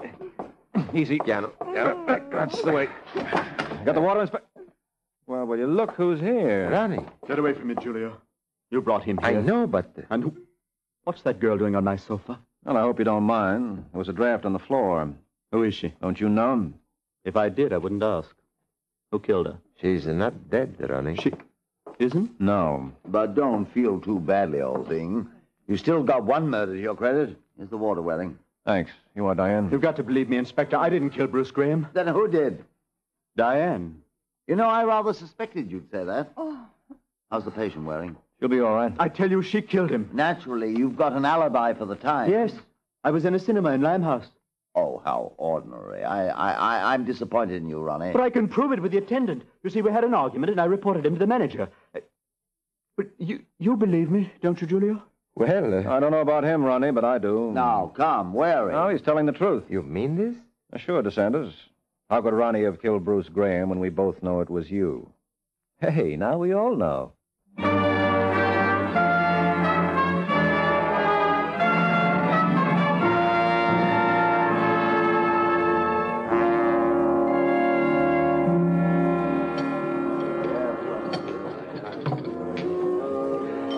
Mr. Waring, you're quite talented in a peculiar sort of way. Why, because I figured out that DeSantis was the killer? Uh-huh. Well, it was simple, Diane. Graham was murdered around 7:30, and DeSantis claimed at the time he was in his office with Ronnie. Well? Well, Ronnie had his own independent alibi. He was at the cinema. But if DeSantis killed Bruce at 7:30, why did he keep that appointment at 9? Well, he had to. What reason could he give for not showing up? He knew Graham was dead? Oh, that would really have ruined his act. I see your point. Good girl. Now, what I'd like to know is what you people had on DeSantis that started the whole thing off. What would be your guess? Well, communism isn't outlawed here or in Italy, so I got a hunch he's a member of the other end of the spectrum. I suppose he was a big wheel under Mussolini. Then, as a former fascist, a lot of people might be interested in his whereabouts. You are talented, aren't you? Oh, you have no idea. I know I'm the only man in London who can do the Indian rope trick. You mean you can make a body disappear? Just like that. You want me, Waring?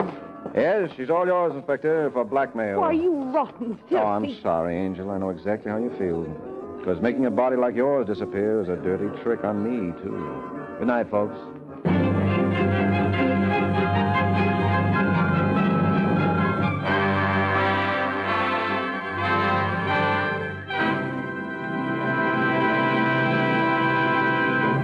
The Case of the Strawberry Blonde.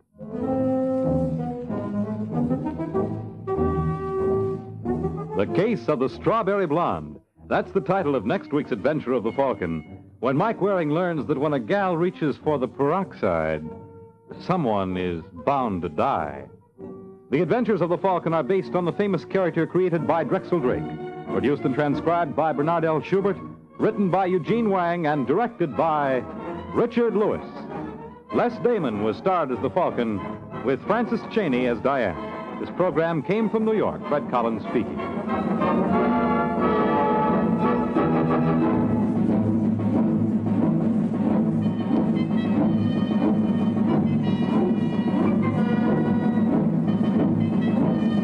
Looking to Thanks for watching Golden Age Radio. We have new episodes every day. Sit back, close your eyes, relax, and let your imagination take over.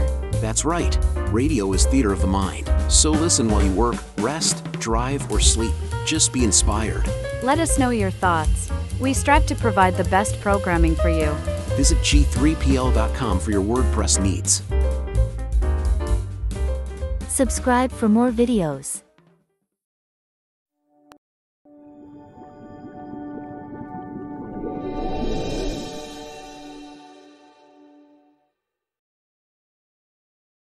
Ladies and gentlemen, the secret word tonight is table. T-A-B-L-E. Oh, I thought it was pronounced tablé. Really? You bet your life. Oh, that's awesome.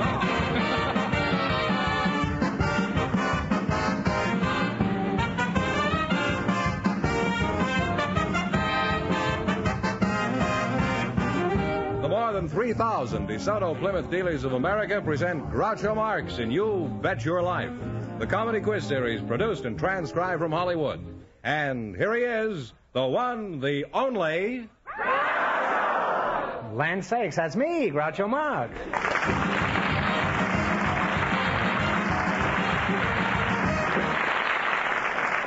Well, here I am again with $2,500 for one of our couples. Groucho, just before we went on the air, we asked for married couples to volunteer, and here come the two that were chosen, Dr. and Mrs. Lloyd Ely. Folks, meet Groucho Marx. Well, welcome for the DeSoto Plymouth dealers. Say the secret word and divide $100. It's a common word, something you'll find around the house. Like to find that around the house, eh? Dr. and Mrs. Lloyd Ely, eh? Well, the baseball season hasn't started yet, but I see the Giants are with us. Lloyd, which one is Lloyd? This is Lloyd. I'm Lloyd. How tall are you? About 6 feet 3 inches in my socks, my stockings. Mm-hmm. Mrs. Eli, is that the way you pronounce it? Ely, eh? You look even taller. How tall are you? I'm about 6'5" with shoes. Oh, well, that's marriage for you. She wears shoes and he goes around in stocking feet.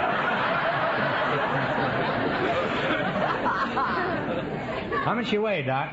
About 240. Is that with or without shoes? Doesn't much matter. Well, Mrs. Ely, what's your first name? I can't keep calling you Mrs. Ely. Ann. Ann's fine. Ann? Mm-hmm. So you're not Ann Sheridan, huh? Oh, no. You certainly look like her. You sure you're not Ann Sheridan? Ann Sheridan's a redhead, and I don't believe she's 6'5" with shoes on, and I think you're flattering me. I don't think so. Have you ever been a redhead? No, I've been a blonde for about 16 years. How old are you? 26.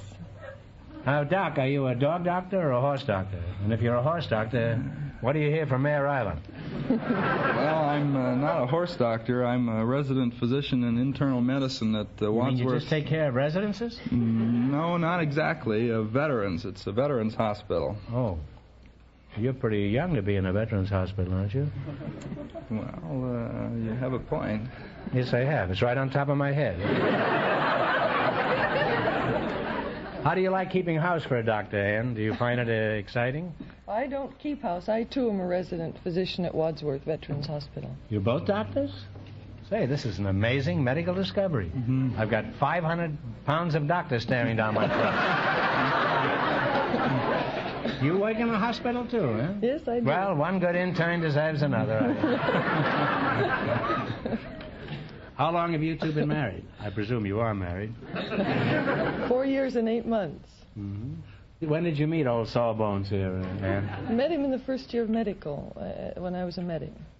Did you shake him well before taking him? Tell us about it. Was it love at first sight? I didn't think too much of him when I first met him. Thought he was just another pill, eh? Not even sugar-coated. What was the matter with him when you first met him that you changed your opinion of him? Well, we were working over adjacent cadavers, and he asked me for a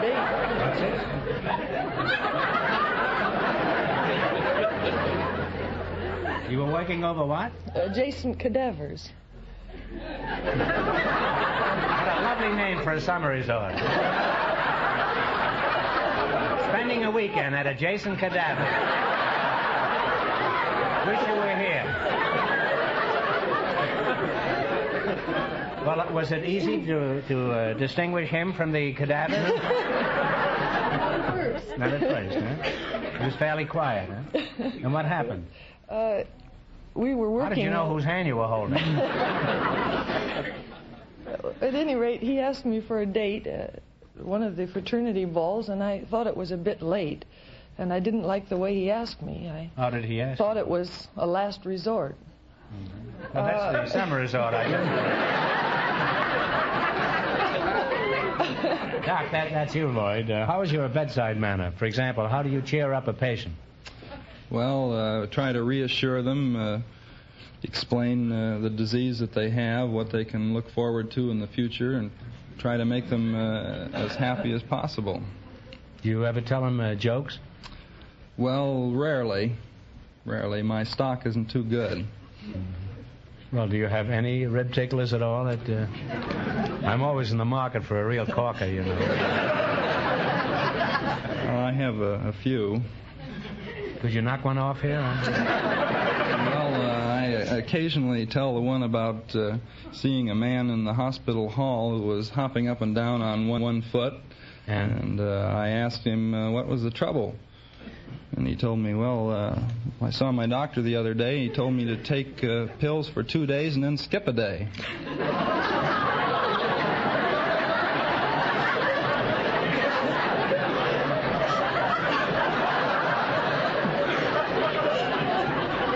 And do any of the patients recover from that joke? Only a few. Seems to me that's worse than giving him an appendectomy. But what are your plans for the future, Lloyd? Will Anne retire and take up housekeeping as a career? No. Or housewifing? We plan to set up an office together. Oh, that's nice. Well, how are you going to decide who gets the patients? Well, we'll probably divide them.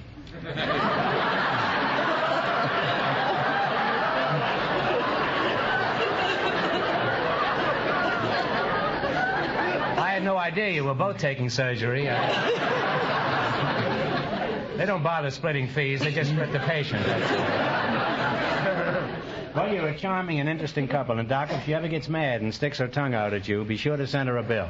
I'll do that. Now, in just 1 minute, you're going to play Bet Your Life for a chance at the $2,500 question. Now, right now, I want you to listen to these words of importance. It's the talk of the nation. It's now at your DeSoto Plymouth dealers. America's most spectacular new car. The new DeSoto Fire Dome 8. With a revolutionary new Fire Dome V8 engine. 160 horsepower. Thanks to its dome-shaped combustion chambers, you get more power from every drop of gas. More power using less gasoline, and regular gasoline at that. That DeSoto Fire Dome V8 engine gives you surging power and acceleration in all speed ranges. Power with smoothness never before achieved. The new DeSoto also brings you sensational power steering that lets you turn the wheels with one finger, even when the car is at a standstill. Add in the sleek lines of DeSoto's new air vent hood, new safer power brakes, and a host of other great features, and you have America's most talked about new car. The new 160 horsepower DeSoto Fire Dome 8. Go to your DeSoto Plymouth dealers tomorrow. See and drive this great new car. The 160 horsepower DeSoto Fire Dome 8.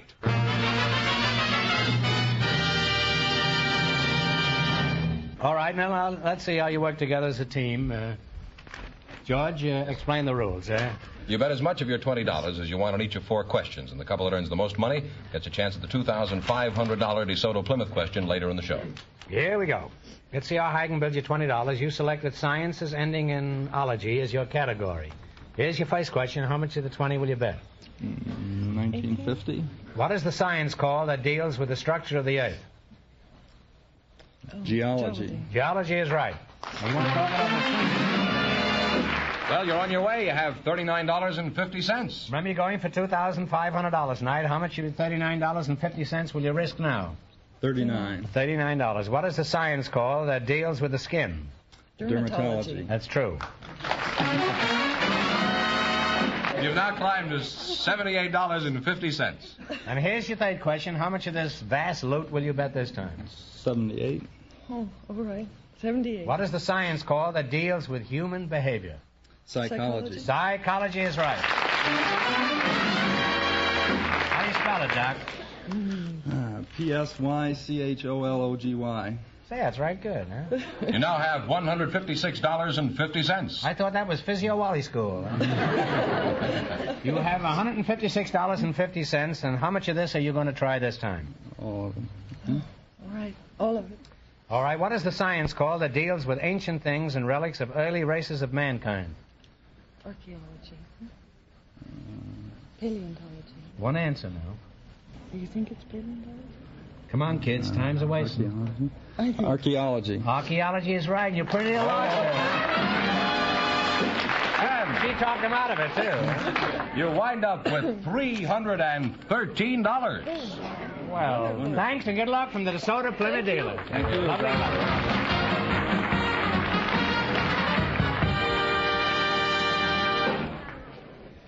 We have a couple of young people for you now, Groucho. They were chosen from our studio audience just before we went on the air. I'd like you to meet Mrs. Perry Ann Webb and Mr. Herman G. Smith. Folks, would you come in here, please, and meet Groucho Marx? Well, welcome, kids. See you bet your life. Say the secret word and divide $100. It's a common word, something you'll find around the house. Let's see. Herman G. Smith and Mrs. Perihan Webb. Is that right? Webb. Perihan Webb, eh? How old are you, Herm? 35. 35, huh? And where are you from? Born in above an undertaker's parlor in Dillon, Montana. You didn't happen to meet two Gadavas there, did you? I have to ask my mother. Where were you born? In Montana? Dillon, Montana. Uh-huh. Is that a cowboy town? A mining town? I believe it's a mining town. Oh, it's been quite some time since you were there. Yes. How long? 35 years. You left the day you were born? 4 days later. You learned to walk quickly, didn't you? What sort of work do you do? Well, it's a little bit difficult to tell you. I'm in between jobs. I worked for the Red Cross for 16 years, and now I'm making a change. You going with the Blue Cross now? No. I'm going to private enterprise, Long Beach Amusement Company. That's what we need, more private enterprise. This is a Hoover man, I can tell that. Mrs. Perihan Webb. Huh? Webb. You're the housewife? Yes, I am. A very attractive one, too. Thank you very much. Have you always been this pretty? Well, I don't remember. What's your hometown, Perihan? Istanbul. Istanbul? Mm-hmm. Well, where is that? In Turkey. Oh, really? I thought the only thing in Turkey was stuffing. That's not a very good joke, is it? No. You don't have to agree quite so quickly. You can kind of played around with it for a while. You're married, huh? Yes, I am. Unfortunate. Where did you meet your husband, in Turkey or in America? In Paris. Was he a parasite? No. Did you like that joke better than the one about the stuffing? No. This girl is 100% right. She doesn't like any joke I've said. Well, did you get married in Paris or in Turkey? In Greece.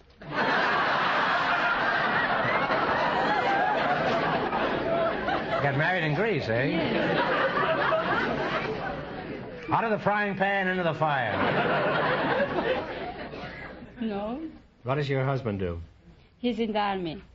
In the Greek army? No, in American army. Oh, I see. How did you meet your husband, Perihan? Well, I was in Paris, and we were crossing the street with my friend, and somebody was coming so fast. He was crossing the street with your friend? I was crossing the street with his my friend? No, with my own friend. Oh, and he was in Greece? No, in Paris. Oh.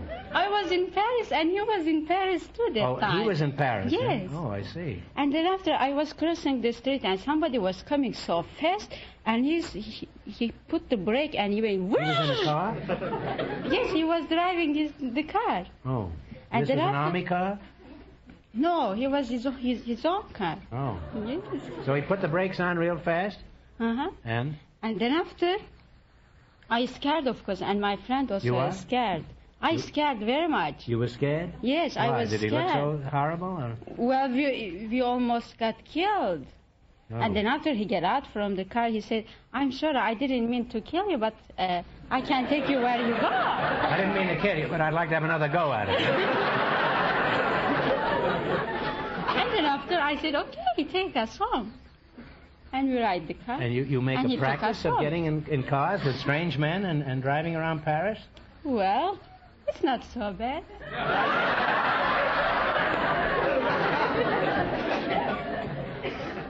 I hope you've broken that habit, have you? No, I didn't. You mean every time you cross the street and somebody stops their car, you hop in and go away? Oh, no. Well, Just no. occasionally, yeah? Sometimes. When do you plan on crossing the street again? Let's talk about your romance a little more. Now, you say you met your husband in Paris. Yes. How could you marry him in Greece? Didn't you catch him until then? Well, I went to Greece. I used to go very often to Greece. You used to go visit where? my friend to Greece. You used to go to Greece? Yes, very Salonika? often. No, Athens. What did your husband say when he asked you to marry him? Do you remember? Yes, he come and he said, "Who is those guys?" Well, I said, "They are my friend." And then after, he said, "Please don't go with them out." I said, "Why?" "I like to have a couple of friends. I go out, I have fun. I don't have anything serious with any of you," I said. Oh, he said, "Please don't talk like this. You know how much you mean to me, and I want to marry you." And then after, I said, I can't say yes unless if you go and ask my mother first. You mean you gave your mother first crack at this guy?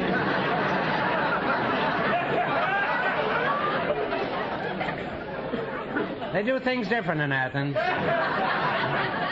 Now, where were the Romans while this was going on? Were they at the gates? Or what happened then? And then after I wrote, "Dear mother," I said, "This guy is a nice guy and he wants to marry me. What do you think about it?" What'd your mother say? Did she say yes? No. She said no? Yes.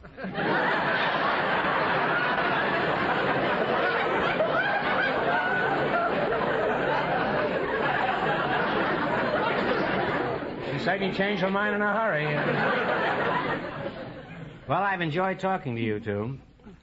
And if you want to enjoy something, you take a ride in the new DeSoto Fire Dome 8. You'd be crazy about it. Okay. Now you're going to play You Bet Your Life.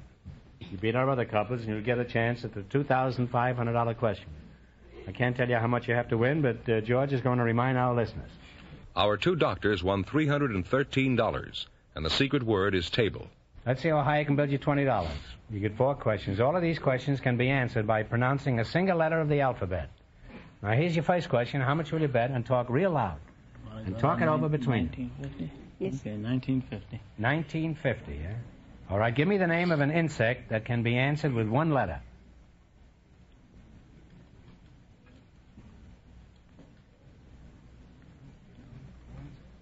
Flea? That's more than one. Huh? Bee. Bee. All right, well, that's too bad. All right, the big money anyhow is the $2,500. You have 50 cents left. How much of this will you bet on your second question? How much are you going to bet? All of it. All of it. All of it? All right. What do you call the rod or stick used in billiards? Cue. Cue is right. All right, now you've got $1. How much of this are you going to bet this time? All of it. All of it. What is the letter that is an abbreviation for a national club for young men and women? Why? Y is right. How could you miss the first one? Well, you got me. Here's your last chance to beat the other couples. How much of the $2 are you going to bet now? All of it. All of it. Give me the name of a bird that can be answered with one letter of the alphabet.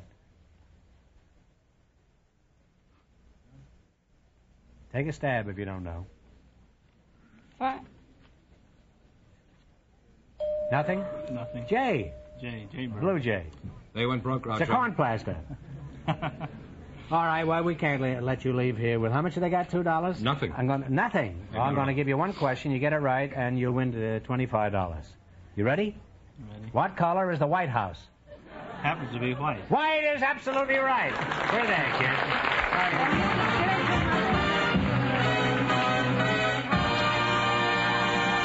Just before we went on the air, our studio audience selected a couple of young people. They're single. Groucho, I want you to meet them. They're Miss Mary Lou Schwartz, Mr. Michael McGeon.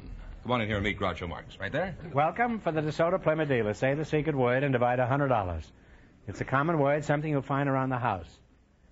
Miss Marilyn Schwartz. Eh? Mary Lou. Mary Lou Schwartz. Eh? And Mr. Michael McGeon? That's very good. It is, eh? How old are you, Mary Lou? That's a blunt question. I expect a blunt answer. 24. 24. Huh? Well, you were a very young-looking 24. I thought you were about 23. I understand you're not married. Am I right? Yes. Mm-hmm. Are you engaged? No. How old are you, Mike? I'm 30. 30. Well, that's the... And you're not married? No. Well, don't get any wrong ideas about Mary Lou here.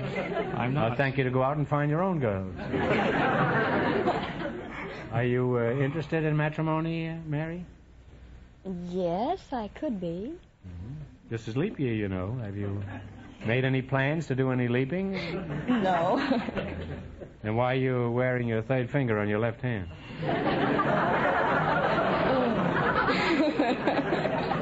No answer.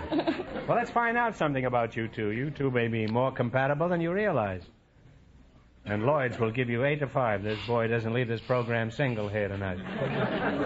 What sort of work do you do, Mike? I'm a landscape architect. Just what is a landscape architect? Well, a landscape architect is probably a man who designs, develops, and supervises outdoor space for human use and enjoyment. To the average homeowner, it means maybe... It means about $3,000. Well, that's a good price. Yeah. It really means designing... to a homeowner, it means designing a garden. Mm-hmm. In other words, you're a gardener. Well, why didn't you say that? Oh, I beg your pardon. I'm not a gardener. A gardener couldn't perform my job any better than an usher could perform your job. Not so loud. There are 6 ushers out there, and 4 of them have their own program.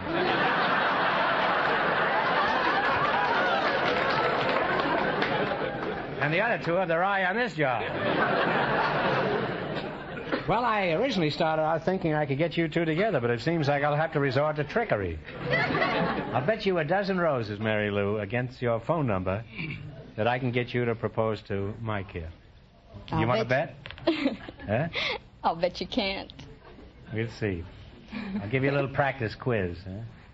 Now, wait a minute now. Let me think. What do you call the document disposing of a person's property at death? Will. Okay. Now, what do you call a female sheep? You.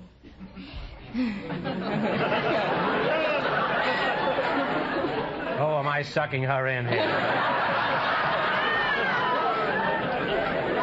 Now, think hard, Mary Lou. Who was the little girl who had a little lamb? Mary. Now, what have you got so far? Will you marry? This is a cinch. One more question now. Think now, Mary. What is the third note in the scale?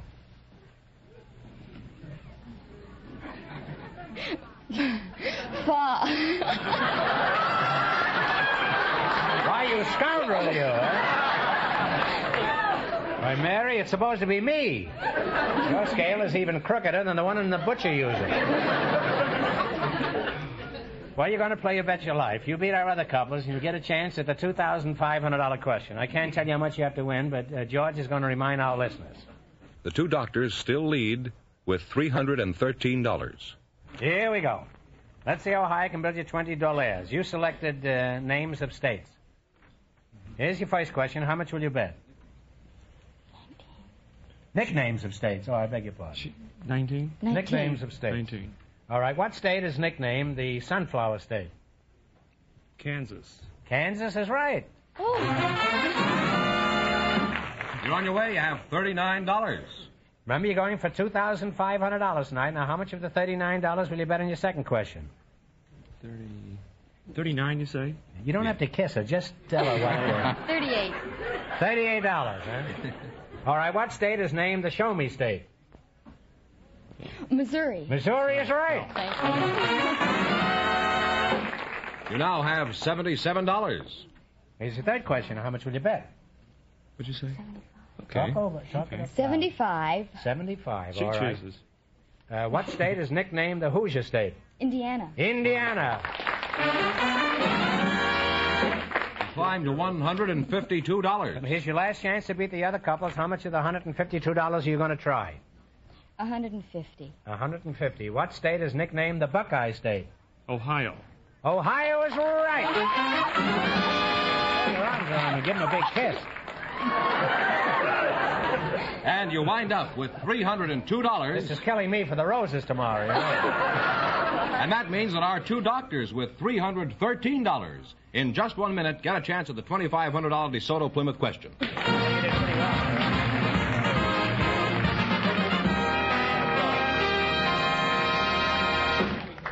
Don't let another day go by.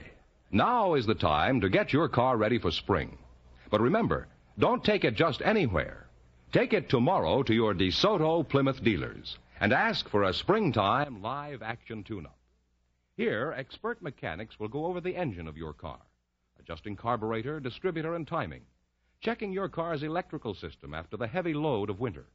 They'll check the cooling system and put it in shape for the extra miles of warmer weather driving.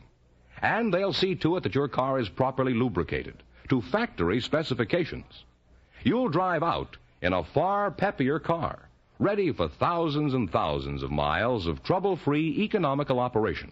And remember, too, the service at a DeSoto Plymouth dealers is prompt. The price is fair.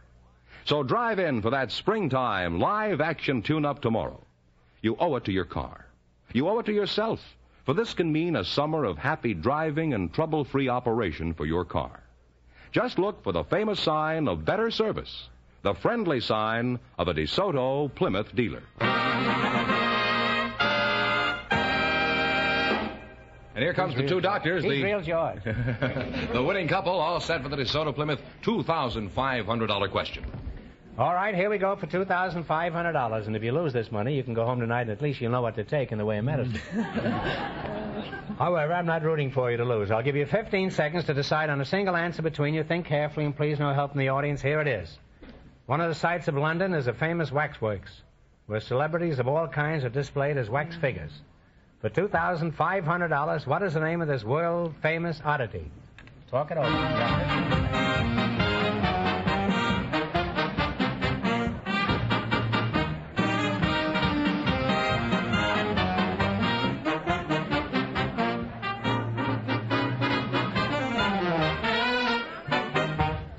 What is the answer you two have decided upon? Chase's waxworks. No, I'm sorry. It's Madame Tussauds waxwork. Yeah. It's a very famous museum. That's the correct answer, so that means the big question next week will be worth $3,000. Well, you lost the big money, but how much did they win in the quiz, George? $313 in the quiz. Well, congratulations and thanks to both of you and to all of our contestants on the show tonight.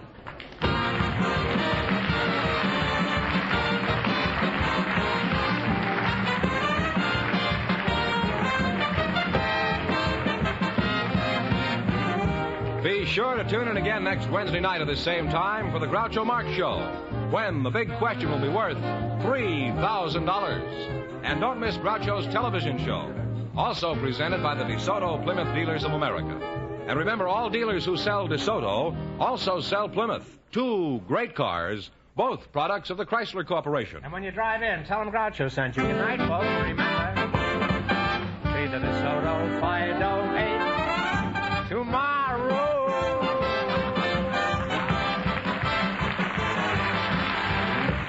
Folks, here's a reminder from the National Safety Council. Good drivers drive safe cars. So wise up, check up, fix up. You Bet Your Life, transcribed from Hollywood, is produced by John Goodell, directed by Robert Dwan and Bernie Smith, music by Jerry Fielding. This is George Fenneman signing off for the more than 3,000 DeSoto Plymouth dealers from coast to coast.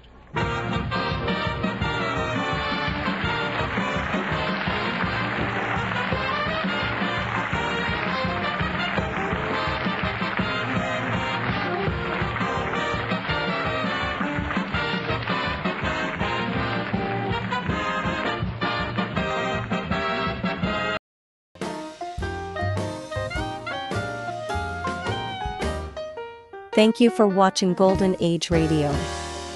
We post all new episodes every day.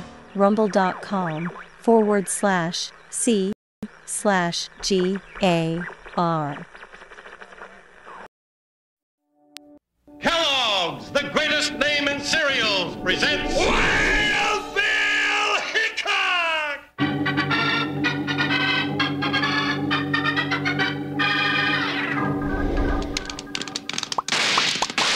Hiya, folks. Hold on to your hats and gallop along with Guy Madison as Wild Bill Hickok and his pal Jingles, which is me, Andy Devine. We've got another rootin' tootin' Wild Bill Hickok adventure story for you from the world's only talking cereal, Snap, Crackle, and Pop. Kellogg's Rice Krispies! Today, Kellogg's Rice Krispies brings you Wild Bill Hickok, transcribed in Hollywood and starring Guy Madison as Wild Bill and Andy Devine as his pal Jingles. In just 30 seconds, you'll hear the exciting story of the treasure of the old number 9.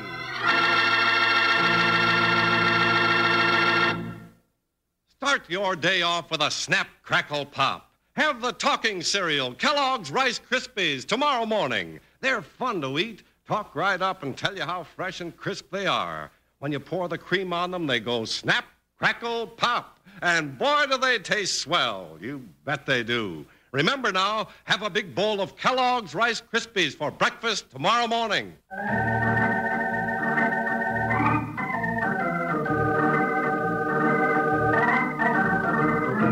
From the thrill-packed pages recounting the history of the Old West come stories of expert gunfighters on both sides of the law. One whose name chilled the heart of every outlaw wore the badge of a United States Marshal, the greatest gunfighter of them all, Wild Bill Hickok. It was Marshal Hickok with his big deputy Jingles who was called on when danger threatened the treasure of old number 9.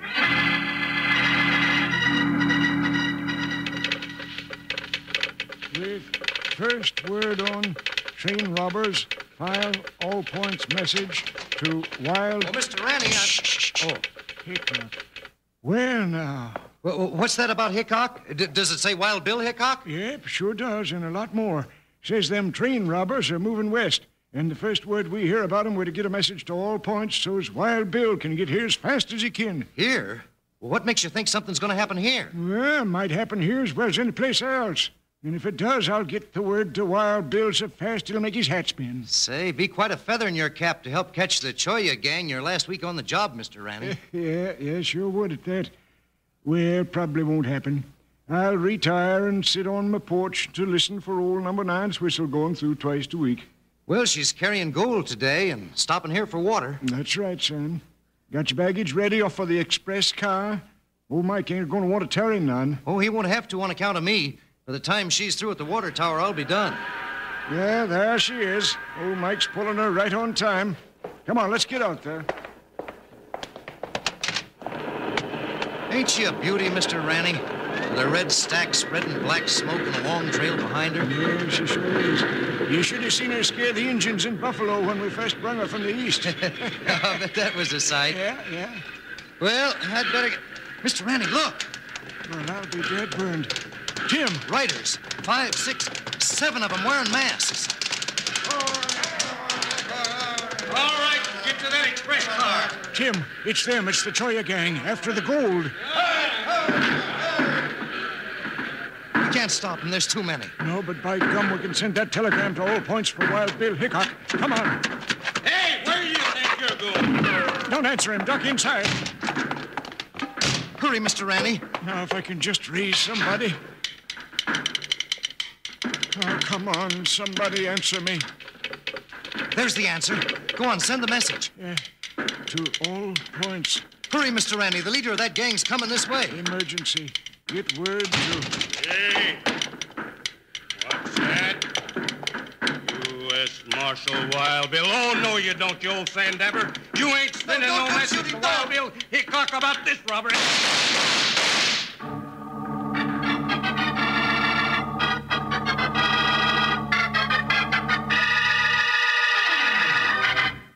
Friends, this is Charlie Lyon and Slim, the singing cowboy. Hey, Slim, why are you raising such a fuss on that guitar? Fuss, Charlie? Why, there's no more fuss in this here guitar than there is in making a breakfast with Kellogg's Rice Krispies. And you know, all you do to those Rice Krispies is to pour them into a bowl and eat them. Oh, sure. Rice Krispies are all ready to go. But now, you don't sound like you're ready. Of course I'm ready. You know how Rice Krispies tell you that they're fresh tasting and crisp and how they go snap, crackle, and pop when you put the milk on them? Oh, yeah. They're the talking cereal. Well, Charlie, I tell you what I was trying to do. I was just trying to work out a little musical way to say that snap, crackle, and pop. Well, now, you did pretty good right then, Slim. But why don't you play that little Rice Krispies song? That's a good idea. Kellogg's Rice Krispies, Kellogg's Rice Krispies. Let's march right up to the table now. Rice Krispies taste the best. And how? Snap, crackle, pop. Kellogg's Rice Krispies, Kellogg's Rice Krispies. Yeah, make your breakfast tomorrow morning more fun, more delicious. Make it a Kellogg's Rice Krispies breakfast. Order several packages at the grocer's today. Now, let's get back to Wild Bill Hickok.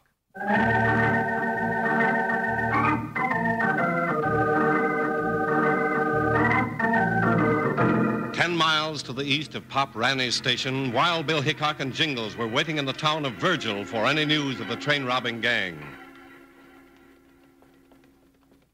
Bill, you mean to say that nobody's got any idea who these train robbers are? No idea so far, Jingles. People just call them the Cholla gang because they're as hard to get to as a Cholla cactus. It's struck 3 times now. Yeah, but the robberies were staged so far apart. Where are you going to start looking? I'm waiting now for somebody to spot them and send me a telegram. Every operator on the line is alerted. Steady, Buckshot. Woo, boy. Pull up here, Jingles. Oh, the telegraph office. I might have known. That's right. I'm going in to check for a message now. Well, you can go alone. Every time we get near one of those doggone telegraph machines, things start jumping around us like a wild cayuse sun fishing under a dude rider. You'd better come along, partner. Oh, no, I ain't. I'm going to sit right here and wait for you. All right, but don't get in any trouble. Don't get in any trouble, he says. Not me that gets us into all these messes. Those dad-blasted telegrams. Wish they'd take every foot of telegraph wire and throw it in the old Pecos River. I'm a peaceful citizen, doggone it, and never started an argument with nobody in my whole life, and I don't intend... All right, Jingles, let's ride. What? Oh, what happened, Bill? I got a telegram from old Pop Ranny. His station's 10 miles east of here. Oh, Joker, steady.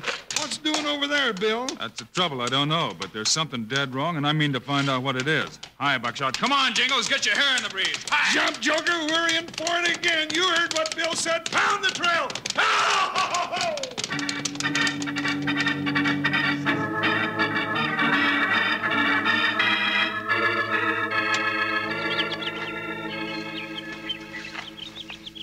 Well, Jiggs, looks like we made another haul and got off clean. Sure we did. I told you if you'd play it my way, we had nothing to worry about. Look at this poster I grabbed off the Virgil post office wall. Wanted, the Cholla gang, train robbers, dead or alive. $1,000. Hey, we're famous. Sure we are. And they don't even have our descriptions. The Cholla gang. Hey, that's not a bad name they give us. It's too bad they don't have our pictures to put up on them posters. Well, they ain't gonna get 'em. What about that message the old geezer was sending to Wild Bill Hickok? Don't you go worrying about that. I plugged him before he finished it. Hickok will never get that message. No. Well, look down there on the road, headed for the station. Who's that, Jasper, if it ain't Hickok? And he's got that bull-sized deputy with him. Where? Well, I'll be a limping freight. Hey, I can plug him easy from here. No, you hammerhead. That'd give us away sure. If you missed, you'd be after us good. Well, what are you going to do? Let me think. When I figure it out, we'll get that Hickok and that big saddle slapper where they don't stand a chance of getting out alive.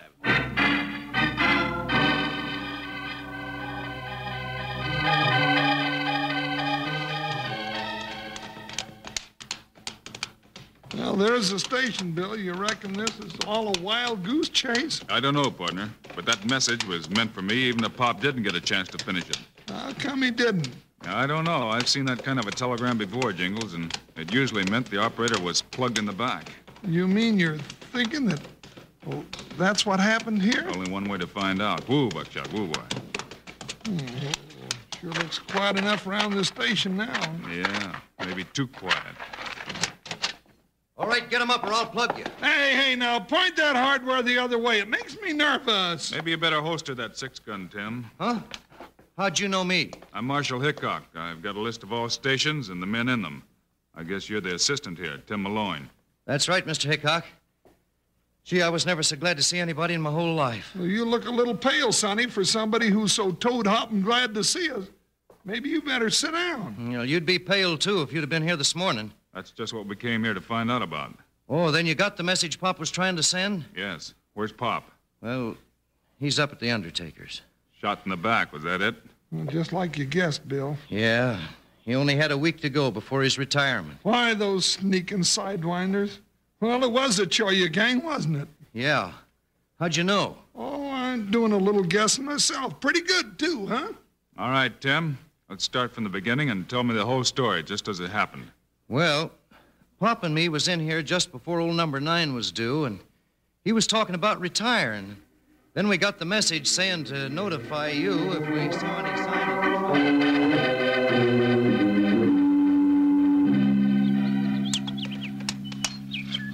Hey, Jiggs, ain't you figured out a way to get rid of Hickok yet? I ain't so sure I want to get rid of him. You loco? Train robbing ain't safe now that he's sniffing along our trail. That's right, Jiggs. All right. Load up them 6 guns and rifles. There's 7 of us and only 2 of them. 3 at the most with that young assistant station master. Sure, we can blast him out of that station easy. Now, hold on to your harness, Joe. We'll do this my way. First off, we'll ride down and stop well out of range. The sun's going down now, so you, Salty, can sneak up to the window and see what's going on. Oh, let's just cut loose shooting. That's the only way we'll get Hickok. Shut your trap, Joe. I'm running this shebang. All right, hit those saddles. Let's ride.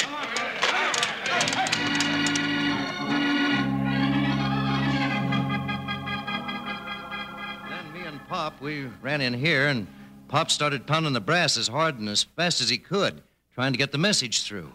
But the leader of the gang busted in the door, and he listened a minute to what Pop was sending. Then he barked, "You ain't sending no message to Wild Bill Hickok about this robbery." And then he shot Pop in the back. Now, if that ain't the lowest, meanest thing I ever heard of. And you didn't see his face, Tim? No, Mr. Hickok. You see, he wore a mask. So we still don't know who... Hey, wait a minute. Tim, you said he came in and listened, then said, "You ain't sending no message to Wild Bill Hickok," that right? Yes, why? What was he listening to? Oh, just the key clicking away under Pop's fingers. Nobody was saying the message while Pop was sending? No, I didn't even know what he was sending myself. Then he could read the Morse code. Why, George, Mr. Hickok, sure. Yeah, by the whiskers on my great Aunt Hattie. You're right. Hey, that's great, Bill. Well, now, what's so great about it? That don't help us none. Yes, it does, Jingles. Now we know that the leader of the Choyo gang of train robbers is our railroad man himself. We do? Oh, yeah. Well, that's just that. Hey, Bill, a masked face at the window. Now, where'd he come from? I don't know, but I doubt if he's going any place from here. I think you got him, Mr. Hickok. Well, let's take a look out that window. Yeah, and I sure hope he's just breathing enough to tell us something. Yeah, I'm afraid he's not going to tell us much, partner. No, I reckon not. But, Bill, if he was sneaking up here, then there... Doggone it, I'm getting plumb tired of being shot. Mr. Hickok, they're all around the building, and it's the same gang. I see him, Tim. That tall one there, that's the one that shot Pop Ranny. Oh, he did he? Well, now I'll just take that polecat myself. Doggone it, I missed him. That's all right, partner. You shot his hat off. Tall, blonde hair. So he's the leader.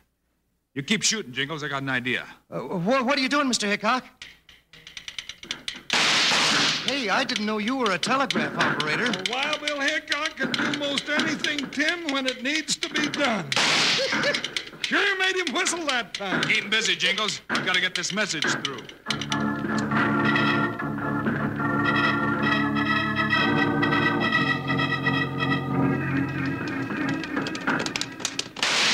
Hey, Jiggs, you can't keep this up all night. Ow!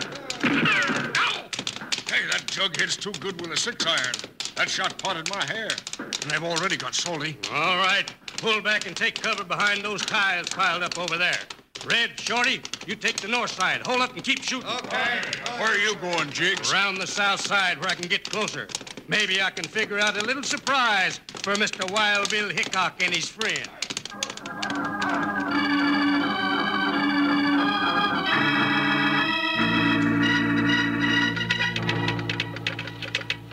Well, that's faster action than I hoped for. You trick-robbing weasel, that was too close. You get an answer, Mr. Hickok? I sure did, Tim. Who are you ticker-talking to, Bill? Operator, Big Springs. Well, did he tell you how we could get out of this mess we're in? No, but he told me who was causing all our trouble. Well, heck, I could have told you that. It's that ring-tailed bobcat right out there. Doggone it! Come out from behind that tie pile so I can plug you. Oh, doggone done it again. The gun's empty. Better get on while you reload, Jingles. Jingles! Mr. Hickok, he's hit. I'll get him away from the window. No, Tim, you stay down. Get away from that window. But he's hit bad. Tim! Bill, did they get Tim? Yeah, partner. He was trying to help me. Yeah, poor kid. Where'd they get you, Jingles? In the side, I think. Don't worry about me. Watch out for yourself. They might try to close in now. Yeah, they just might. That gives me an idea. Right now's a good time for a real lollapalooza, partner. Well, it's getting dark enough. It just might work. Well, you better get to shooting. Here, prop me up a little and hand me Tim's gun. I ain't dead yet. No, Jingles, hold your fire. You just stay quiet. But, Bill, Quiet, I said. Hey, they stopped shooting. That's a bad sign. Maybe. I know you're in there, Hickok. Let him have it, Bill. Hold it, Jingles. Keep quiet. Hey, Hickok! You trying the old possum trick, Bill? Yeah, partner. Good. It's a long chance, about 6 to 1. 6-2. I still got one shooting hand left. We're coming in after you, Hickok. He's getting itchy. Yeah, but he sounds like he means it. All right, boys. Close in. Take it slow. You game, partner? No, it's now or never, Bill. The way I feel I ain't gonna last much longer, and I'd rather get a crack at him before I go. Not that kind of talk. Lay still. You ready now, Red?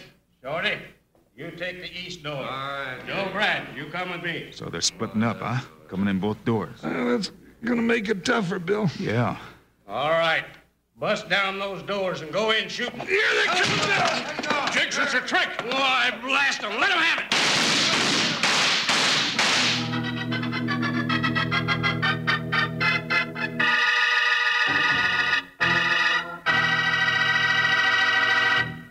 Tumble out of your bunks, boys. Hustle into your boots and Levi's. We got a big ride ahead.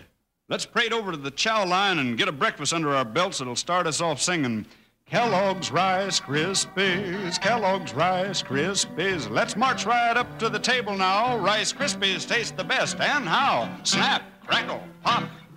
Kellogg's Rice Krispies, Kellogg's Rice Krispies. Rice Krispies mean more fun and pep. So come on, gang, let's get in step. Snap, crackle, pop.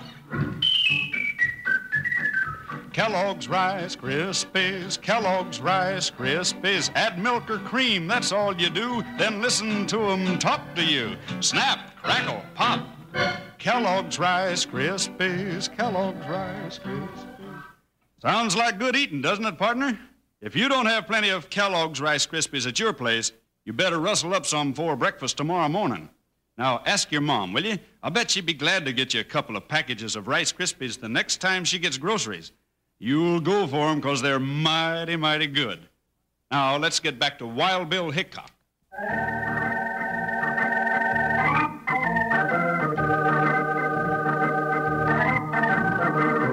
With Tim Malone dead and Jingles wounded, Wild Bill Hickok's situation inside the station was becoming desperate. He took a tricky chance and held his fire. Then the Choya gang started closing in. Suddenly, they burst through the door. Here they come, Bill! Jigs, it's a trick. Why, you blast them, boys. Let them have it. Oh, boss, they got me. Well, Bill, that cuts down the size of the Choya gang considerable. Just one little measly train robber. Yeah, partner. All right, Berman, stand where you are. What'd you call me, Hickok? By your real name. That mask won't do you any good now, Berman. I know who you are. How'd you find that out, Bill? I sent that message to all stations asking if a tall, blonde telegraph operator had been fired from a railroad job lately. Big Springs came back with the answer, Jiggs Berman. I figured he wanted revenge, so he took to robbing trains. Well, you ain't got me yet, Hickok. I'm getting out of here. No, you don't, Berman. I'll be right back, Jingles. He's making for the train, Bill! You won't get away this time, Jiggs! You ain't taking me to jail, Hickok. I'll throw you off of this boxcar right That's what you think, mister. Well, hey, I'm falling. No, you're not. No. There's another one for Jingles. I'm gonna finish you this time. Not so fast. If I get to that engine, you'll never get me.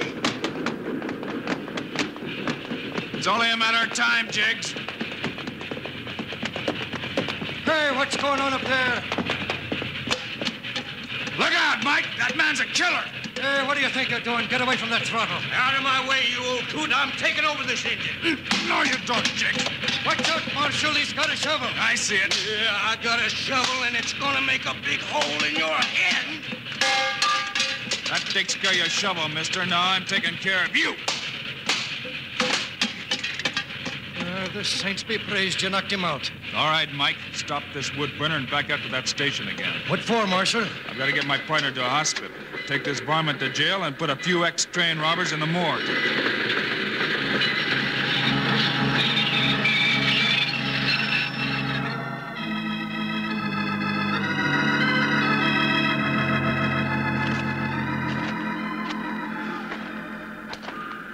Take it easy with him, Mike. Easy, is it? Faith and I've loaded buffalo carcasses that weighed less than this partner of yours. Oh, put me down, Bill. I can walk to that train myself. Not this time, partner. All right, Mike. Let's put him up in the cab. Faith and I wish you had me a derrick on this engine. Can I blow the whistle, Mike, huh? Always wanted to blow a whistle. Please, Mike, huh? No, you be sounding like my little granddaughter Maureen, and she's only 6. Sure, if you want to be a baby, you can blow the whistle. There you be. You quit hoorahing me, Michael. Faith, and the reason I want to blow the whistle is to celebrate the finish of the Choya gang. Well, now, if that's it, get to blowing. Sure, partner. Let the world know about it. All right, engineer, highball this iron horse. I gotta find a doctor. And highball it is. Here we go. And may heaven help the sawbones that has to dig around in that big carcass of yours, prospecting for them lead slugs. Yeah, who knows, Jingles? Maybe you'll find some gold, too. Well, now, that might be a right fine thing for him to do, Bill. That way he could operate on me and collect his bill at the same time.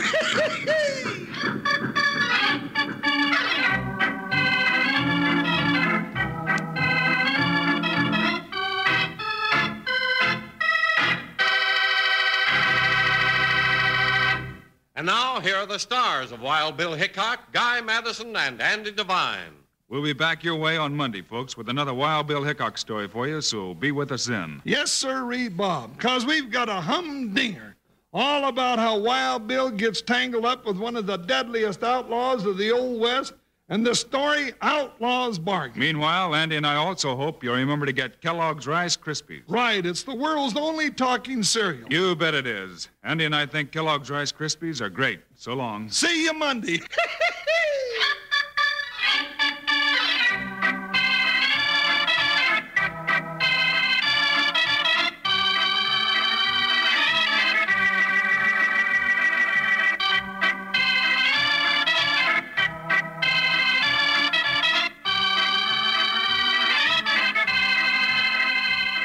Yes, sir. Kellogg's, the greatest name in cereals, has brought you another exciting story of Wild Bill Hickok, starring Guy Madison and Andy Devine in person.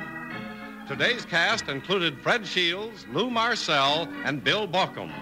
Our director is Paul Pierce. Music by Dick Orant.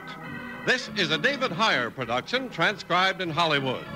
And don't forget to listen Monday, same time, same station, when Wild Bill Hickok comes face to face with mob violence and a strange outlaw's bargain. Now, this is Charlie Lyon speaking for Kellogg's Rice Krispies, the world's only talking cereal. Kellogg's Corn Flakes, America's favorite ready-to-eat cereal. And Kellogg's Sugar Corn Pops, the cereal with the sweetening already on it.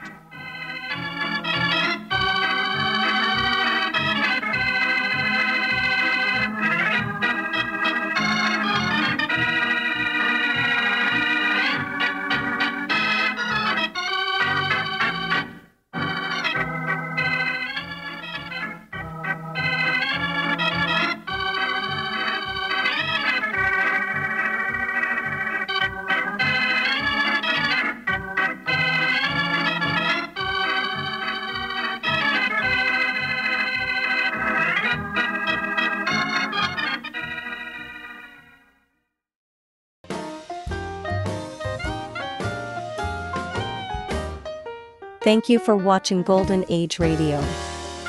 We post all new episodes every day. Rumble.com/C/GAR.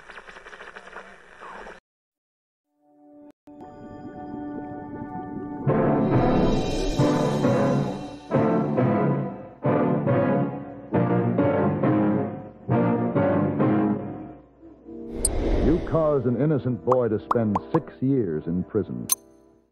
Other people have turned their backs on the wrong that has been committed simply because you're a woman. But I'm here to see that you stand trial.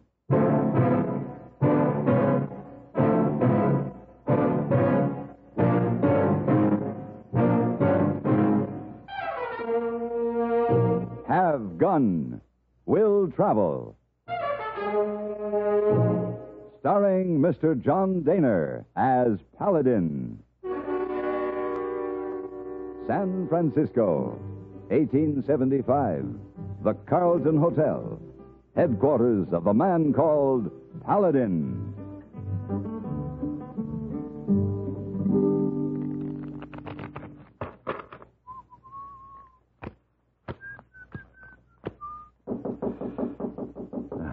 Come in. Oh, Mr. Paladin? Oh. Hello, hey boy. Oh, you play game solitaire, huh? Uh-huh. See. Now, Mr. Paladin, you put up black ace. Huh? Oh. Yes. Thank you, hey boy. Black ace, now. You make a red 6 on black 7? Oh? Oh, yes. What's the matter? Over here like this, see? Hey, boy, then make this one here. Yes, I see that. You put him here. Look, hey. And then this one. Hey, boy, did you want something? How's that, Mr. Paladin? Well, you knocked on the door. I knocked on the... Oh, yes, sir. This letter come for you. Oh, thank you. There's a man named Todd Griffin in Tucson, Arizona. He wants to see me. Well, guess I better get ready to leave. Oh, Mr. Paladin, you got to go right away, not even finish nice game of solitaire? Well, No, hey, boy. I sort of lost interest in it anyway.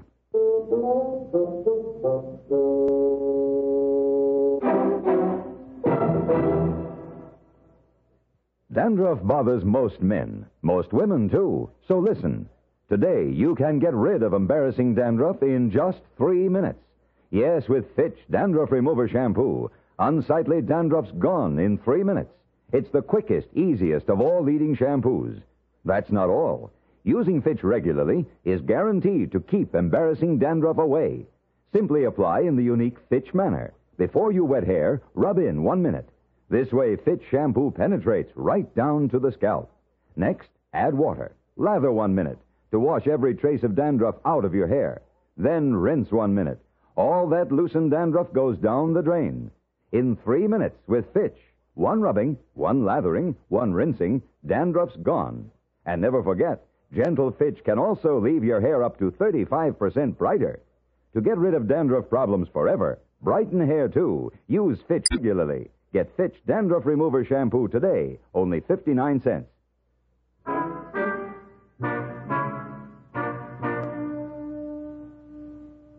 It was late afternoon, and I had several miles still ahead of me when a hush fell on the desert.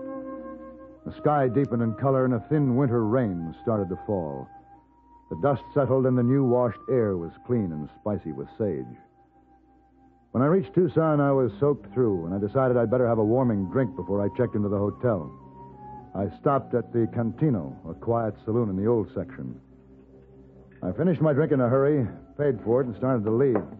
Senor? Yeah, I'll see you later, Juano. Un momento, Senor Paladin. What? A drink for you. Oh, no, thanks. No more, Juano. I've got to find a hotel. But the man at the end of the bar wants to buy this drink for you. End of the bar? Who? Which man? It is the tall man, young with the light hair. Oh, yeah. Well, all right, Juano.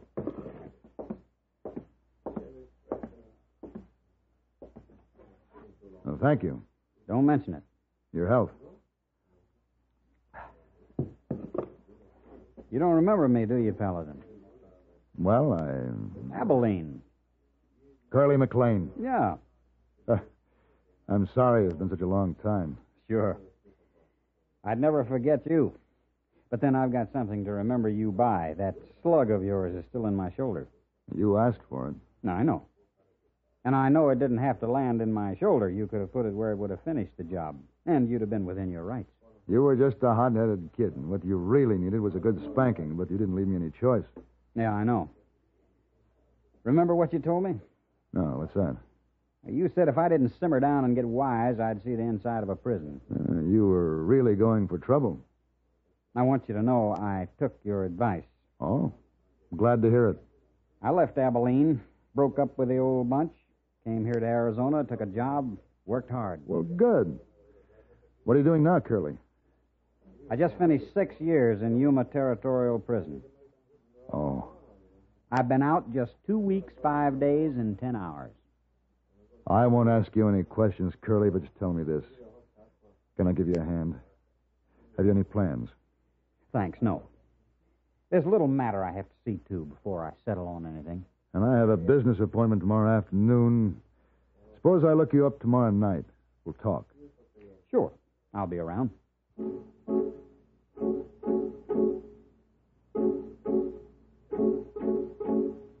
That night and all the next morning, I couldn't seem to get Curly McLean off my mind.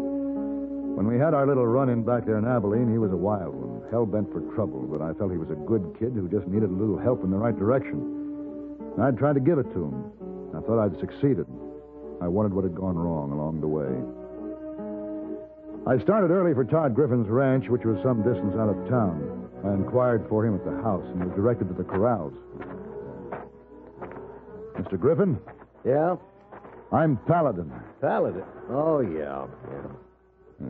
Breeding stock?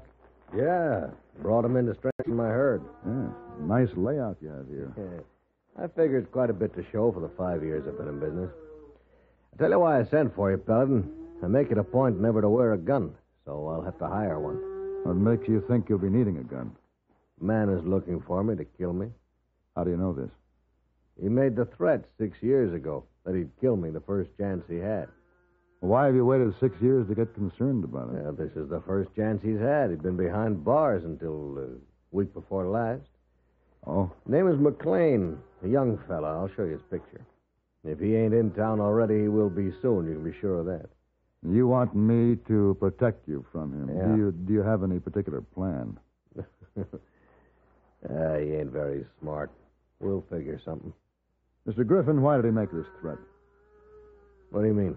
Oh, why did he say 6 years ago that he would kill you the first chance he had? I don't see how that's any of your business. No? No, that ain't any of your concern. Why, how, where, or what?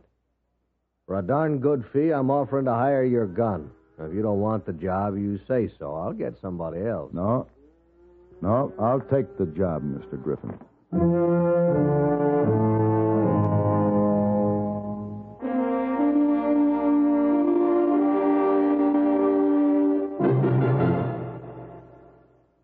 Can you imagine the tragedy of a child abandoned to lifelong crippling because there was no one to care for him? This tragedy could happen due to the desperate shortage of medical workers in our country today. Your national foundation, as it expands its fight against crippling diseases to include birth defects and arthritis, as well as polio, is also expanding its historic professional training program.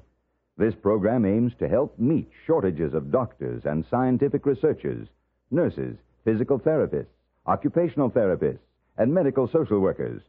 But your support of the new March of Dimes is urgently needed to help make this professional education program possible. Your dimes and dollars will help train the hands and minds needed to save lives and rehabilitate the stricken from whatever illness they suffer. January, new March of Dimes month. Give to train medical workers so vitally needed right now. Join the new March of Dimes today.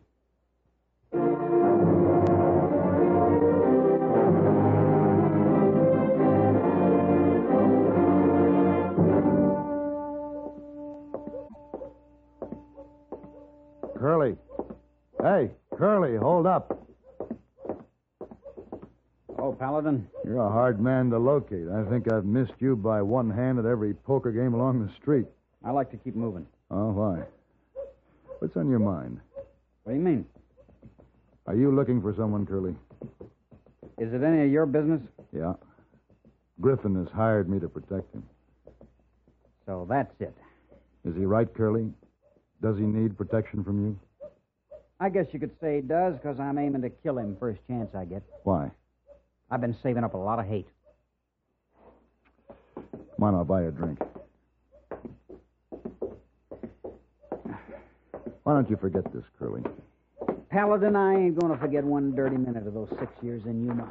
I can thank Todd Griffin for every one of them, and I'm going to thank him personally with a bullet in his belly. Yeah, but don't forget, I'm working for Griffin. Well, then I guess you and me are going to have to tangle again. We'll have to see how it works out this time. Curly, listen to me. Paladin, you listen to me.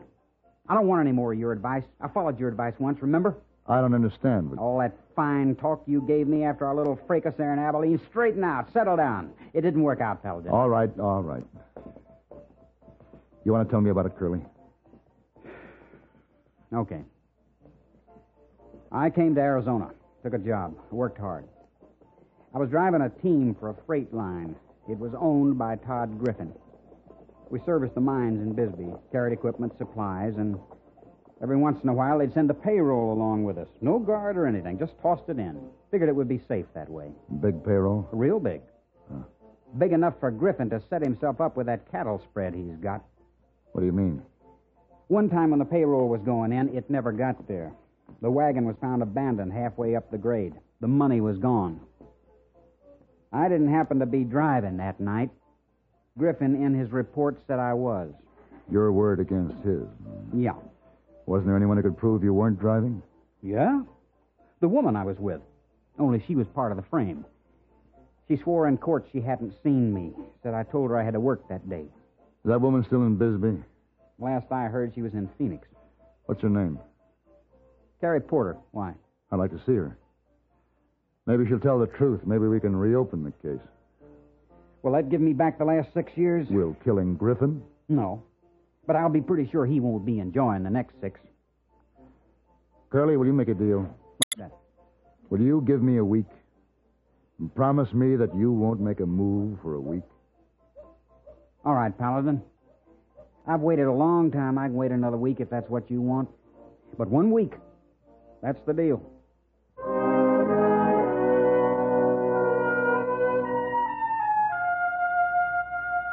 I was working for Todd Griffin, but he said it himself he was hiring my gun. That was all. So I didn't question the ethics of my plan. When I found Carrie Porter, I realized I had my work cut out for me. She owned the Four Aces Saloon near the outskirts of Phoenix. She had lots of warm red gold hair and hard, cold blue eyes, and while it wasn't obvious, I felt sure she had hide like a buffalo. I gave up any notion I might have had of appealing to her better nature. Even if she had one, it was well protected. All right. I can give you a few minutes. What is it you wanted? Could you sit down with me here and let me order you a drink? Look, I got things to do. If you got something to say, say it. If you want to sit around and drink, come in this evening when the crowd's here. Pete? Yeah? Roll in that barrel of beer that's been sitting out there in the sun getting hot. Oh. What'd you say your name was? Paladin. Selling something? Nope. What's on your mind? Let's have it fast. Like I say, I'm busy. This is a nice place. Yeah. I understand you bought it about 5 years ago. That's right. Mm-hmm. About the same time Todd Griffin went into the cattle business. Exactly what are you getting at? Oh, it takes quite an investment to open a saloon or to start up a cattle spread. Where'd the money come from? How do you figure that's any of your business? Just curious. Seems to me very strange to me that more people haven't been curious.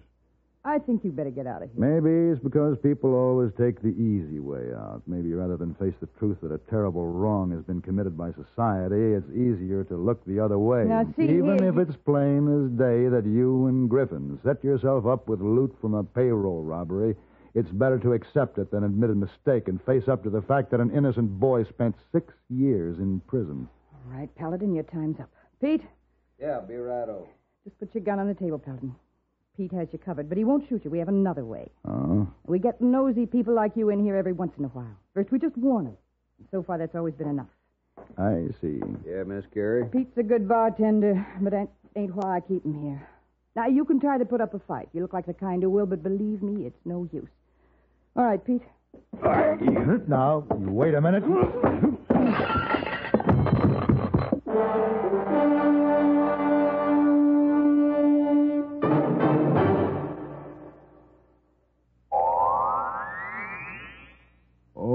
This miserable cold and my sinuses. Haven't you heard about Dristan? Dristan, the amazing 3-layer tablet now bringing real relief from colds, misery, and sinus congestion to millions.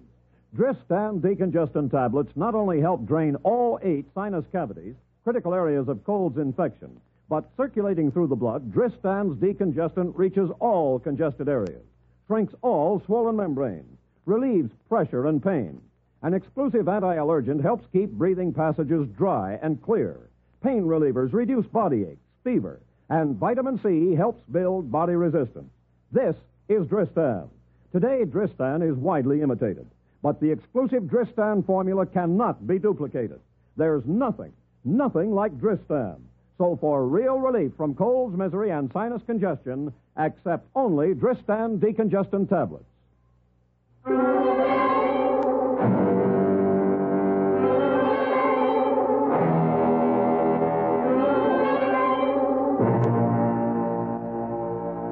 Carrie was right on both counts. 1, I was the kind who would try to put up a fight. And 2, it was no use. When I came to, I was stretched out on the edge of the desert. It was dark. It was raining. Strangely enough, I was quite content just to lie there, which was lucky, because I couldn't move. A long time later, I started to think, and then I got mad. Finally, I was mad enough to find my way back to the Four Aces Saloon. On the way, I picked up a club.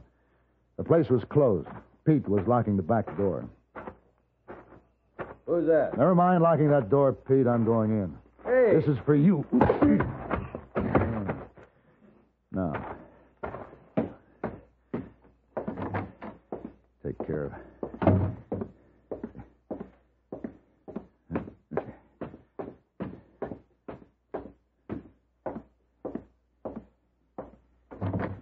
Pete? No, Carrie, it's Paladin. What are you doing here? Pete? Pete's resting. What'd you do with him? I hit him with a club. What do you want? A signed confession to just how you and Griffin framed Curly McLean. Crazy. How do you plan to get it? Hit me with a club? No, I guess I can't do that. Oh, of course you can't. You're too much of a gentleman. Unfortunately. Then how? Frankly, I don't know. Well, there's no way that you can reach me, Paladin. What are you after? This knife? You broke into my place, and I have every right to kill you. Oh, no, you don't. You just drop that knife. Drop it. Oh, you get out of here. Hey, that's quite a knife, Carrie. Razor sharp. Probably split a hair. Let's see. No. What's the matter? Don't you dare touch my hair. Oh, what do you know? You're a vulnerable spot. Everyone has one. What are you talking about? You're very vain about your long red hair, aren't you, Carrie? What if I am? I don't blame you. It's very beautiful. It's the only warm thing about you. Quit shooting off your face and you get out of here. No, I have an idea based on the old truth. There's more than one way to skin a cat. You talk crazy. Carrie, I'm too much of a gentleman to hit you with a club, but I wouldn't hesitate a minute to give you a haircut. Oh, you wouldn't dare. Yes, I would. So let's get busy writing that confession.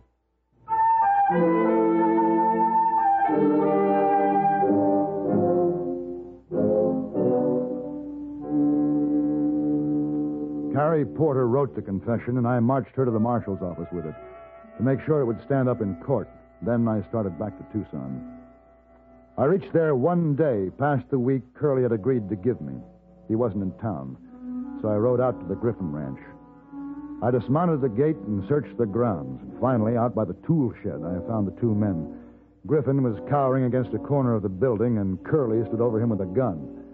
Now I'm here. This seems too good for you. You ought to sweat more. No, I ain't armed, Curly. It's murder. Curly! What? Stay out of this, Paladin. I gave you your week. Don't do it, Curly. I said stay out. Curly, I'm working for Griffin. You'll have to face me first. All right, if you want it that way.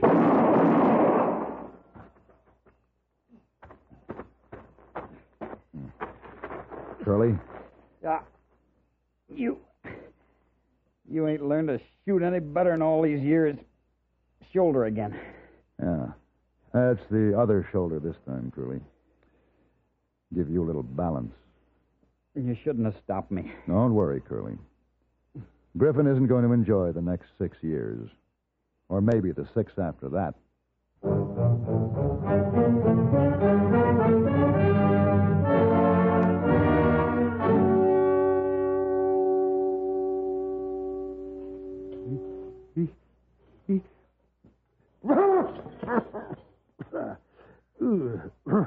Miss Wog.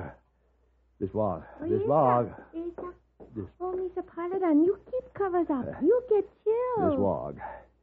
What are you trying to do to me? What do you mean? This thing. That mustard It is, plaster. yeah. Very good for bad colds. Miss Wog, it's going to burn the hide right off me. Oh, that Chinese mustard. Very hot. Very good. I can't stand it. Oh, Mr. Paladin, you're very careless in Arizona. Get this bad cold. Well, I was out of the rain. Gesundheit. Gesundheit, where'd you learn that? Mr. Fisher in room 419 said that. He say it means next time wear rubbers. Don't get feet wet. Oh, he did. He did. Did he? Well, he. Gesundheit, Mr. Paladin.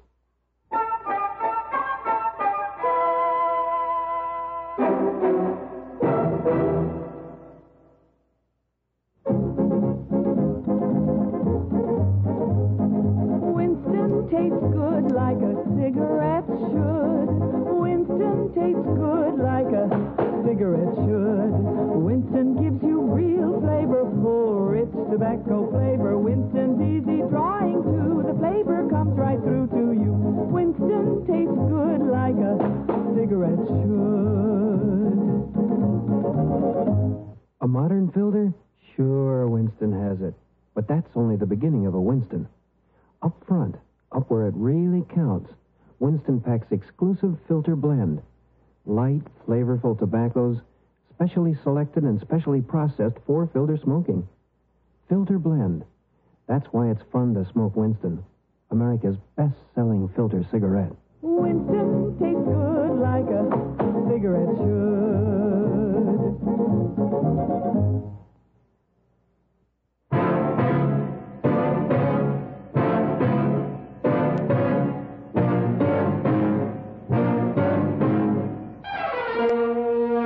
Have Gun Will Travel. Created by Herb Meadow and Sam Rolfe, is produced and directed in Hollywood by Frank Paris and stars John Daner as Paladin, with Ben Wright as Hey Boy and Virginia Gregg as Miss Wong. Tonight's story was specially written for Have Gun Will Travel by Ann Dowd. Featured in the cast were Lynn Allen, Harry Bartell, Lawrence Dobkin, and Sam Edwards.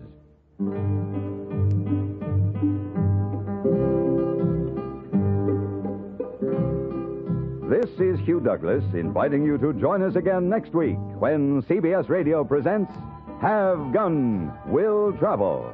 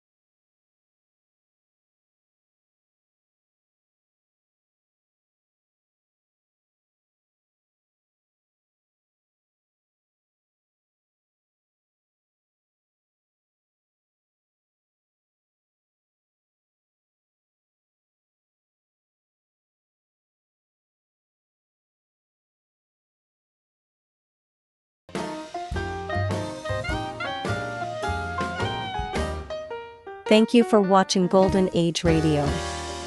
We post all new episodes every day. rumble.com/C/GAR.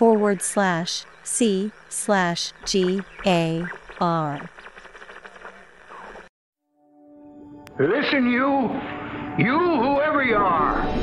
I ain't never held a gun to no man in my life. I never had that kind of nerve. Never shot even a jackrabbit. But I can feel my nerve now. And I'll pull this trigger if you don't do exactly like I say.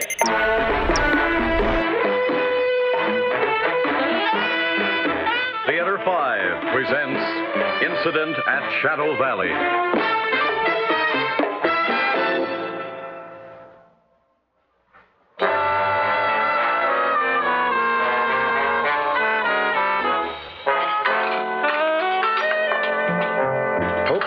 Fussy, Jocko. Them hash browns got a little burnt tonight. Got a lot on my mind. Ralphie, you know, my little grandson, he's been poorly all day, and Nellie's had to tend him. And the road trail people are pulling the bus stop from me. They say I gotta have 2 toilets. I ain't finished paying for the first one. Well, here's your coffee. Oh, thanks. Tomorrow night I'll do better, Jocko. Give you a real good feed. That'll be 85 cents. All right. Evening, Jocko. Pop, I got to talk to you. Ralphie? Oh, Pop, I don't think he'll make it. Not even through the night. Oh, if only he wouldn't talk about dying. I can't stand to hear him talking about dying. Maybe the doc can do something. I know. Well, go call the doc, Nellie. You don't mind? I mean about the bill. When it comes to debt, a couple more pebbles don't make the mountain look any bigger. Take a dime from the cash register.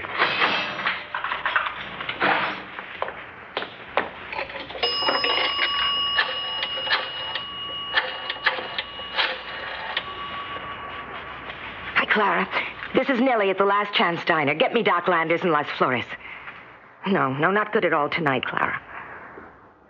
Oh, well, I'll call a little later. Doc Landers ain't in, Pop. Here's the dime. I'm going back to the shack. Hey, what's all that? It's Doug McLeod. Looks like he's stopping here, Pop. Look, I'll be with Ralphie. See you, Jocko. Yeah. Hi, Doug. Evening, Pop. Why all the sirens, Sergeant? Accident 20 miles east. Truck coming this way forced a passenger car off the road. Oh, darn shame. Anybody hurt? Driver killed. The rest shook up. Darn shame. Big black truck with a sign. Universal Road Freight. Universal Road Freight? Did it stop here? No, sir. Universal Road Freight. Never heard of it. I must have passed, Pop. There's no turnoff unless I missed him or he went out on the flats. Not likely. Oh, keep an eye out, Pop. Maybe you'll catch him. Not me. I ain't going to tangle with a trucker. My tangling days are over, Doug. Well, you got a gun, ain't you? If he shows up, hold him and call the state police at Mine Shaft. Okay? No, sir, Doug. I wouldn't touch that gun no more than a rattler. I ain't going to tangle. That's your job. I got mine. See ya. Hey, guy got killed by a truck, Jocko. Darn shame.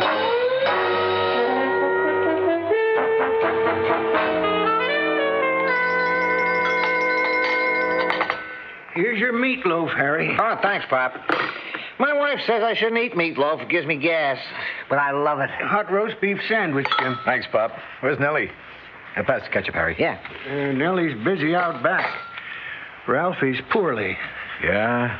Poor kid. You from California this trip, Harry? Yeah. Mixed freight for KC. Seeing that you was coming from the west, I wondered whether you saw a black truck along back. Highway Patrol was chasing it. I saw a cop doing about 80, but I didn't see no black truck, Pop. You, Harry? And I keep my eyes on the road, not like you, Jim. Truck was from Universal Road Freight. Black truck. Never heard of the outfit. You, Harry? Maybe an independent. What do the cops want? They said this black truck deliberately forced a passenger car off the road on purpose. Driver was killed. Darn shame. Coffee, Harry, Jim? Light. Regular. Yeah, one light, one regular. About that accident, they always blame the truckers. My wife says that the average trucker who knocks off maybe 100,000 miles and more per each year can't help but be a better driver than some Joe Blow who does maybe about 10. And it stands to reason, Jim. Yeah. Does it, fellows? Yeah, I beg your pardon? What I meant was, not everything is run according to reason. Who asked you, buddy? Nobody. But I couldn't help hearing what you said. Buzz off, mister, will you? You're bugging me and my pal. Now, leave him alone, Jim. Well, gents, anything else I can get you? Sure, some privacy. Knock it off, Jim. How about you, mister? You want something? Not yet. Maybe later. I have plenty of time. Like I was saying before I was interrupted, my wife says to me, Harry, she says, how many drivers have a record like you?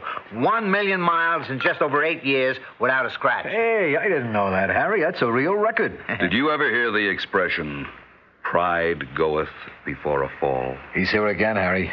Look, mister, I heard the expression, but I also know that I have a 1 million mile safety record, and I'm proud of it. And I don't care who knows it. 1 million miles. Very impressive. That's right, 1 million miles. When I'm through with this run, that is. Oh, I see. You don't have it yet. Well, no. I mean, well, not yet, but almost. Like 27 miles outside of Oklahoma City, I figured... Well, no, I don't have it now, sure, but by tomorrow morning... Cut it out, Harry. You don't have to apologize to this creep. 1 million miles, that's an accomplishment. It would be. Come on, Harry, let's get out of here. Pop, the checks. Check. No cake, no pie, no ice cream? How come you're in such a hurry? I'll see you some other time, Pop. There's $1.25. $1.10 for me. So long. So sure. So sure. Pop, I'll have coffee now. Black. Look, mister, take your business someplace else. You chase away my best customers. You sit around and then order coffee. Beat it. Vamoose. Coffee. Black. You've got to serve me. Go somewhere else. I've decided to remain here. And whenever I'm on my run, I'll come in here if I wish. You understand? And as for Harry and Jim, if I don't meet them here, I'll meet them someplace else. That's the way it's going to be.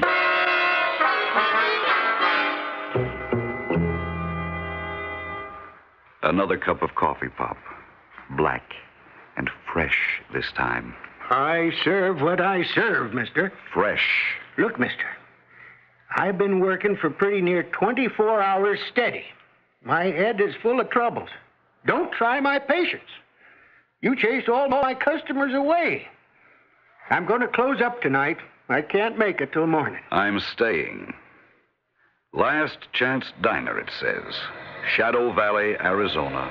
Open 24 hours. That's a contract. Coffee. Black. And after this customer. Jim, how come you came back? Pop. You forget something? Harry. He lost control of his truck. Right ahead of me. On 3 Mile Hill. He's dead. Killed. 1 million miles. But not quite. Are you still here? Who are you, mister, anyway? A truck driver. Janus is my name. Mr. Janus. I drive for Universal Road Freight.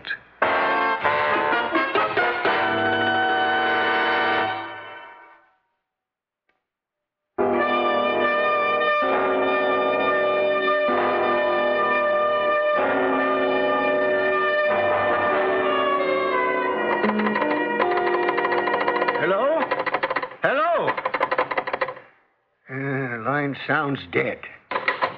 Can't do nothing until the telephone line's fixed, Jim. Why does it have to be dead just now? That is what people always ask about death, whether it's a telephone or a man. Janus, will you get lost? What you all forget is that death is an incident of life. Man, I met some crazy truck drivers in my life, but you're the end. I have heard that before. You're going to hear a lot more, Mr. Janus, if you don't keep your nose out of other people's business. My nose is everywhere, Pop, isn't it? You are going to hear some things you don't want to hear, fella. Like what? Like the police are looking for you, that's what. Oh? Yes, for forcing that car off. And they got a pretty good description of you, Mr. Janus. Doug McLeod went up west looking for you. Do you think he'll find me there? He'll find you when he comes back. Suppose I go east? You wouldn't get very far, would he, Jim? Not in this country. There's just one road for 75 miles, straight as a ruler and flat as a pancake, except for 3 Mile Hill. East or west? That's your only choice. As a matter of fact, I hadn't intended moving at all, Pop. I'm staying here. What do you have for dessert? I got nothing, Mr. Janus. That's what I got. Nothing. This is a house of trouble, mister. A man, a good customer, and a good friend. A good man has just been killed. My own grandson is struggling in the shack out back, struggling for breath, struggling to live out the night. And all you can think about is your belly. Why not? I see death wherever I go, and so do you. Funeral homes, cemeteries, accidents, wars and headlines of wars, murder and the wanton taking of human life through ignorance and poverty and hatred. But you don't care. You ignore it until it strikes close to you. And then you want the world to stop to pule with you, to cry in universal condolence. Otherwise, you don't give a thought to death, which is an ever-present fact of life. You picnic in the cemeteries of the world. Hey, what are you, some kind of nut? Making speeches in a diner? The Last Chance Diner. Ah, shut up. You give me the willies, talking like that to me with my buddy lying out there in the dark, smashed to pieces in his crumpled cab. Just like you kind of predicted when we were jawing about the 1,000,000 miles. Janice, I want you to know right now, I think it's your fault. You made him nervous, jumpy. Perhaps. I'm going to see that you get it for what you did to Harry. I'll get your license picked up, so help me if it's the last thing I do. Pop, we just got to reach Doc Landers. Ralphie's feeling something awful. He's getting blue and breathing so hard. The phone's out, Nellie. We've been trying to reach the police. Police? Accident, Nellie. My buddy Harry, he got himself killed. Oh, no. I'm sorry, Jim. Oh, Pop, I just got to get the doc. No two ways about it. What am I going to do? Maybe the phone will be back. Ralphie was bad enough, but then he took a turn for the worse. Just after the midnight rush started. It was just like death came in the door, Pop. I could almost feel it. Nellie, leave me take my truck. I'll find your doctor. What's his name? Oh, Dr. Gus Landers, Jim. I'll get him, Nellie. Don't you worry yourself. I'm going back to Ralphie, Pop. Please come up, close up, and stay with me. I don't want to be alone. I'm scared. Couple of minutes, Nellie. We'll pray, Nellie. We'll pray together. That's what we'll do. We'll do that, Pop. We got to do something. You there, Mr. Janus. You heard what my Nellie said. I heard her. Well, you ain't doing nothing about it. I'm doing all that I intend to do. What you intend and what's going to be is two different things. Straight. I was about to tell you that. What the Sam Hill are you talking about? Your grandson. Your daughter says he's dying. You intended to pray him back to life. That's exactly what I intend to do just as soon as you get. What makes you think I'm leaving? Because I'm closing up. And I'm not going to leave you sitting here, neither. Mister, out. Oh, come on, Janice, have a heart. I don't know where you was raised or how, but didn't nobody ever tell you to be respectful of people's feelings? Yeah, I guess not. I never seen a man so ugly. Not in my whole life. Thank you. Yes, sir. I'm all for the truckers. A decent bunch of fellas I ever saw. But not you. I could believe what Doug McLeod said. You could force a car off the road just from plain ugliness. If my telephone was working, I'd call Mine Shaft and tell them to come pick you up. The telephone isn't working, so I stay safe and snug in the Last Chance Diner. Telephone ain't working, but this gun is. Now stand up. Your hands are shaking. Put it down. Stand up, Mr. Janus. Yeah, that's better. You with your fathead speeches about death. How does it feel to face your own? Are you really interested? No. Not in you, in my grandson. I tell you, mister, I never held a gun to no man in my life. I ain't got that kind of nerve. Never shot even a jackrabbit. But I feel my nerve now, and I'll pull this trigger if you don't do exactly like I say. Do you know what you're doing, old man? I know my grandson needs me. I know I don't want you hanging around no more. So you're going to get on your truck and head west where Doug McLeod can collar you. You've done enough for tonight. Perhaps you're right. Keep moving. Walk straight to your truck, Mr. Janus. Now, climb up. Get your motor started and head west. Get the lead out of your pants, Mr. Janus, or I'll put more in.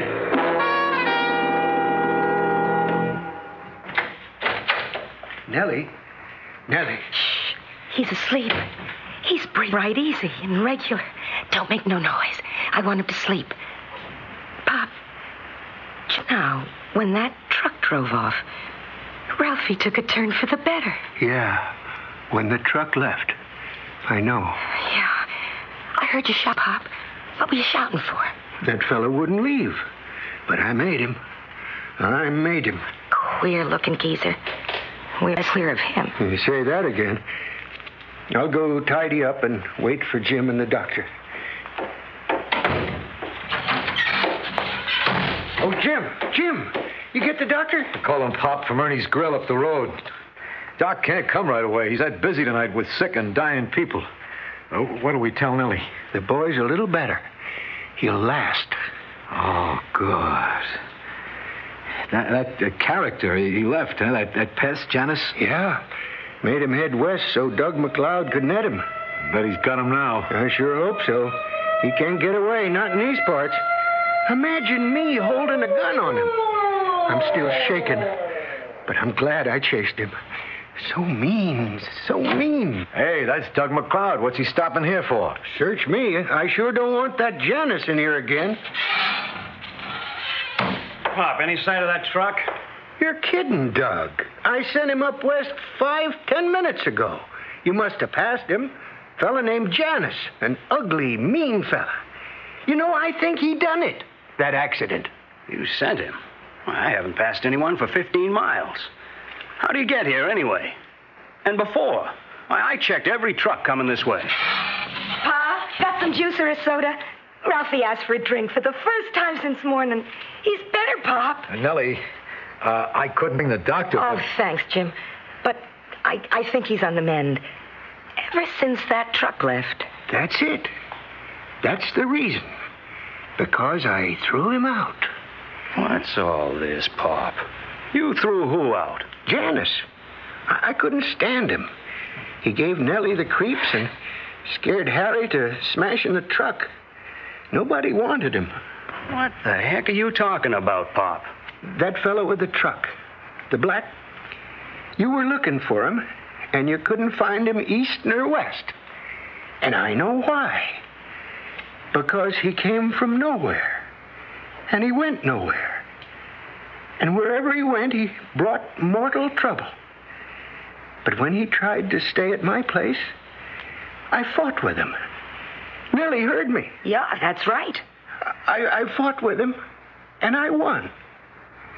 Doug, Jim, Nellie, listen to me. Now I know. Tonight, I fought with the angel of death.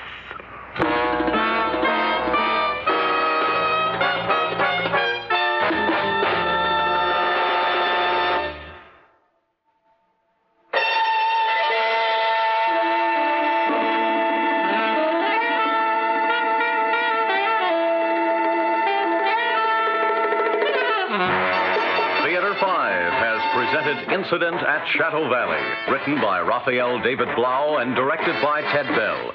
In the cast, John Gibson, Jackson Beck, Arlene Walker, Robert Dryden, George Petrie, and Richard Hurd. Audio engineer Marty Folia. Sound technician Ed Blaney. Script editor Jack C. Wilson.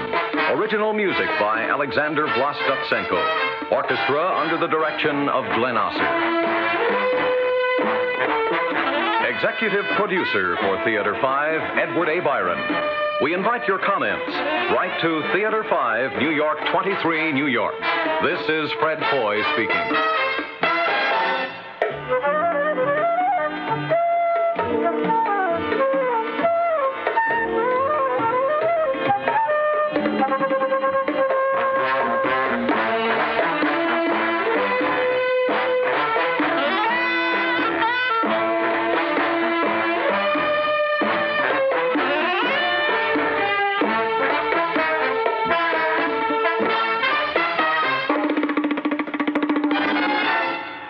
has been an ABC.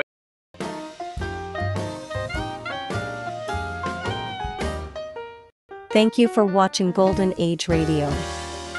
We post all new episodes every day. rumble.com/C/GAR.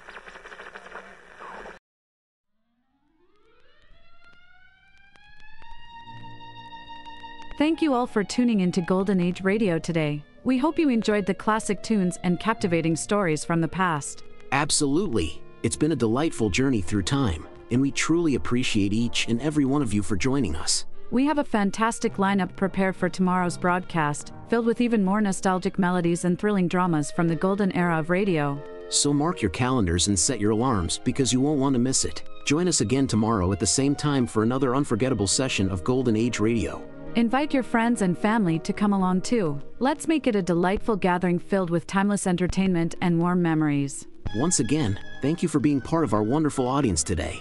We look forward to having you with us again tomorrow as we dive into the enchanting world of the past. Until then, take care and have a fantastic day ahead. See you tomorrow. See you tomorrow.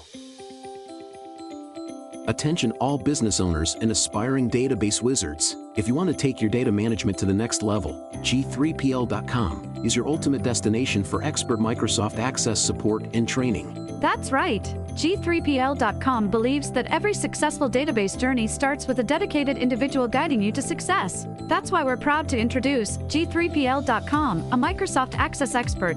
Whether you're just starting or looking to enhance your access skills, G3PL.com's personalized training will set you on the path to mastery. G3PL will be with you every step of the way, providing hands-on guidance and real-world examples. But don't just take our word for it. Hear what a satisfied client has to say. Thanks to G3PL.com, I've become a Microsoft Access Pro. The personalized training was exactly what I needed.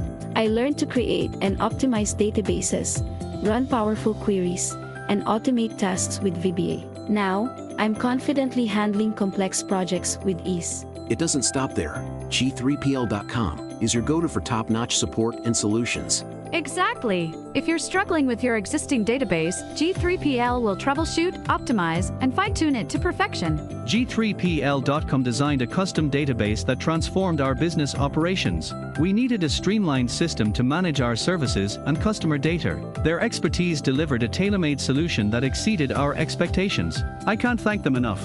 G3PL.com understands that every project is unique, and we're here to offer individualized attention to your specific needs. So, why wait? Take the leap into the world of Microsoft Access Excellence with G3PL.com. Contact G3PL today and embark on your database journey with an Access expert. Send an email to db@g3pl.net or call 615-420-2040 and ask for Mark to learn more and get started.